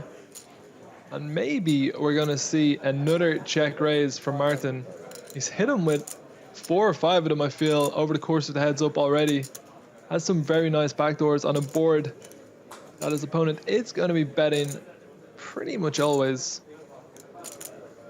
I wonder if he feels he's done it one too many times to go for it once more, though. Doesn't look like it. They look like some check raise and chips.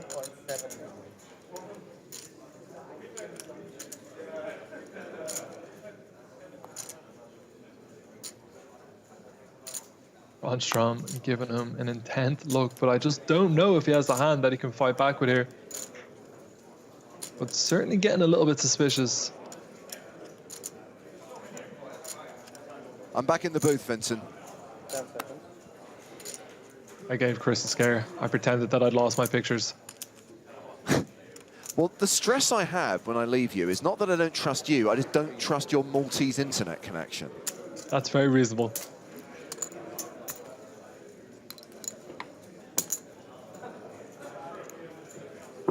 That's where we got to. Hand number 78 being dealt next, and still roughly that 2-to-1 chip lead. Not too much significant movement.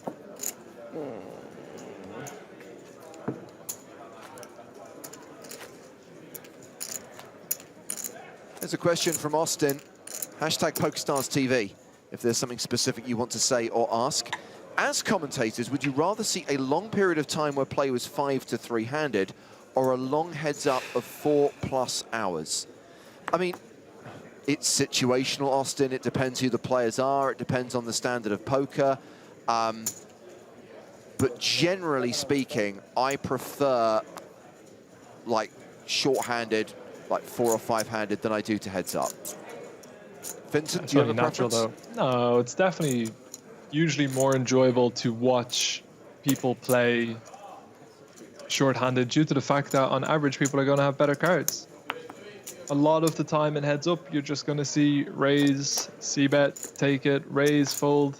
It's very hard for your opponents to have hands all the time. And of course, sometimes you'll have two players that are hyper-aggressive and just putting people in tough spots hand after hand, but that's just not going to happen very often. So I'd be in agreement. But that's not to say that sometimes the heads up's not, super enjoyable to watch. I mean, they're playing for the most money than at any other stage of the tournament. The simple answer to the question is you just want to see good poker played, whether that's played by 5 players or 2 players. Exactly. Or full ring.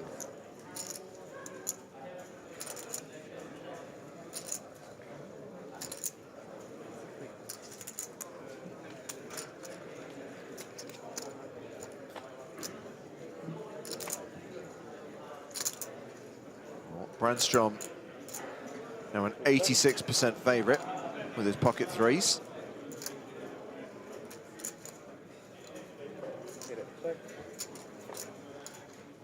Action goes check, check, and we get a deuce on the river.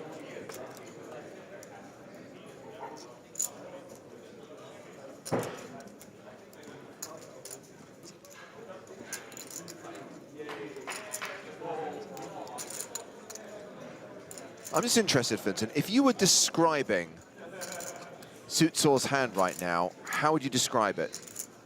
Bottom of the barrel scum. No, if you basically had to say, what does Czuczor have? I said, what's he playing? 8-4. Yeah, you would say 8 high, right? That's effectively what he's playing, with the cards on board. But if you were broadcasting in America, they would say, no, he's got 3 of a kind. He's got trips. Yeah. Yeah, that's absolute nonsense. Because what you're doing is if somebody's not paying full attention, but they're watching on the side, maybe they're working as well, and you're like, heads up, we got trips versus trips! And then you look at the board and it's deuce, deuce, deuce. And one of the players has 8 high. Come on. Come on. That's exhausting as well.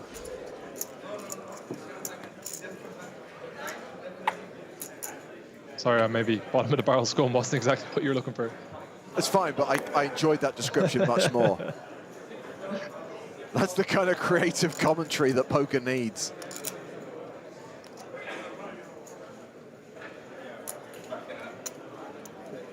$8-5, the hand for Brandstrom, and a button raised to 600K.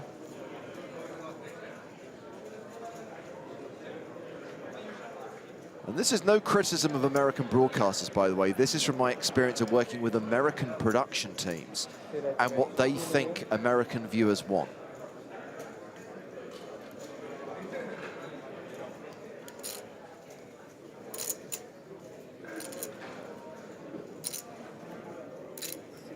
Back in the day, when we used to have the NAPT, we used to make TV shows for ESPN.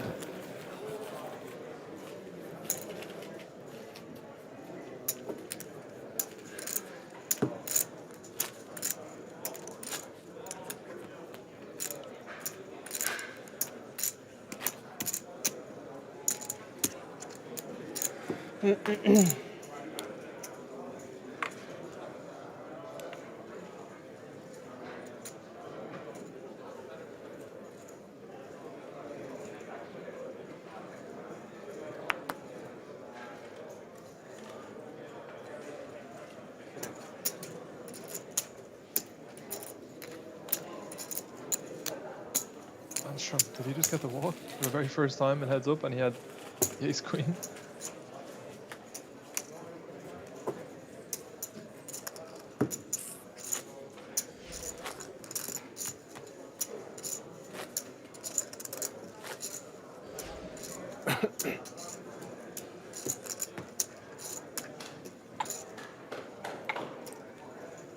Just 11 minutes left on the clock.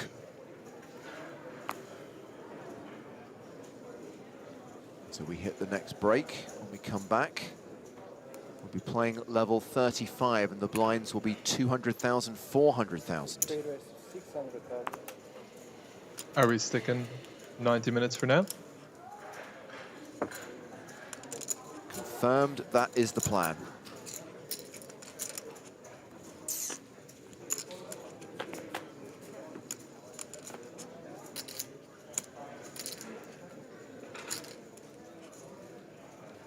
Check.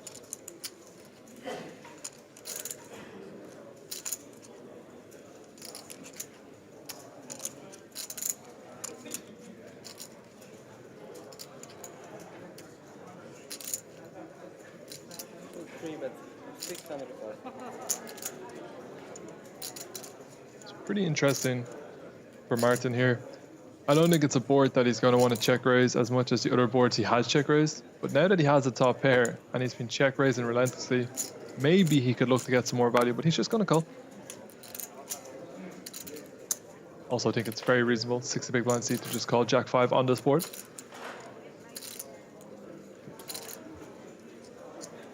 Check.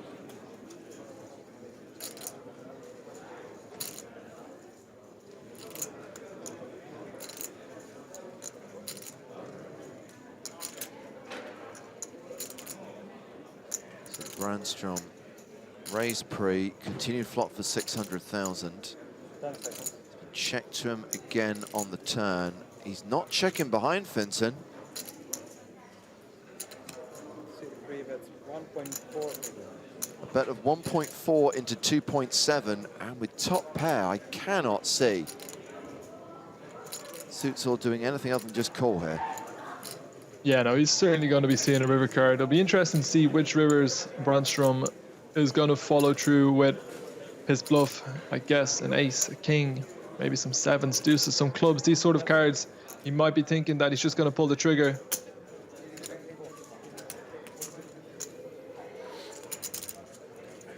So a pot of 5.5 million. River card is an 8, changes nothing. Check.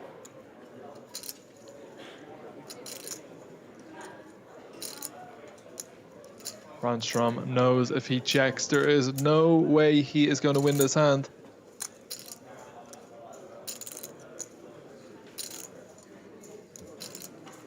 But can he find third barrel?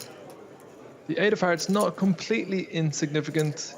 He could have had queen 9 or 9-7 that barrel twice, and now they're straights.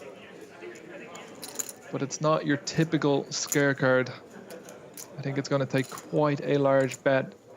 Maybe there's not even a bet size. It's going to make his opponent fold top pair here.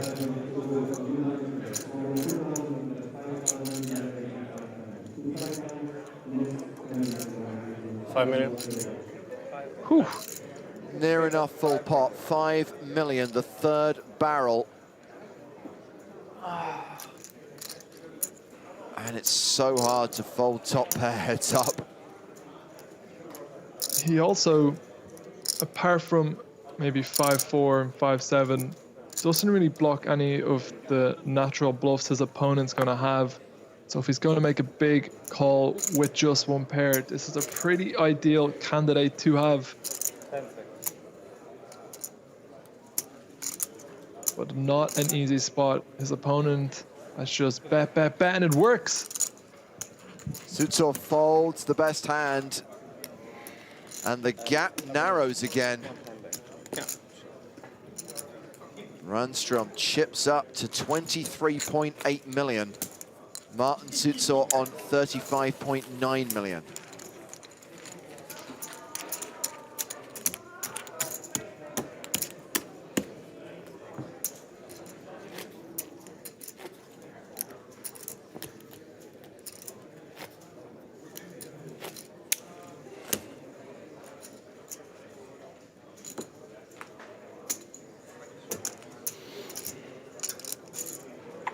Should be able to squeeze in a few more hands before the end of the level.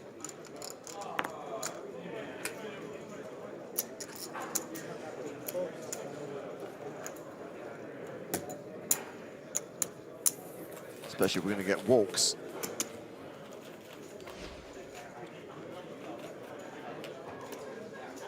Roughly 120 big blinds playing 80 big blinds. Of course, that's going to change in 6 minutes' time when we go to 200, 400.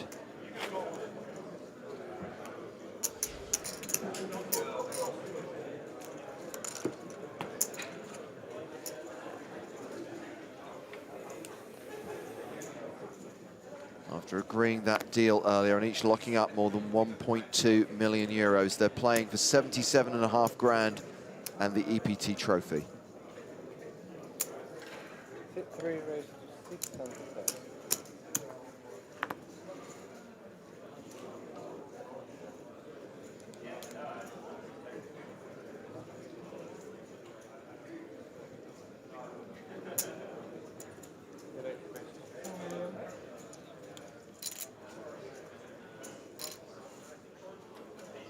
Raised by Brandstrom with the King 10 and a 3-bet from Czuczor with 8-5 suited. Brandstrom folds. I think even from those two hands, seeing the King 10 folded to the 3-bet and seeing the top pair folded, that if there's any doubt that these players are still playing relatively tight, not super tight or anything like that, but still basically what I'm trying to say is that they care a lot about the 77k and the title, because if they were going to make the looser calls, that would have been a good opportunity with the top pair, but he does make the fold, and we are seeing them just continue to play solid poker. Now, something we haven't highlighted much so far today is the new rule regarding mobile phone use at the final table, Fintan. That came into play yesterday when we got down to a single table of 9. All the players had their phones taken away from them. It was the same when the final 6 returned today. And they can only check their phones when they're on break. So we're used to a situation where the players are getting constant updates, constant data from the 30-minute delay. The break's going to be significant because then they'll be able to review a lot of data from the previous level. And that could result in a few adjustments, perhaps? Yeah, 100%. I mean, I think not every player would want to see all the information. I think most probably will, but some might want to just refresh, take the break, get ready to go for the battle again. But there's certainly been some things that can be picked up on. The amount of check raising that's been going on with light hands, there's been some big folds. I wouldn't be surprised if Iverson is maybe keeping track of some of the hands on the rail.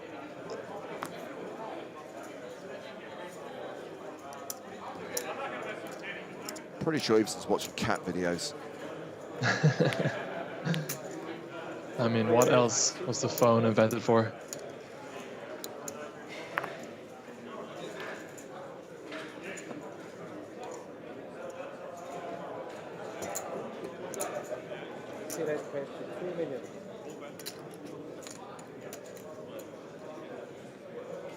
Nine, 5 open from Brandstrom and a 3-bet from Czuczor with the King 10 of hearts.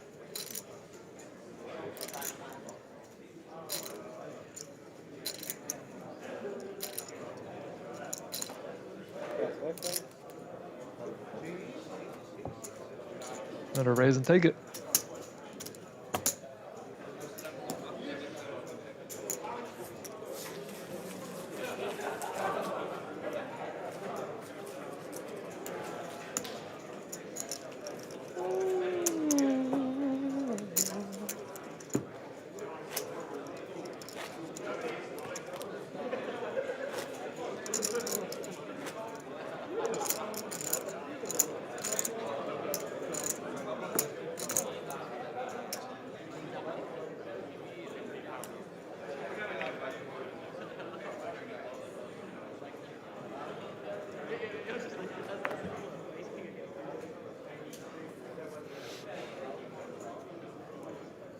Czuczor with ace-deuce.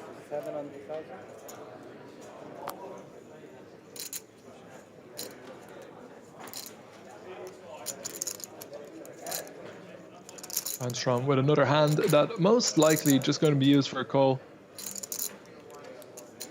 Although maybe wanting to ride the momentum of the previous hand from the big blind. Got the re-raise true.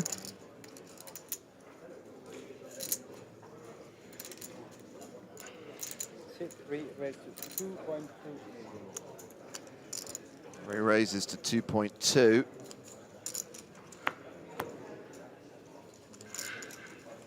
Czuczor, I don't think going to want to flat this hand too often. Maybe 4-betting, but no. Re-raise just going to work once more. So I think we're going to squeeze in one more hand. There's 50 seconds left on the clock. Players will take a short break at the end of this level. We'll come back and put the blinds up.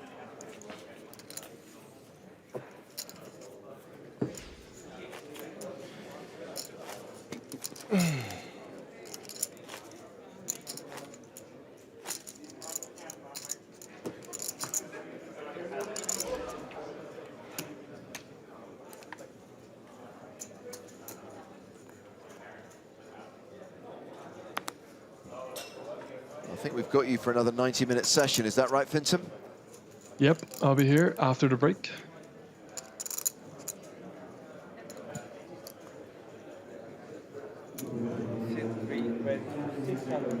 Button raise from Brandstrom with Jack 4. A7 for Czuczor. Calls in the big blind.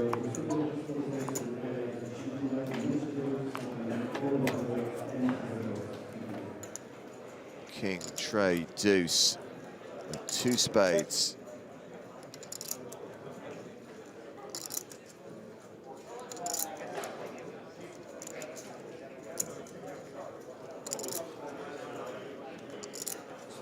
It's one of those boards that we've seen Czuczor check raise quite frequently. But with this hand, he might be a little bit more inclined to call. Definitely not going to be folding just yet.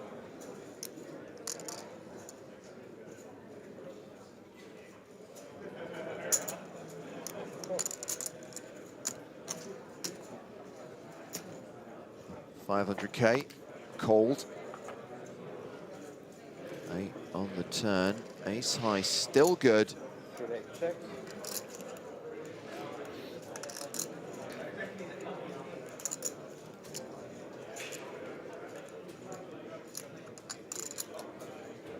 Brandstrom slows down, checks back on the turn. 10 of spades on the river.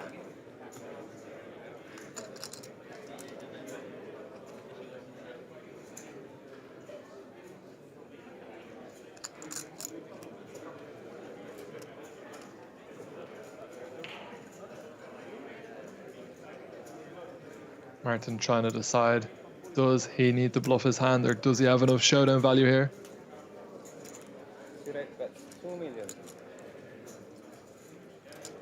That's big, 2 million.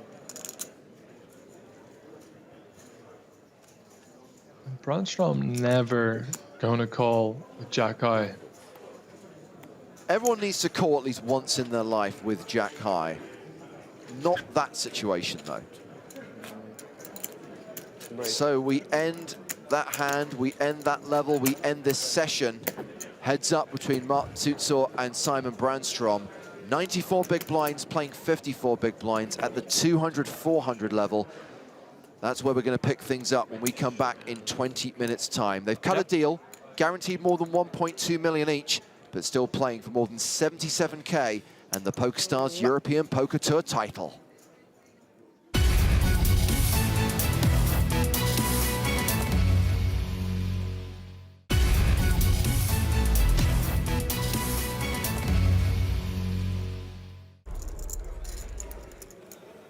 So round 2. Wong on the button, who's got kings. Finally got one of those real hands. King, Kong, Wong.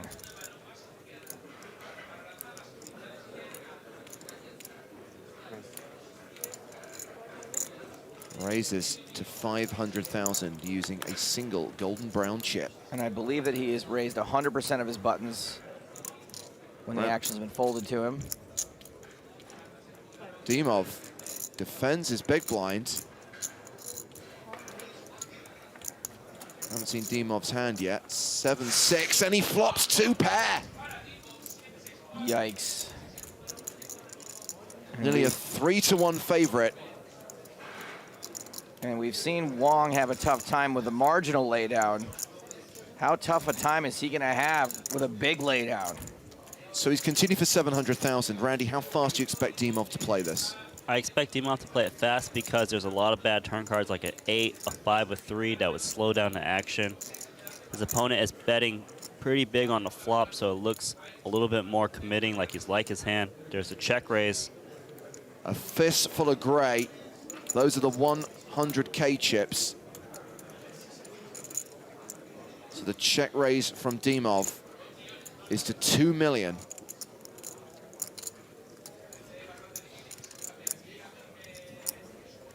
So Wong's got the overpair, trying to think what hands does he beat. He beats like 8-9, 6-5, that's playing super fast. Would he play it this fast? That's the question. Just gonna call. I like the slower play. Just a lot of bad turn cards. If your opponent continues on 8 or 5, probably got a good hand. Oh, wow. Oh, man. With the board pairing 4s, Wong now has a better 2 pair and becomes a 9-1 favorite. Dimov checks to him.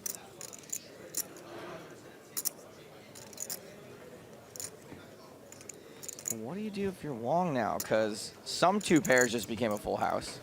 That is true. But then again, do you want to give a free card to 2 hearts, a 5, 8, you know, all of these random hands? You don't know which one you're trying to dodge. Some people get a little funky with bottom pair. That just became trips.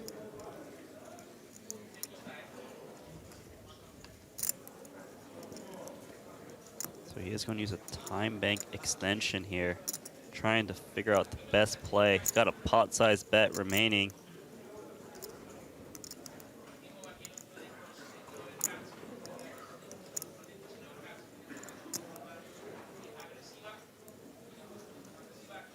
Trying to use any information he can get. Using those time bank cards to buy more thinking time. So he's thinking about, would his opponent snap check a full house? Would he snap check a straight right now? These are decisions that will help you decide whether to bet your pocket kings. And I think the answer is yes, maybe. You're correct, it is yes, maybe. He doesn't know. Wong bets 2.5 million. What do you do if you're Dimov now? Do you just give up on this? Well, you can see that Wong's pretty much committed himself now. Half of his remaining chips have just been bet on the turn. I mean, he's repping an overpair pretty hard. Yeah, this is a pretty tough spot with top 2 pair. You're thinking, man, I put so many chips in, get counterfeited, and you can still have the best hand. Your opponent's on a dealer button, might have like ace-7, right? You know, like some kind of big play with a 5. Gonna make the call. Wow. Biggest pot of the day so far as Dimov calls the turn bet. 10.3 million in the middle. And Wang's got practically nothing left behind compared to the size of this pot. The river card is a 9, doesn't change anything.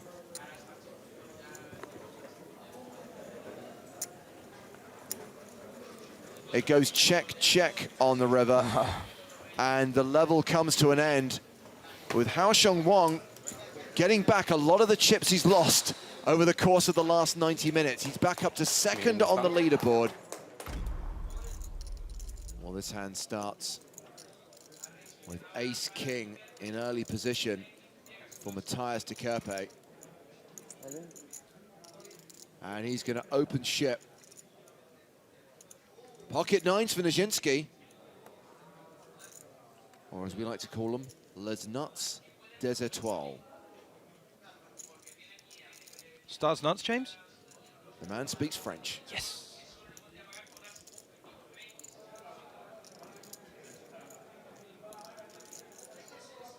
Can't imagine that he's going to be filling the pocket 9s here. So the question really is, Finton, do you just call or look to re-isolate? I think you just call. The only other player who you're not going to be calling is Wong, and if Wong shoves here, he's just going to have an absolutely huge hand. So I think you can actually call fold. Well, everyone else has folded, so here we go.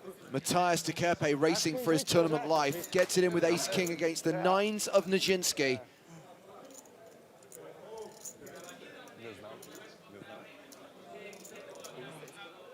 Nines hold, we see our first elimination of the day on the 50th hand of the day. De Kerpe at risk. The Estonian rail.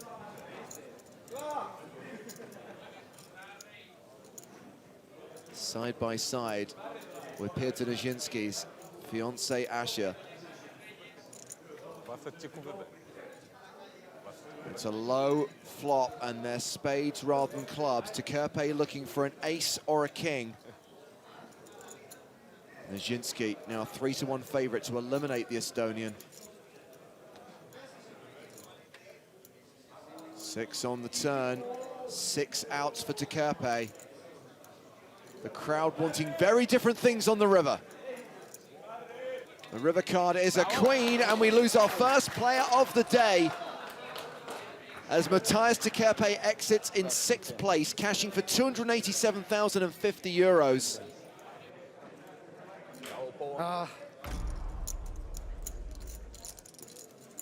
Has ace-king, 15 bigs. I imagine we're going to see another flip here, right? I mean, Camo, you'd imagine, certainly shoving. Wong with the 2-8s, very hard to fold versus a short stack jam, just 15 big blinds. There's the shove. And there is that red triangle of death in front of Camo. Wong's asked for a count, and when he gets the number, I'm pretty sure he is going to be putting Camo at risk. It's not a call he'll be delighted to have to make, but it feels like it might just be on the borderline.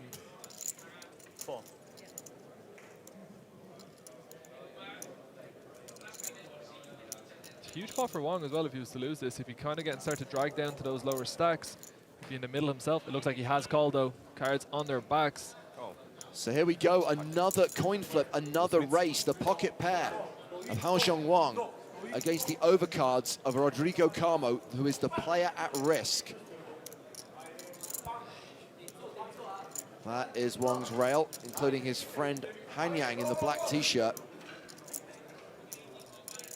Has to fade an ace or a king, and we'll be down to just 4 players. Jack 5 deuce, 8s are still ahead. Camo, one of 2 Portuguese friends to have made this final table, needs an ace or a king. And he needs to hit one of his 6 outs on the river, or we are down to 4 players. One chance to stay alive. The river card is a 3-8 hold, and we lose another player. We go an entire level losing no one, and in the space of 3 hands, boom, 2 bust outs. As Wong celebrates with his rail.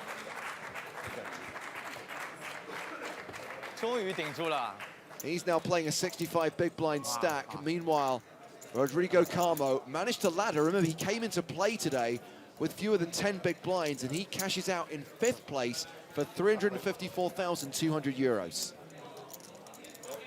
And delight for our other short stacks at the table, Dimov and Marks, because they're laddering up. Everybody now guaranteed €424,000. Celebrate with your mates. Put your arms in the air like you just don't care.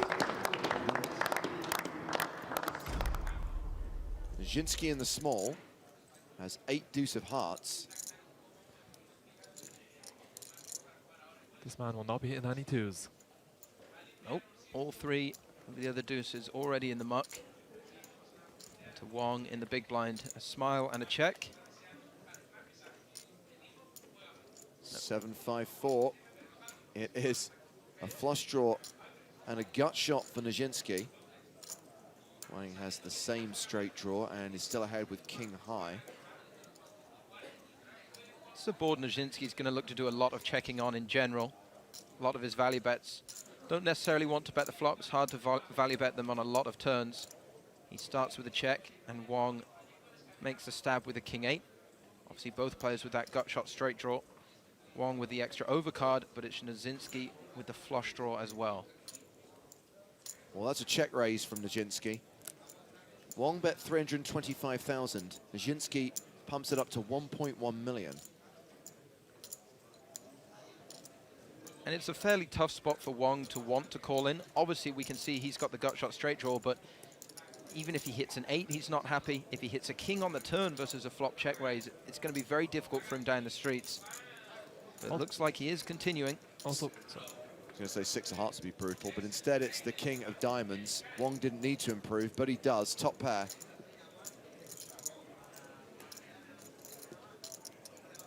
And whilst he did have a good shot on the flop, it's to a 4-card straight, which is going to be pretty hard to get paid off in the first place. Right, if you hit your 6, is your opponent going to start shoveling chips in with just a 7 or even 2 pair, right?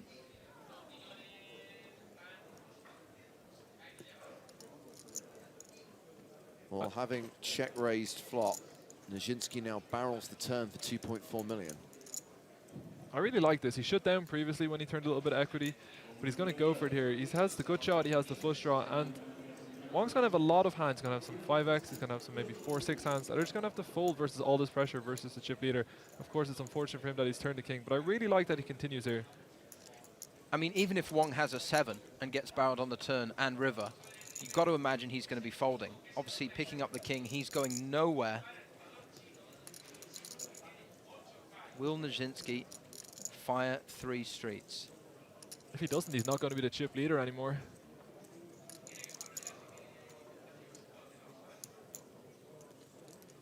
It is not a fun river card to bluff. And that's because it cuts down a lot of his value hands, right? Like, he can have 7-4, which probably can't value bet anymore. He can have fewer combinations of 7-5 and pocket 5s and 4-5 because, you know, the 5 on the board makes it less likely he has that in his hand. Just means that with his value range getting that much smaller, obviously when you relate it to his bluffs as a ratio are just going to go up. So is it a card he wants to pull the trigger on? Time bank card and deep in thought. He's loading up. He is going to bluff the river. 4,500,000 is that?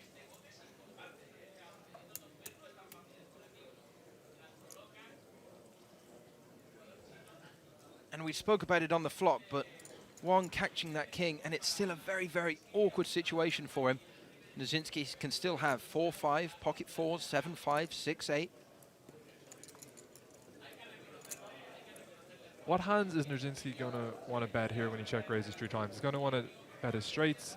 He's going to want to bet his full houses, but that's pretty much it. He's not going to have a 5 too often, so I might want to go bigger with my size in here, closer to full pot. But I mean, it's an incredibly tough spot with King 8 right now. And understandably, time bank cards being played, and you can tell that Wong is split down the middle. He's counted out the chips for the call, but they did the classic look back at your cards, which players inevitably do just before they fold. But important to note, 12.25 million chips in the middle. Right now, it doesn't matter, though, what odds he's getting, really. He kind of needs to be right. He can't be getting these wrong. I know you're getting odds. I know you have to call some parts of your range, but when there's so much money up top, you kind of got to throw it out the window a little bit and make the right decision right now. Wong calls. He does. And that is a huge pot, which will change the chip lead at this final table. A big call, which sees him move up over the 28 million mark, and Petr Nijinsky drop down to below 15 million.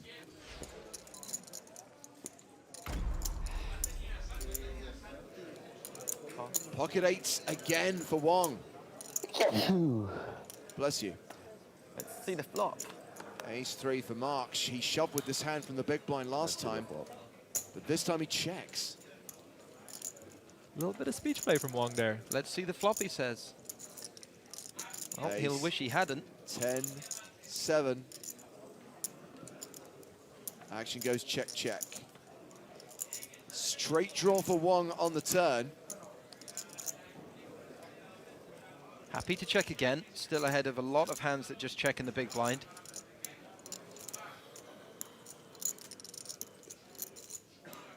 Don't anticipate this going check, check for a second time, though.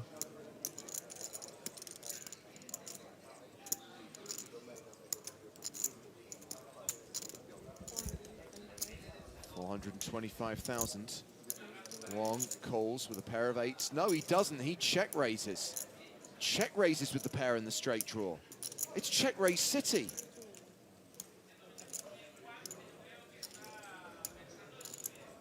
$2 million.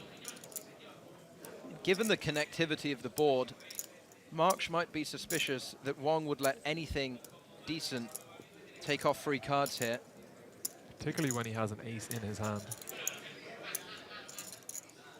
Even if Wong was playing trap on the flop, it'd be unlikely he checks again on the turn and risks a bad river if he has something like pocket sevens. He doesn't want to see a diamond or 6 or an 8 or a jack.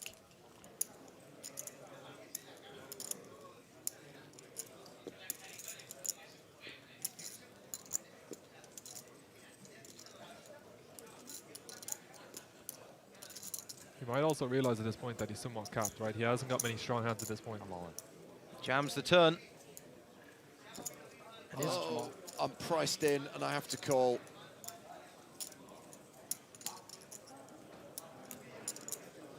If he does, he'll have 10 outs. I mean, that's better than a flush draw. That's why they pay the big bucks. Thank you.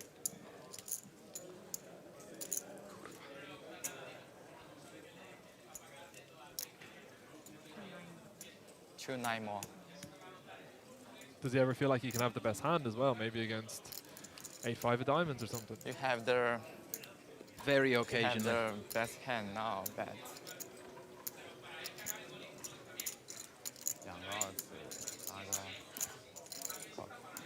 There's the call. So Mark set for a double up here, but Wong does have 10 outs. 6s, 8s, and jacks all working for him. Cards that Mark will have to fade on the river. There you see the red triangle next to March. He's at risk. He needs to fade the cards in the top left to stay in the tournament. 6 6 6 6 6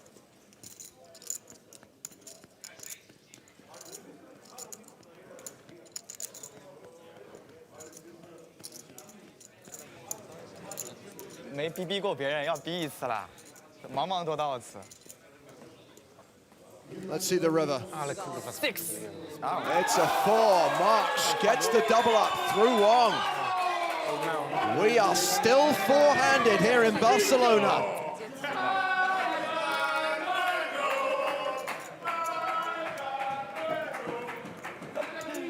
Nice friend.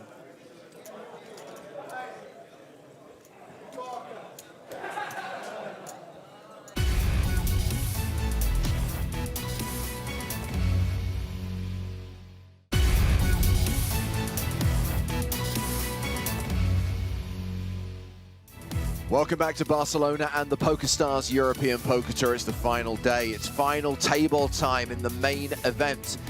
And it's been a different one, that's for sure. We have never, ever experienced anything like it. The first 4 players all went out in the first 45 minutes. Since then, we've been heads up between Marton Czuczor and Simon Brandstrom. And we resume that heads up battle right now as the blinds go to 200,000, 400,000, with a 400k big blind ante. They are still deep, playing more than 50 bigs effective. And a reminder that when they got heads up, a deal was agreed. They were pretty even in chips at that point. They both locked up more than 1.2 million euros. Nice. They're now playing for 77,500 euros and the EPT trophy. It's James Hartigan alongside Joe Stapleton. Hello, my babies. And Vincent Hand rejoins us. What's going on, gentlemen? Just this heads up match for 77,000 euros and the trophy for the biggest EPT of all time. Yes, 1,988 total entries, prize pool of 9.6 million euros. And now the business end, 95 big blinds against 54 big blinds. This will be another 90-minute level. As we restart the action on hand 88 of the final table. You think this will be the level? I think they'll play through this level. And then I think if we switch to the 45-minute levels after that, it'll happen during the next session. Maybe not during the first 45 minutes, but during the second. So sometime in the next 3 hours of play. I think that's a fair estimate. It's really giving yourself a lot of room there. I was talking to our tournament director, Toby Stone, earlier on about when he thought a particular event might finish, and he gave an exact time, followed by give or take 2 hours either side. That's one way to do it. That's how they do it at the carnival, where they say they're going to guess what month you were born, and they have a 2-month window. I think it just speaks volumes about how No Limit Hold'em works. So we get a raise here from Czuczor to 900,000 with 6-3 suited, King 3 for Brandstrom.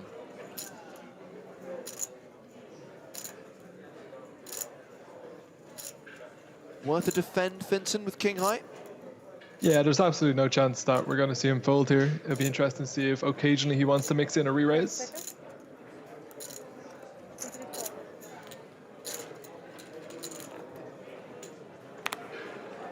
He does not mix in the re-raise, just a call.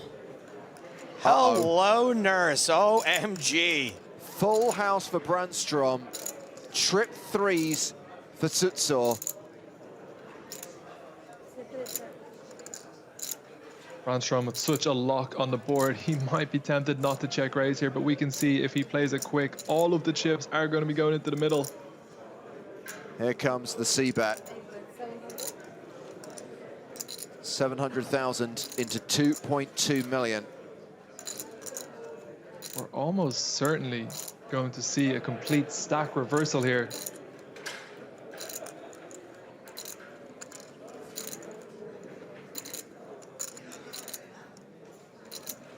You can only play this slow, right? You've just got so much of this, and it's so unlikely that your opponent does. What can you do? Oh, come on. Jeez. It's now house over house.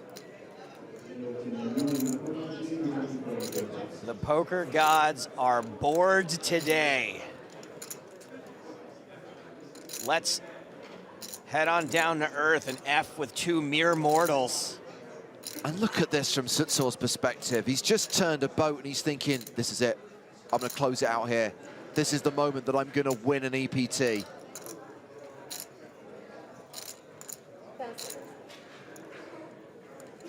Does Brandstrom want to now start getting all the chips in on the turn? He might be tempted to continue to just call. It's going to look incredibly strong if he does check raise his turn. And we can see he has such a lock on the board. It's so hard for him to imagine that his opponent has a strong hand right now, except for maybe some flushes. 1.7 million into 3.6 million.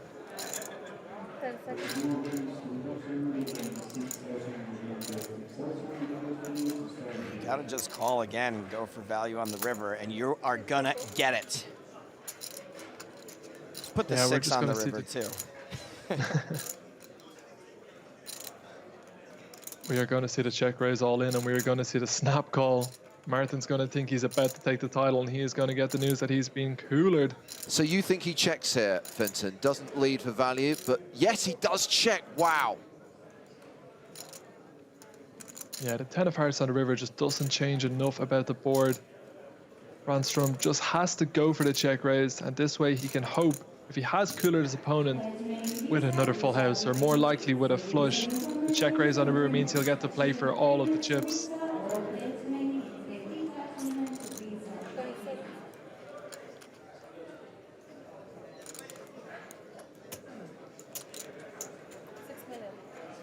The nonchalant 6 million bet. Into a pot of 7 million.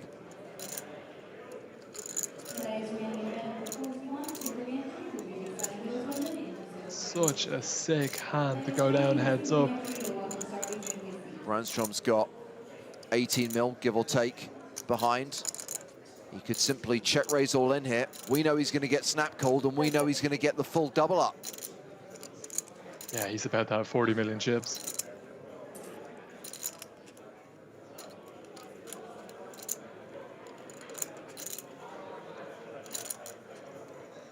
From Czuczor's point of view, maybe occasionally he feels his opponent check shove all in with a flush. It's heads up. There's just no way he's ever going to be able to fold this 6-3. All in. There's the shove. Checks his hand. Snap calls, thinks it's all over, but it is not. Too excited. No. House over house. Ridiculously sick cooler. So sick. And that is the big switcheroo. Simon Brandstrom is now the guy in control. He's got more than 100 big blinds. Unlucky. 43 million chips. Marton Czuczor, 16 million, about 40 bigs. The Brandstrom Sandstorm, double up.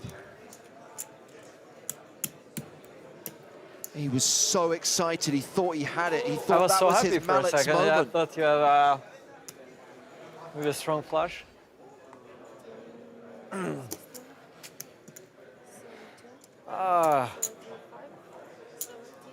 Yeah, what a reversal.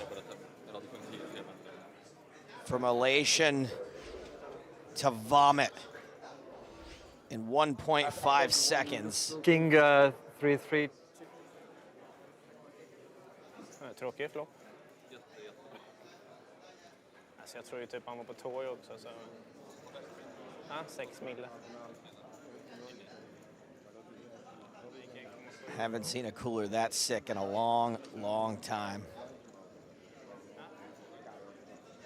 Just so unfortunate for it to come heads up. That's sicker than the cooler you take to the beach one day during the summer and then you forget it all winter and then you go open it up and it's all moldy inside. Sicker than that. Ja, det gör vi absolut.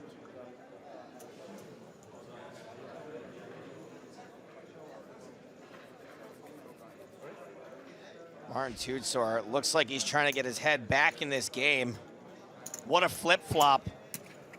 First time in the heads-up match that Brandstrom Yeah, very unlucky for you. has been out in front. He is up over 100 big blinds now. Czuczor just shy of 40.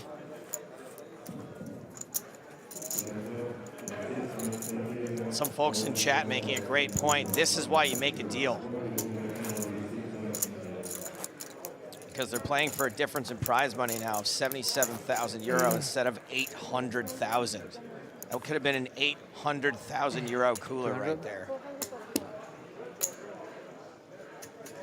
Oh boy.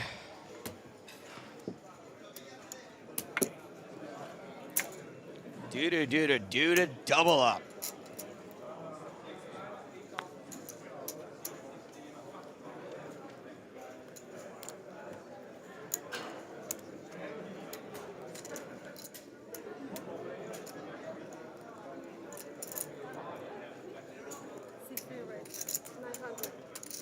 Brandstrom coming out swinging with Jack 4.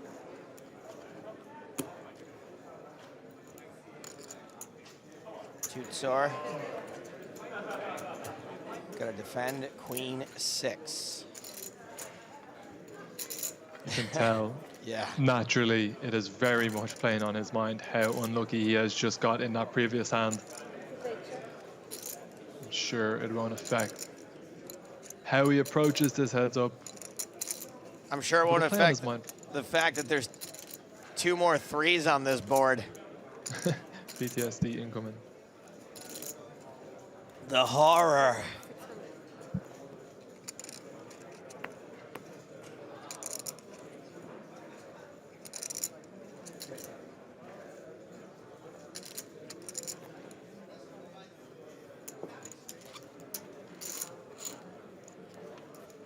Quick fold. After the C-bet from Brandstrom. He's on it. Hang in there, buddy.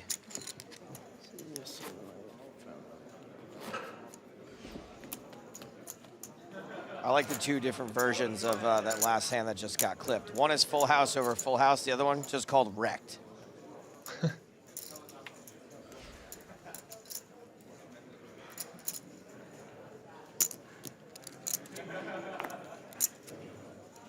Queen deuce for Czuczor.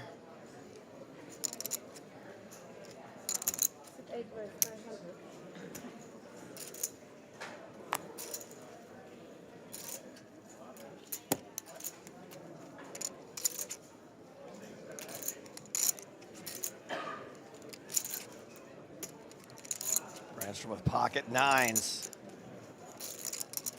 Absolute monster heads up. Yeah, you would imagine he'll be looking to blood this pot. Coming in for the re-raise. Unfortunately for him, Martin got nothing to play back with.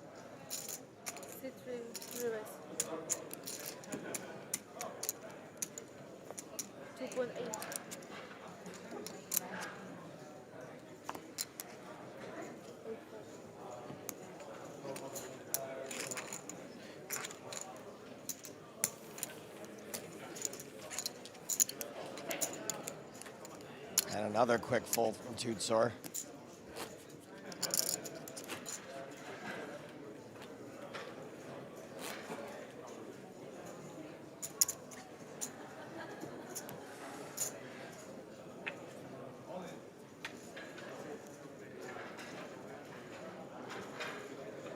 Steven asking, will there be another feature table when the main event finishes? It's not looking like it.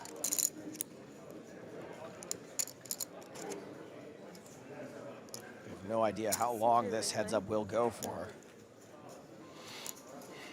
There's still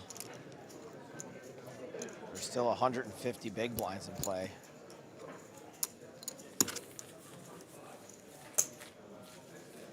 Of course, with heads up, could go on for many hours.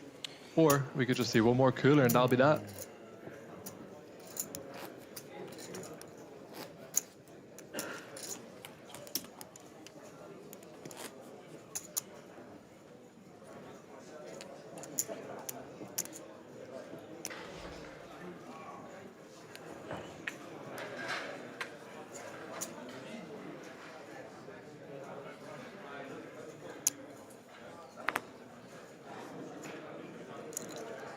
$10-5 for Czuczor.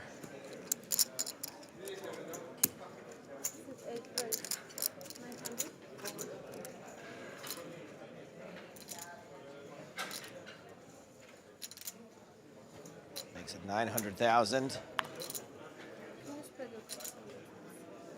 Brandstrom. Queen deuce. Certainly a hand that some people might elect to use as a re-raise from time to time heads up, but of course, no issue with folding it either.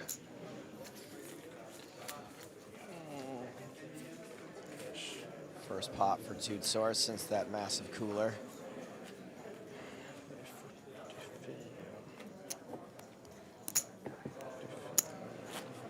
Finton, is there anything that you yourself do to keep yourself from spiraling out of control Should I after run a situation like that? 15 now, right? Something like this. I think even maybe less. It's 10, 13, yeah, around 15. I tend to not get too disappointed by bad beats. Obviously, in this scenario with EPT title at stake, it's easy to sit at home and say, oh, that wouldn't bother me too much. Very hard to know on that stage how I'd react. But the one thing that I do struggle with, which is obviously another form of tilt, is when I feel that I've made a bad mistake and misplayed a hand, it will usually take me 5 minutes of just talking it out loud to myself and maybe sulking for a few moments. But I like to think it doesn't affect how I play, but I guess it's still a form of tilt. It just takes 10 minutes, you know, just get your head back in the game. I mean, I think that's better than most people are capable of. And certainly, you know, I think it's pretty rare on this tour that we see people demonstrably tilting, especially at this stage of the tournament. It's a bit, I know it's, I find it fun to watch people tilt. I really do. Oh, yeah. I mean, look, if he had just been so tilted that he just started open shoving every hand until he doubled up or it was over, I would find that incredibly entertaining.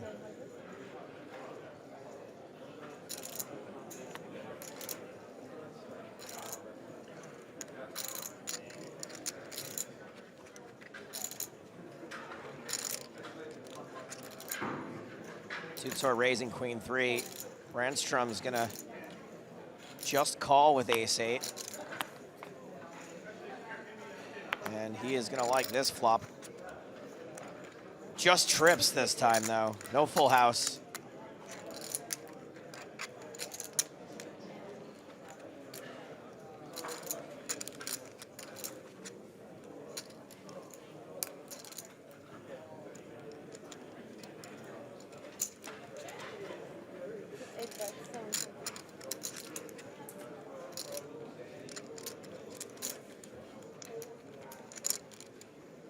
this is good news for Brandstrom. Czuczor is continuing on this flop.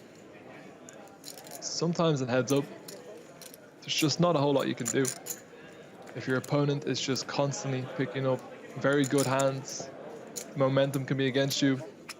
There's only so much you can attempt to outplay them. You're never making someone fold trips heads up. And for Marton Czuczor right now, Brandstrom just really picking up lots of strong hands.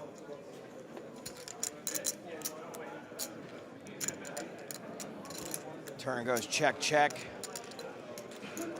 River's a 9. Now this is a situation where we may see Brandstrom lead. For sure. I think he's going to struggle to get called by Queen High, but most likely wants to bet his trips.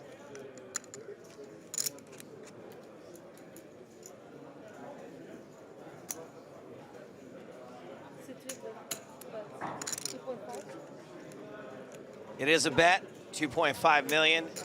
He does struggle to get called by Queen High.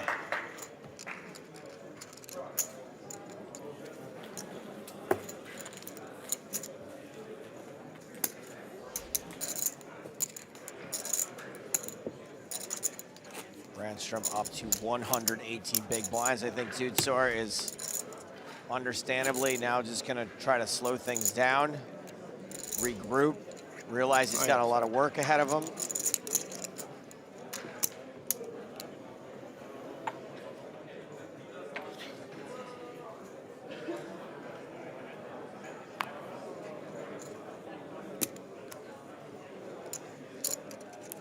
Five of clubs for Brandstrom. And with this big of a gap between them and Czuczor right at the 30 big blind mark, will we see Brandstrom start to up the aggression pre-flop? I would imagine he's just going to continue doing what he's been doing. It's obviously working out for him. He was limping a little bit when we were almost 100 big blinds deep each. So it'll be interesting to see if he wants to adapt that, or like you're saying, maybe he just wants to keep raising, try and put the final nail in the coffin. Czuczor hits top pair.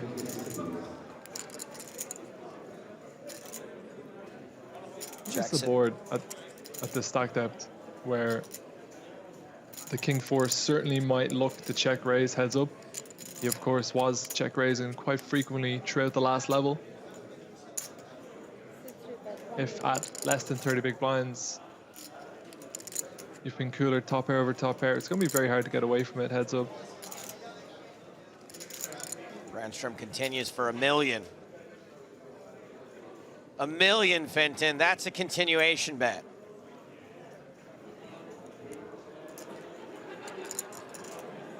Do you have any players starting stacks that is? What's the starting stack? 30K? I think it is. 33. 33 players starting stacks going in as a continuation bet. Brandstrom catches the 8 on the turn. Does this play the same way as it does when you're in, when you're not heads up and that now you have showdown value? Do you slow it down, or heads up do you? Well, there you go. The answer is my question. Thanks a lot. Ace on the river. Martin not going to be delighted with that river card. Might be tempted to block bet. But more often than not, I imagine we see it go check, check here.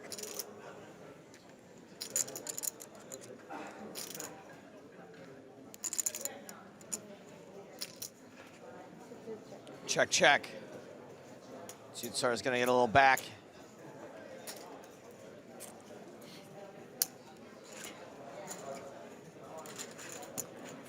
$35 big blinds. It's Martin's girlfriend, Karina, on the rail.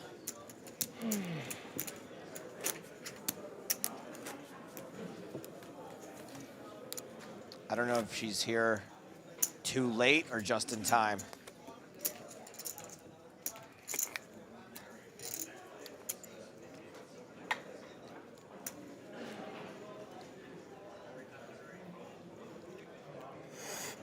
That's right, Ira Clipper Hofferman, Toot Toot Studio.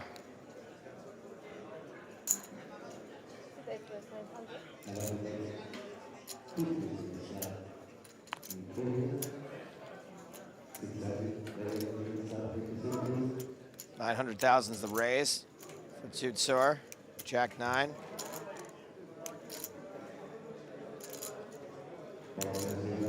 Queen 5 for Brandstrom.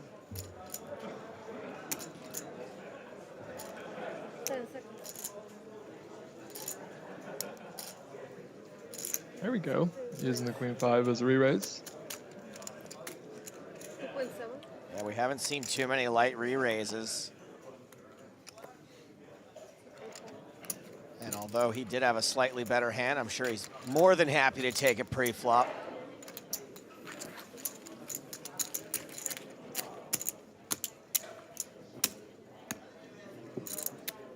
All right, guys, put it in the chat.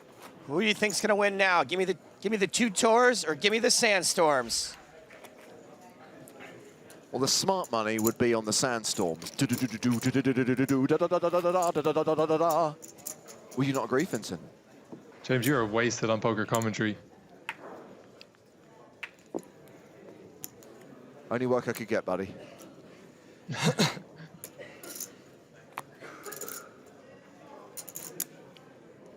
Hand 97.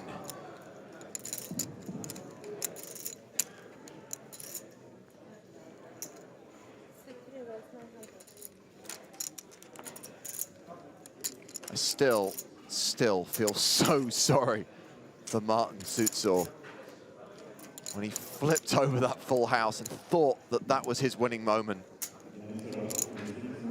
Can't blame him for thinking it either. I mean, you have a full house heads up, your opponent check raises all in on the river. How often are you going to lose? Not a lot.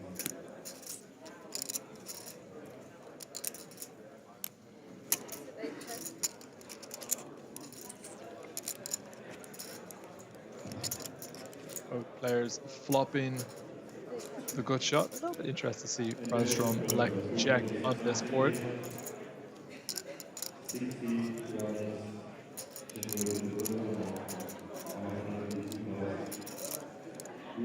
think Martin go with one of two sizes. If like 30%, we can start going a lot larger. Definitely want to plus his hand though.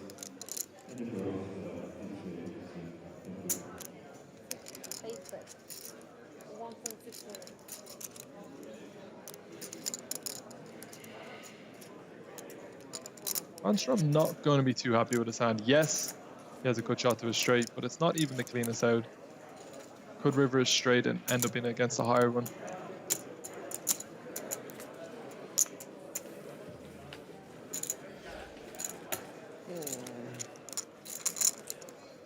$45.5 million playing 14 million, a sizable gap. 3-1 advantage for Brandstrom.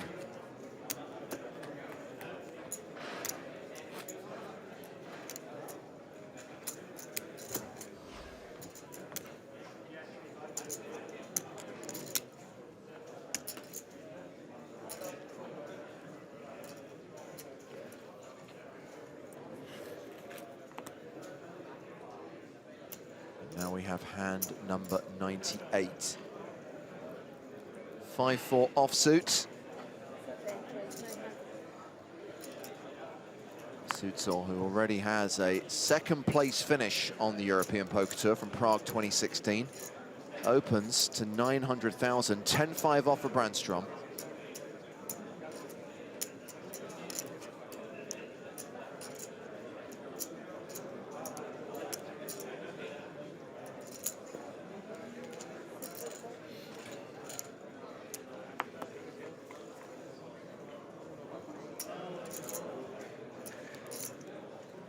That is a straight for Czuczor.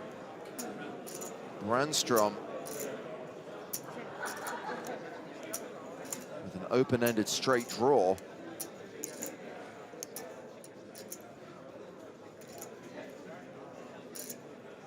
Nine will, of course, give him a higher straight here than Martin.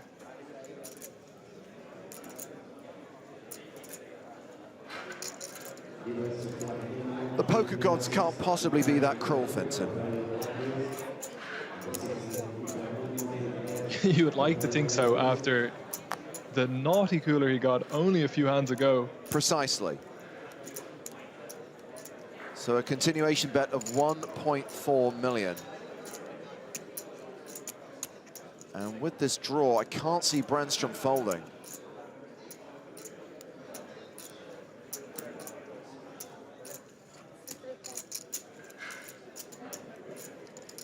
Turn card is king.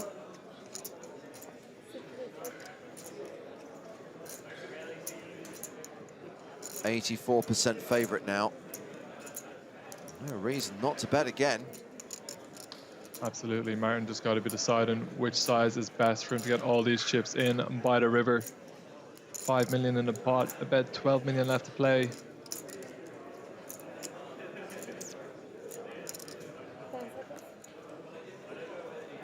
Anything 3.5 million above, set the river up nicely.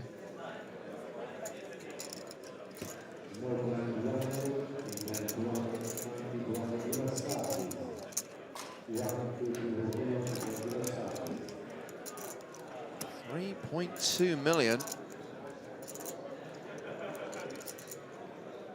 Brandstrom just with the 10 high on the turn.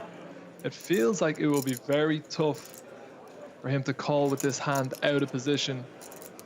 If he calls and makes it straight on the river, it's going to be hard to lead. It's going to be hard to get paid off. But does he ever pull the trigger? Expecting his opponent to double barrel on this turn card quite frequently and still knowing he will have outs.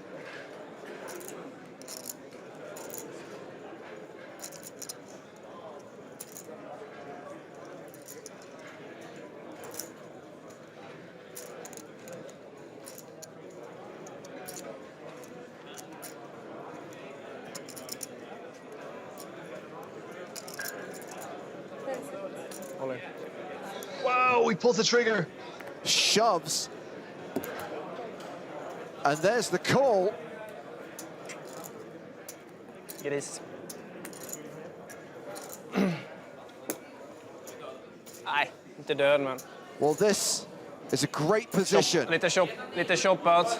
For Marton Czuczor. Han var klar. Jag borde ju gå hem såklart med hans jävla sizing.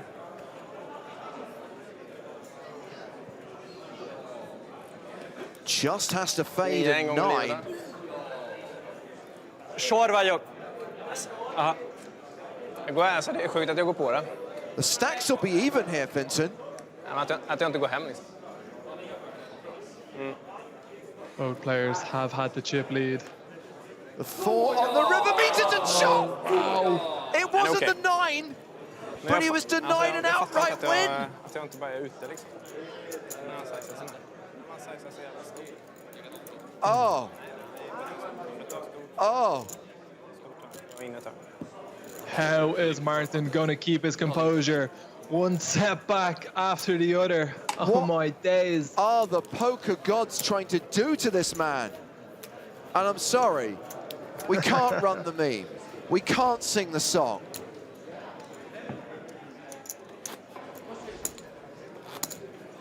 So Brandstrom maintains his huge advantage, still has the 3-1 chip lead over his opponent, saved by that 4.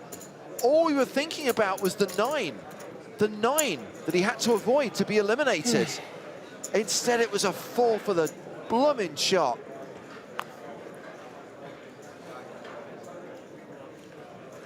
Oh, how is Martin going to keep his composure right now? He's got to be feeling so hard done by.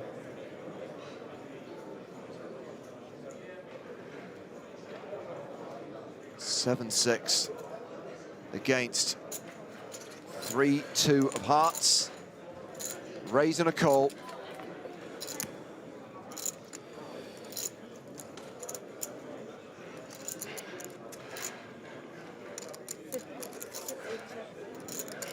I know you love the jingle, I know you love our memes, but there comes a point when things get so serious that you just can't do it. I'll be honest, I thought you were going to say, I'm sorry, Finton, but we still have to sing. No.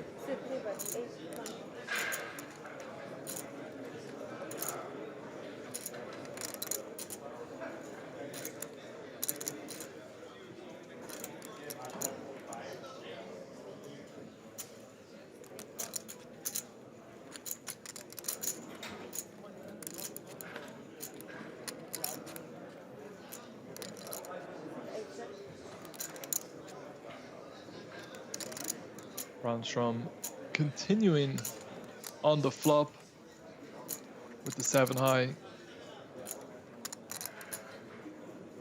Gets a turn that he might be tempted to barrel.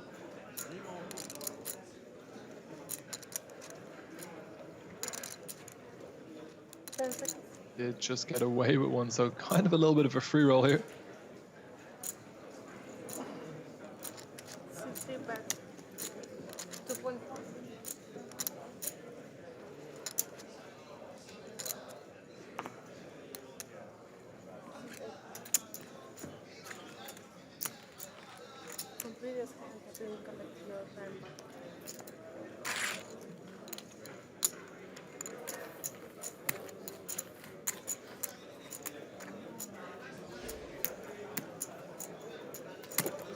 Wow, Marton Czuczor was in command of this heads-up battle. The switch came when it was full house over full house, a sick cooler. And since then, Brandstrom has chipped away at him. He's dropped below the 30 big blind mark now as we reach hand 100 of this final table.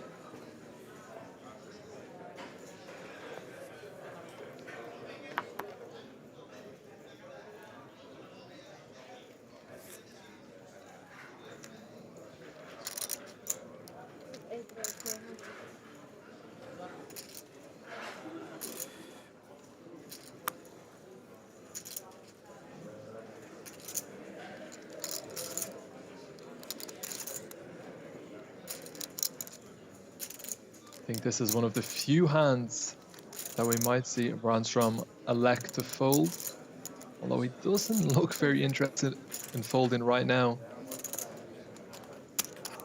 Live reads on point.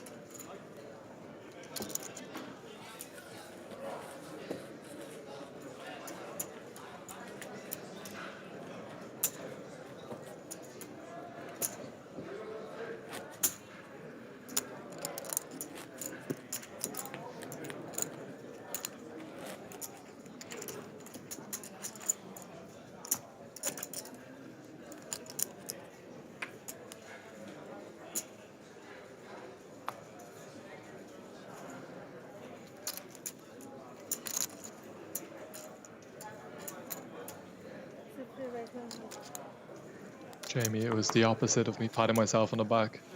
I got the read wrong.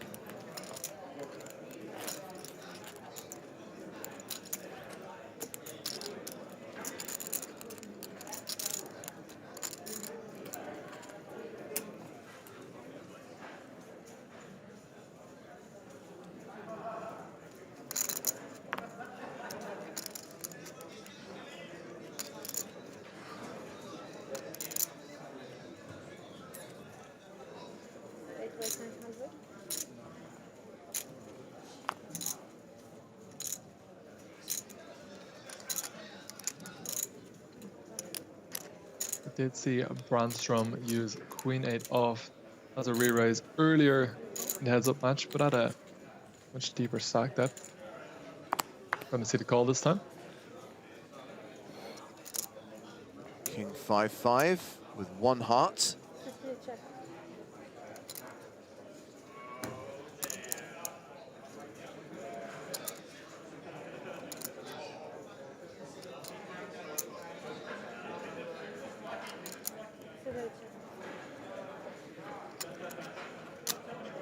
Check, check on the flop and the 6 of diamonds on the turn. The Spanish are going wild about that 6 of diamonds. Are they watching the same match? They just love the 6 of diamonds. Three of clubs on the river.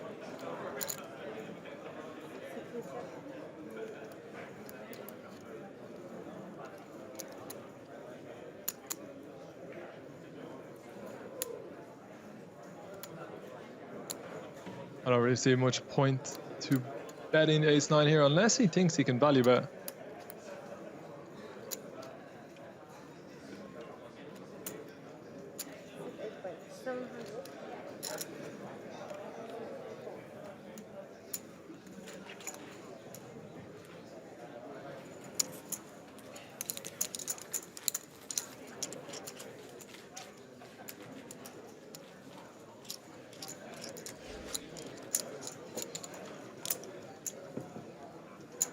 Czuczor back up over the 30 big blind mark. Still the big advantage for Simon Brandstrom.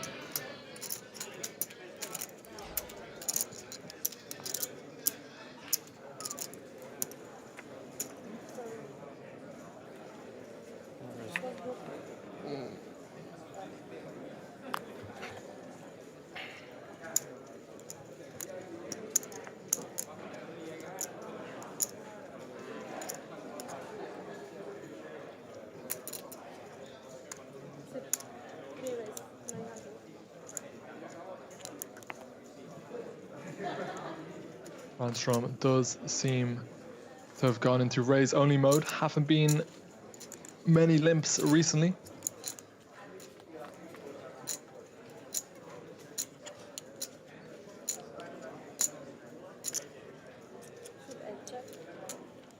Ace, queen, and jack. A little bit of something for both players here. Brandstrom with the middle pair. Martin with the open-ended straight draw.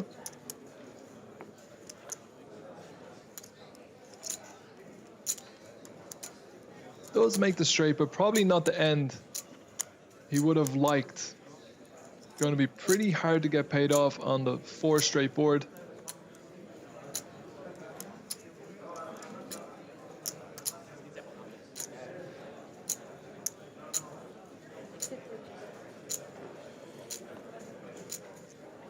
Super straight.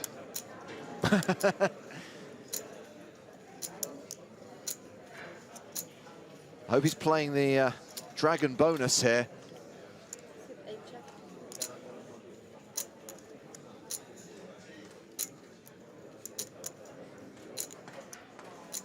Really trying to find the bluff.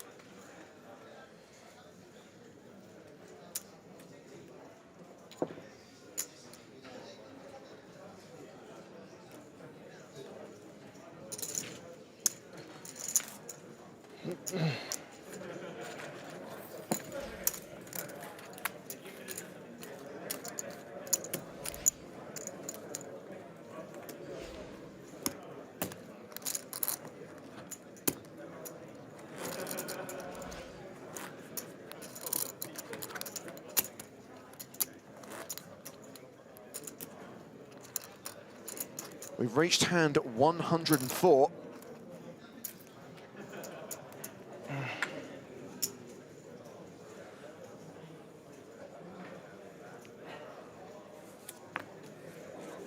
Slowly but surely, Finton, Marton Czuczor seems to be crawling his way back. Little by little, up to 35 big blinds now. Opening here with Jack-7 of spades. Brandstrom with 10-5 off.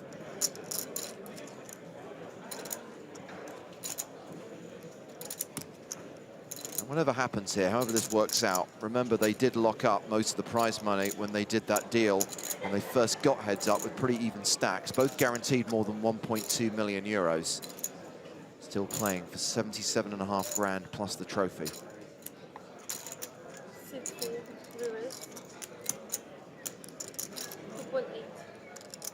2-8. Cheeky 3-bet with the 10-5.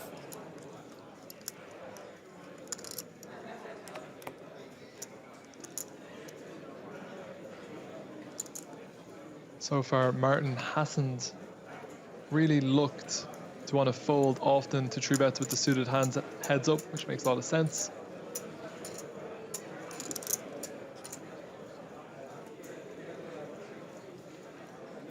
He has kept his composure incredibly well after them 2 huge recent setbacks. Oh, don't keep mentioning it. Makes me want to throw up in my mouth. So we got 6 million in the pot. And a flop of 10-5-5. Another full house for Brandstrom. At least, Czuczor has missed this time. Put the man's name on the trophy.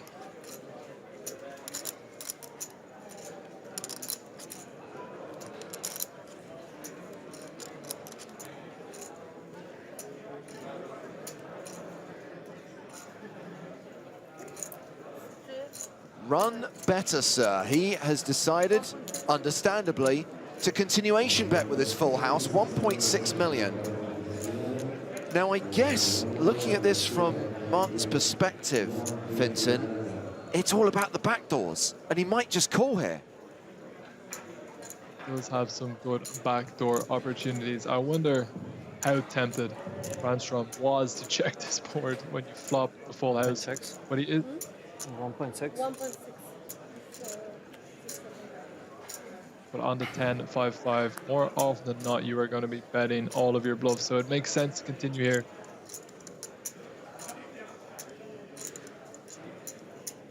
Oh God, if he does decide to call this, please, no spade, no 8 or 9 on the turn. He folds. And now he's dropped below the 30 big blind mark. 28 bigs for Czuczor. 120 big blinds for Simon Brandstrom. 48 million chips.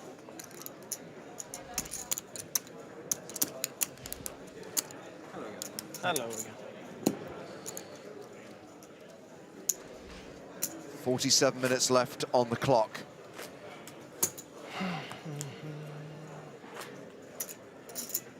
Will we play out the rest of level 35?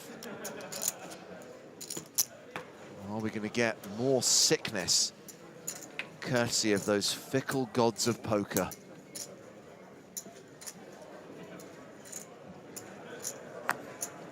Brandstrom with King 4 on the button.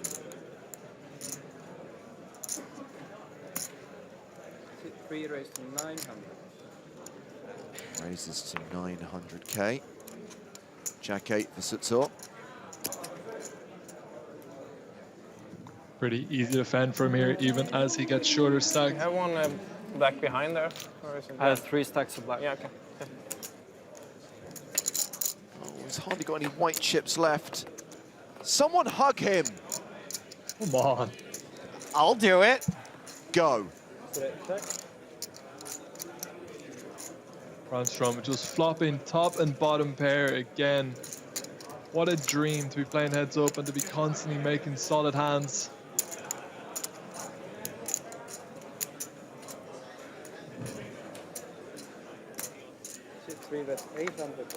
But again, a hand where Czuczor hasn't really connected and can easily fold. But he is getting beaten up on now, and he's dropped down to 25 big blinds. He's down to 10 million. Just when I said he was clawing his way back up, just when I said he was getting back into the game, now he's bleeding out.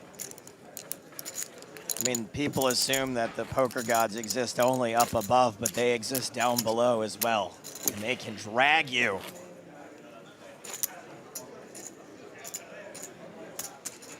A 5-1 chip lead for Simon Brandstrom as we play hand 106.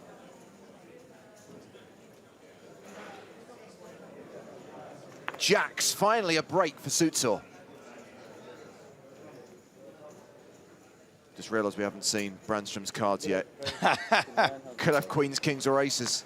I mean, he could have king 3 and flop a full house.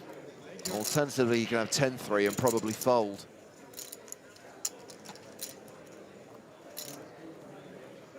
It's got to be so frustrating. Everything going against you. You get the jacks like, yes, let's get back in the game. False. Just not a lot happening to keep Czuczor's spirits up.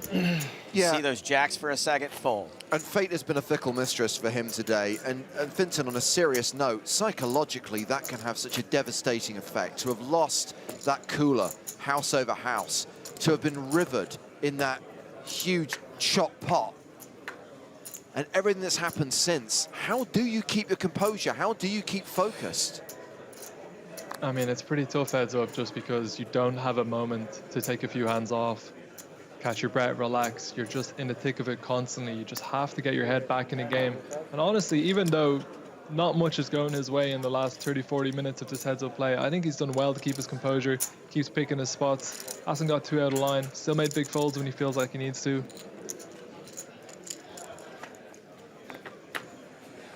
Brandstrom raises with Queen 6, the 5-deuce defend from Marton Czuczor, and a Jack 9-8 flop.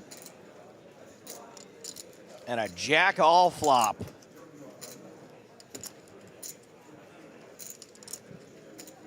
Imagine what it's like to make no hands heads up, but then when you do make one, it's a full house and you lose. Yeah, that's a thing. Continuation bet of 900,000. The only silver lining here is that when they did the deal, Czuczor had the slight chip advantage, so he's guaranteed himself more money. But having come so close before in Prague, we know this victory means the world to him. He wants to be an EPT champion. He wants that trophy. Plus 77,500 euros is 77,500 euros.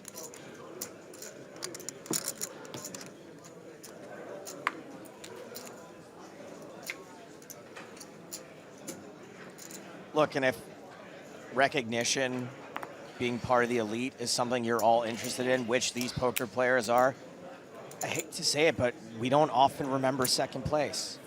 Marton Czuczor knows that as well as anyone. But we do remember players like Czuczor and Martin Jakobsen who have been habitual two-time finishers, yes. Second place finishers. Two-time second place. He's fallen below 10 million, by the way. 9.5 million, 20 big blinds at the start of this hand. Brandstrom with King 9 on the button.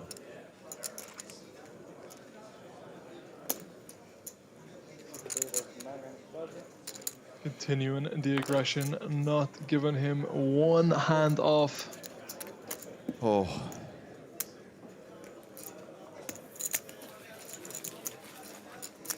Well, we mentioned a short while ago that the Galactic Series starts today. And starting on Thursday on PokerStars and the rest of the world is WCOOP, the World Championship of Online Poker. Nearly 3 weeks of action, $75 million guaranteed, with buy-ins ranging from $2.20 to $25K. Hand 110 of the final table. Czuczor has King Queen. Things are looking up. Raises to 900,000. Pocket sixes for Brandstrom. It's been a while since we've seen a flip. Is this likely to go in could be pre-flop, it. Finton? Yeah, you think so? I mean, the sixes are most certainly going to want to shove here, and I don't think you're going to get the full king-queen at this stack depth heads up. There's the all-in. And the call from Czuczor, and we are flipping. A race for the EPT title. Like money versus the title. One of these two hands has a slight mathematical advantage. Sixes ahead for now, and if sixes hold, we have a winner. I feel like Martin deserves a little bit of run good in this flip, given how the last 45 minutes has gone. Well, if he does hit a king or a queen or some kind of straight combo, Finton, he'll still be at a significant disadvantage. It'll still be a better than 2-to-1 chip lead for Brandstrom.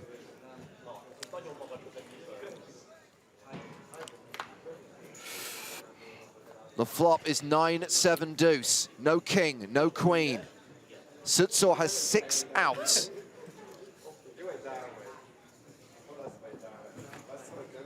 The turn card is an ace, and Simon Brandstrom is on the verge of victory.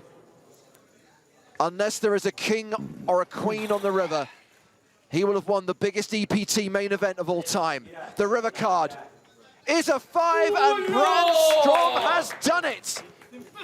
The Swede takes down the title here in Barcelona.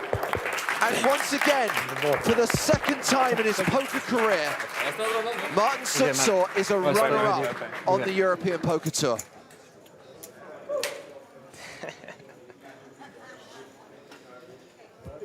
Åh, fy fan.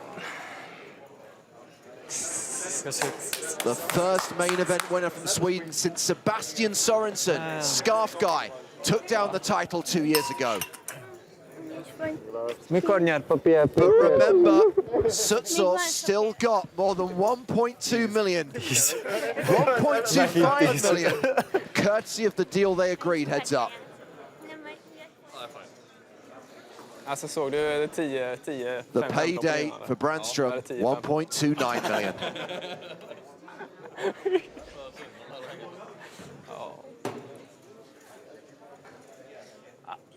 Det var inte briljant HU av mig, men det funkar. And that was one of the weirdest, and yet at the same time, one of the most entertaining final tables we've covered in quite some time.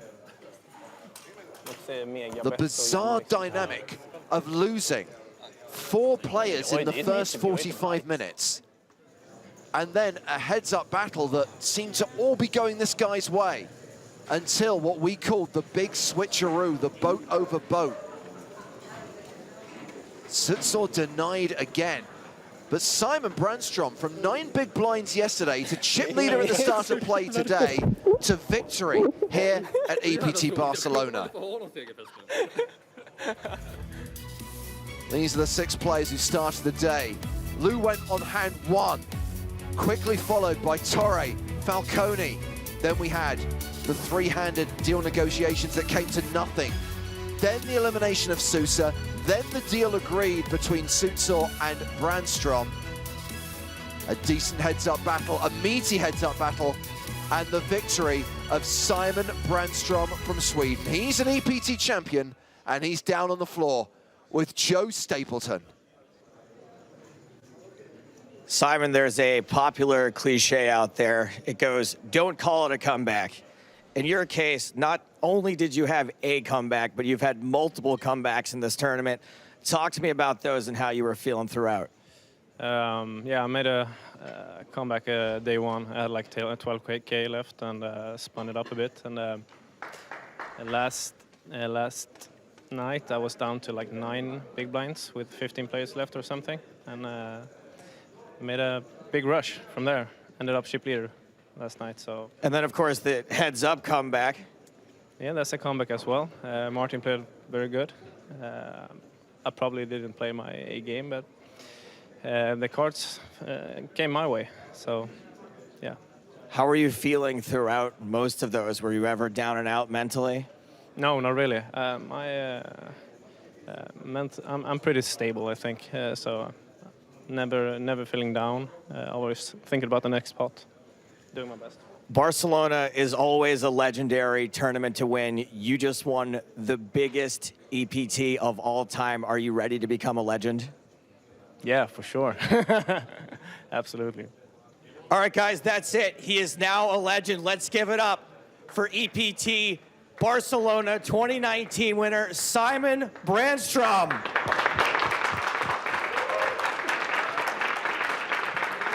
1,988 total entries. 1 player remains. Yes, they did agree a deal. And Simon Brandstrom gets the additional 77,500 euros. And very shortly, he'll be presented with his trophy because he's taken it down here at Casino Barcelona. Ending our 5 days of live coverage. What better way to end it than with the winner's presentation and the moment when Simon Brandstrom gets to lift that trophy.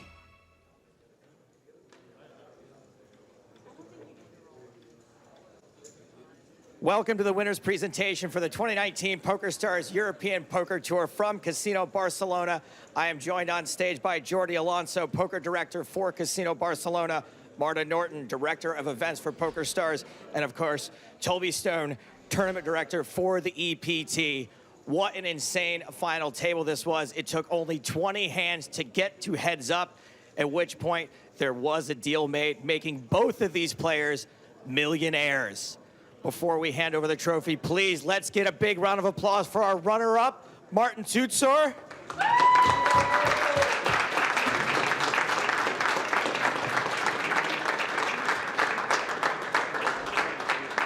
And finally, outlasting a record field of 1,987 other players, please give it up for EPT 2019 Barcelona champion, Simon Brandstrom.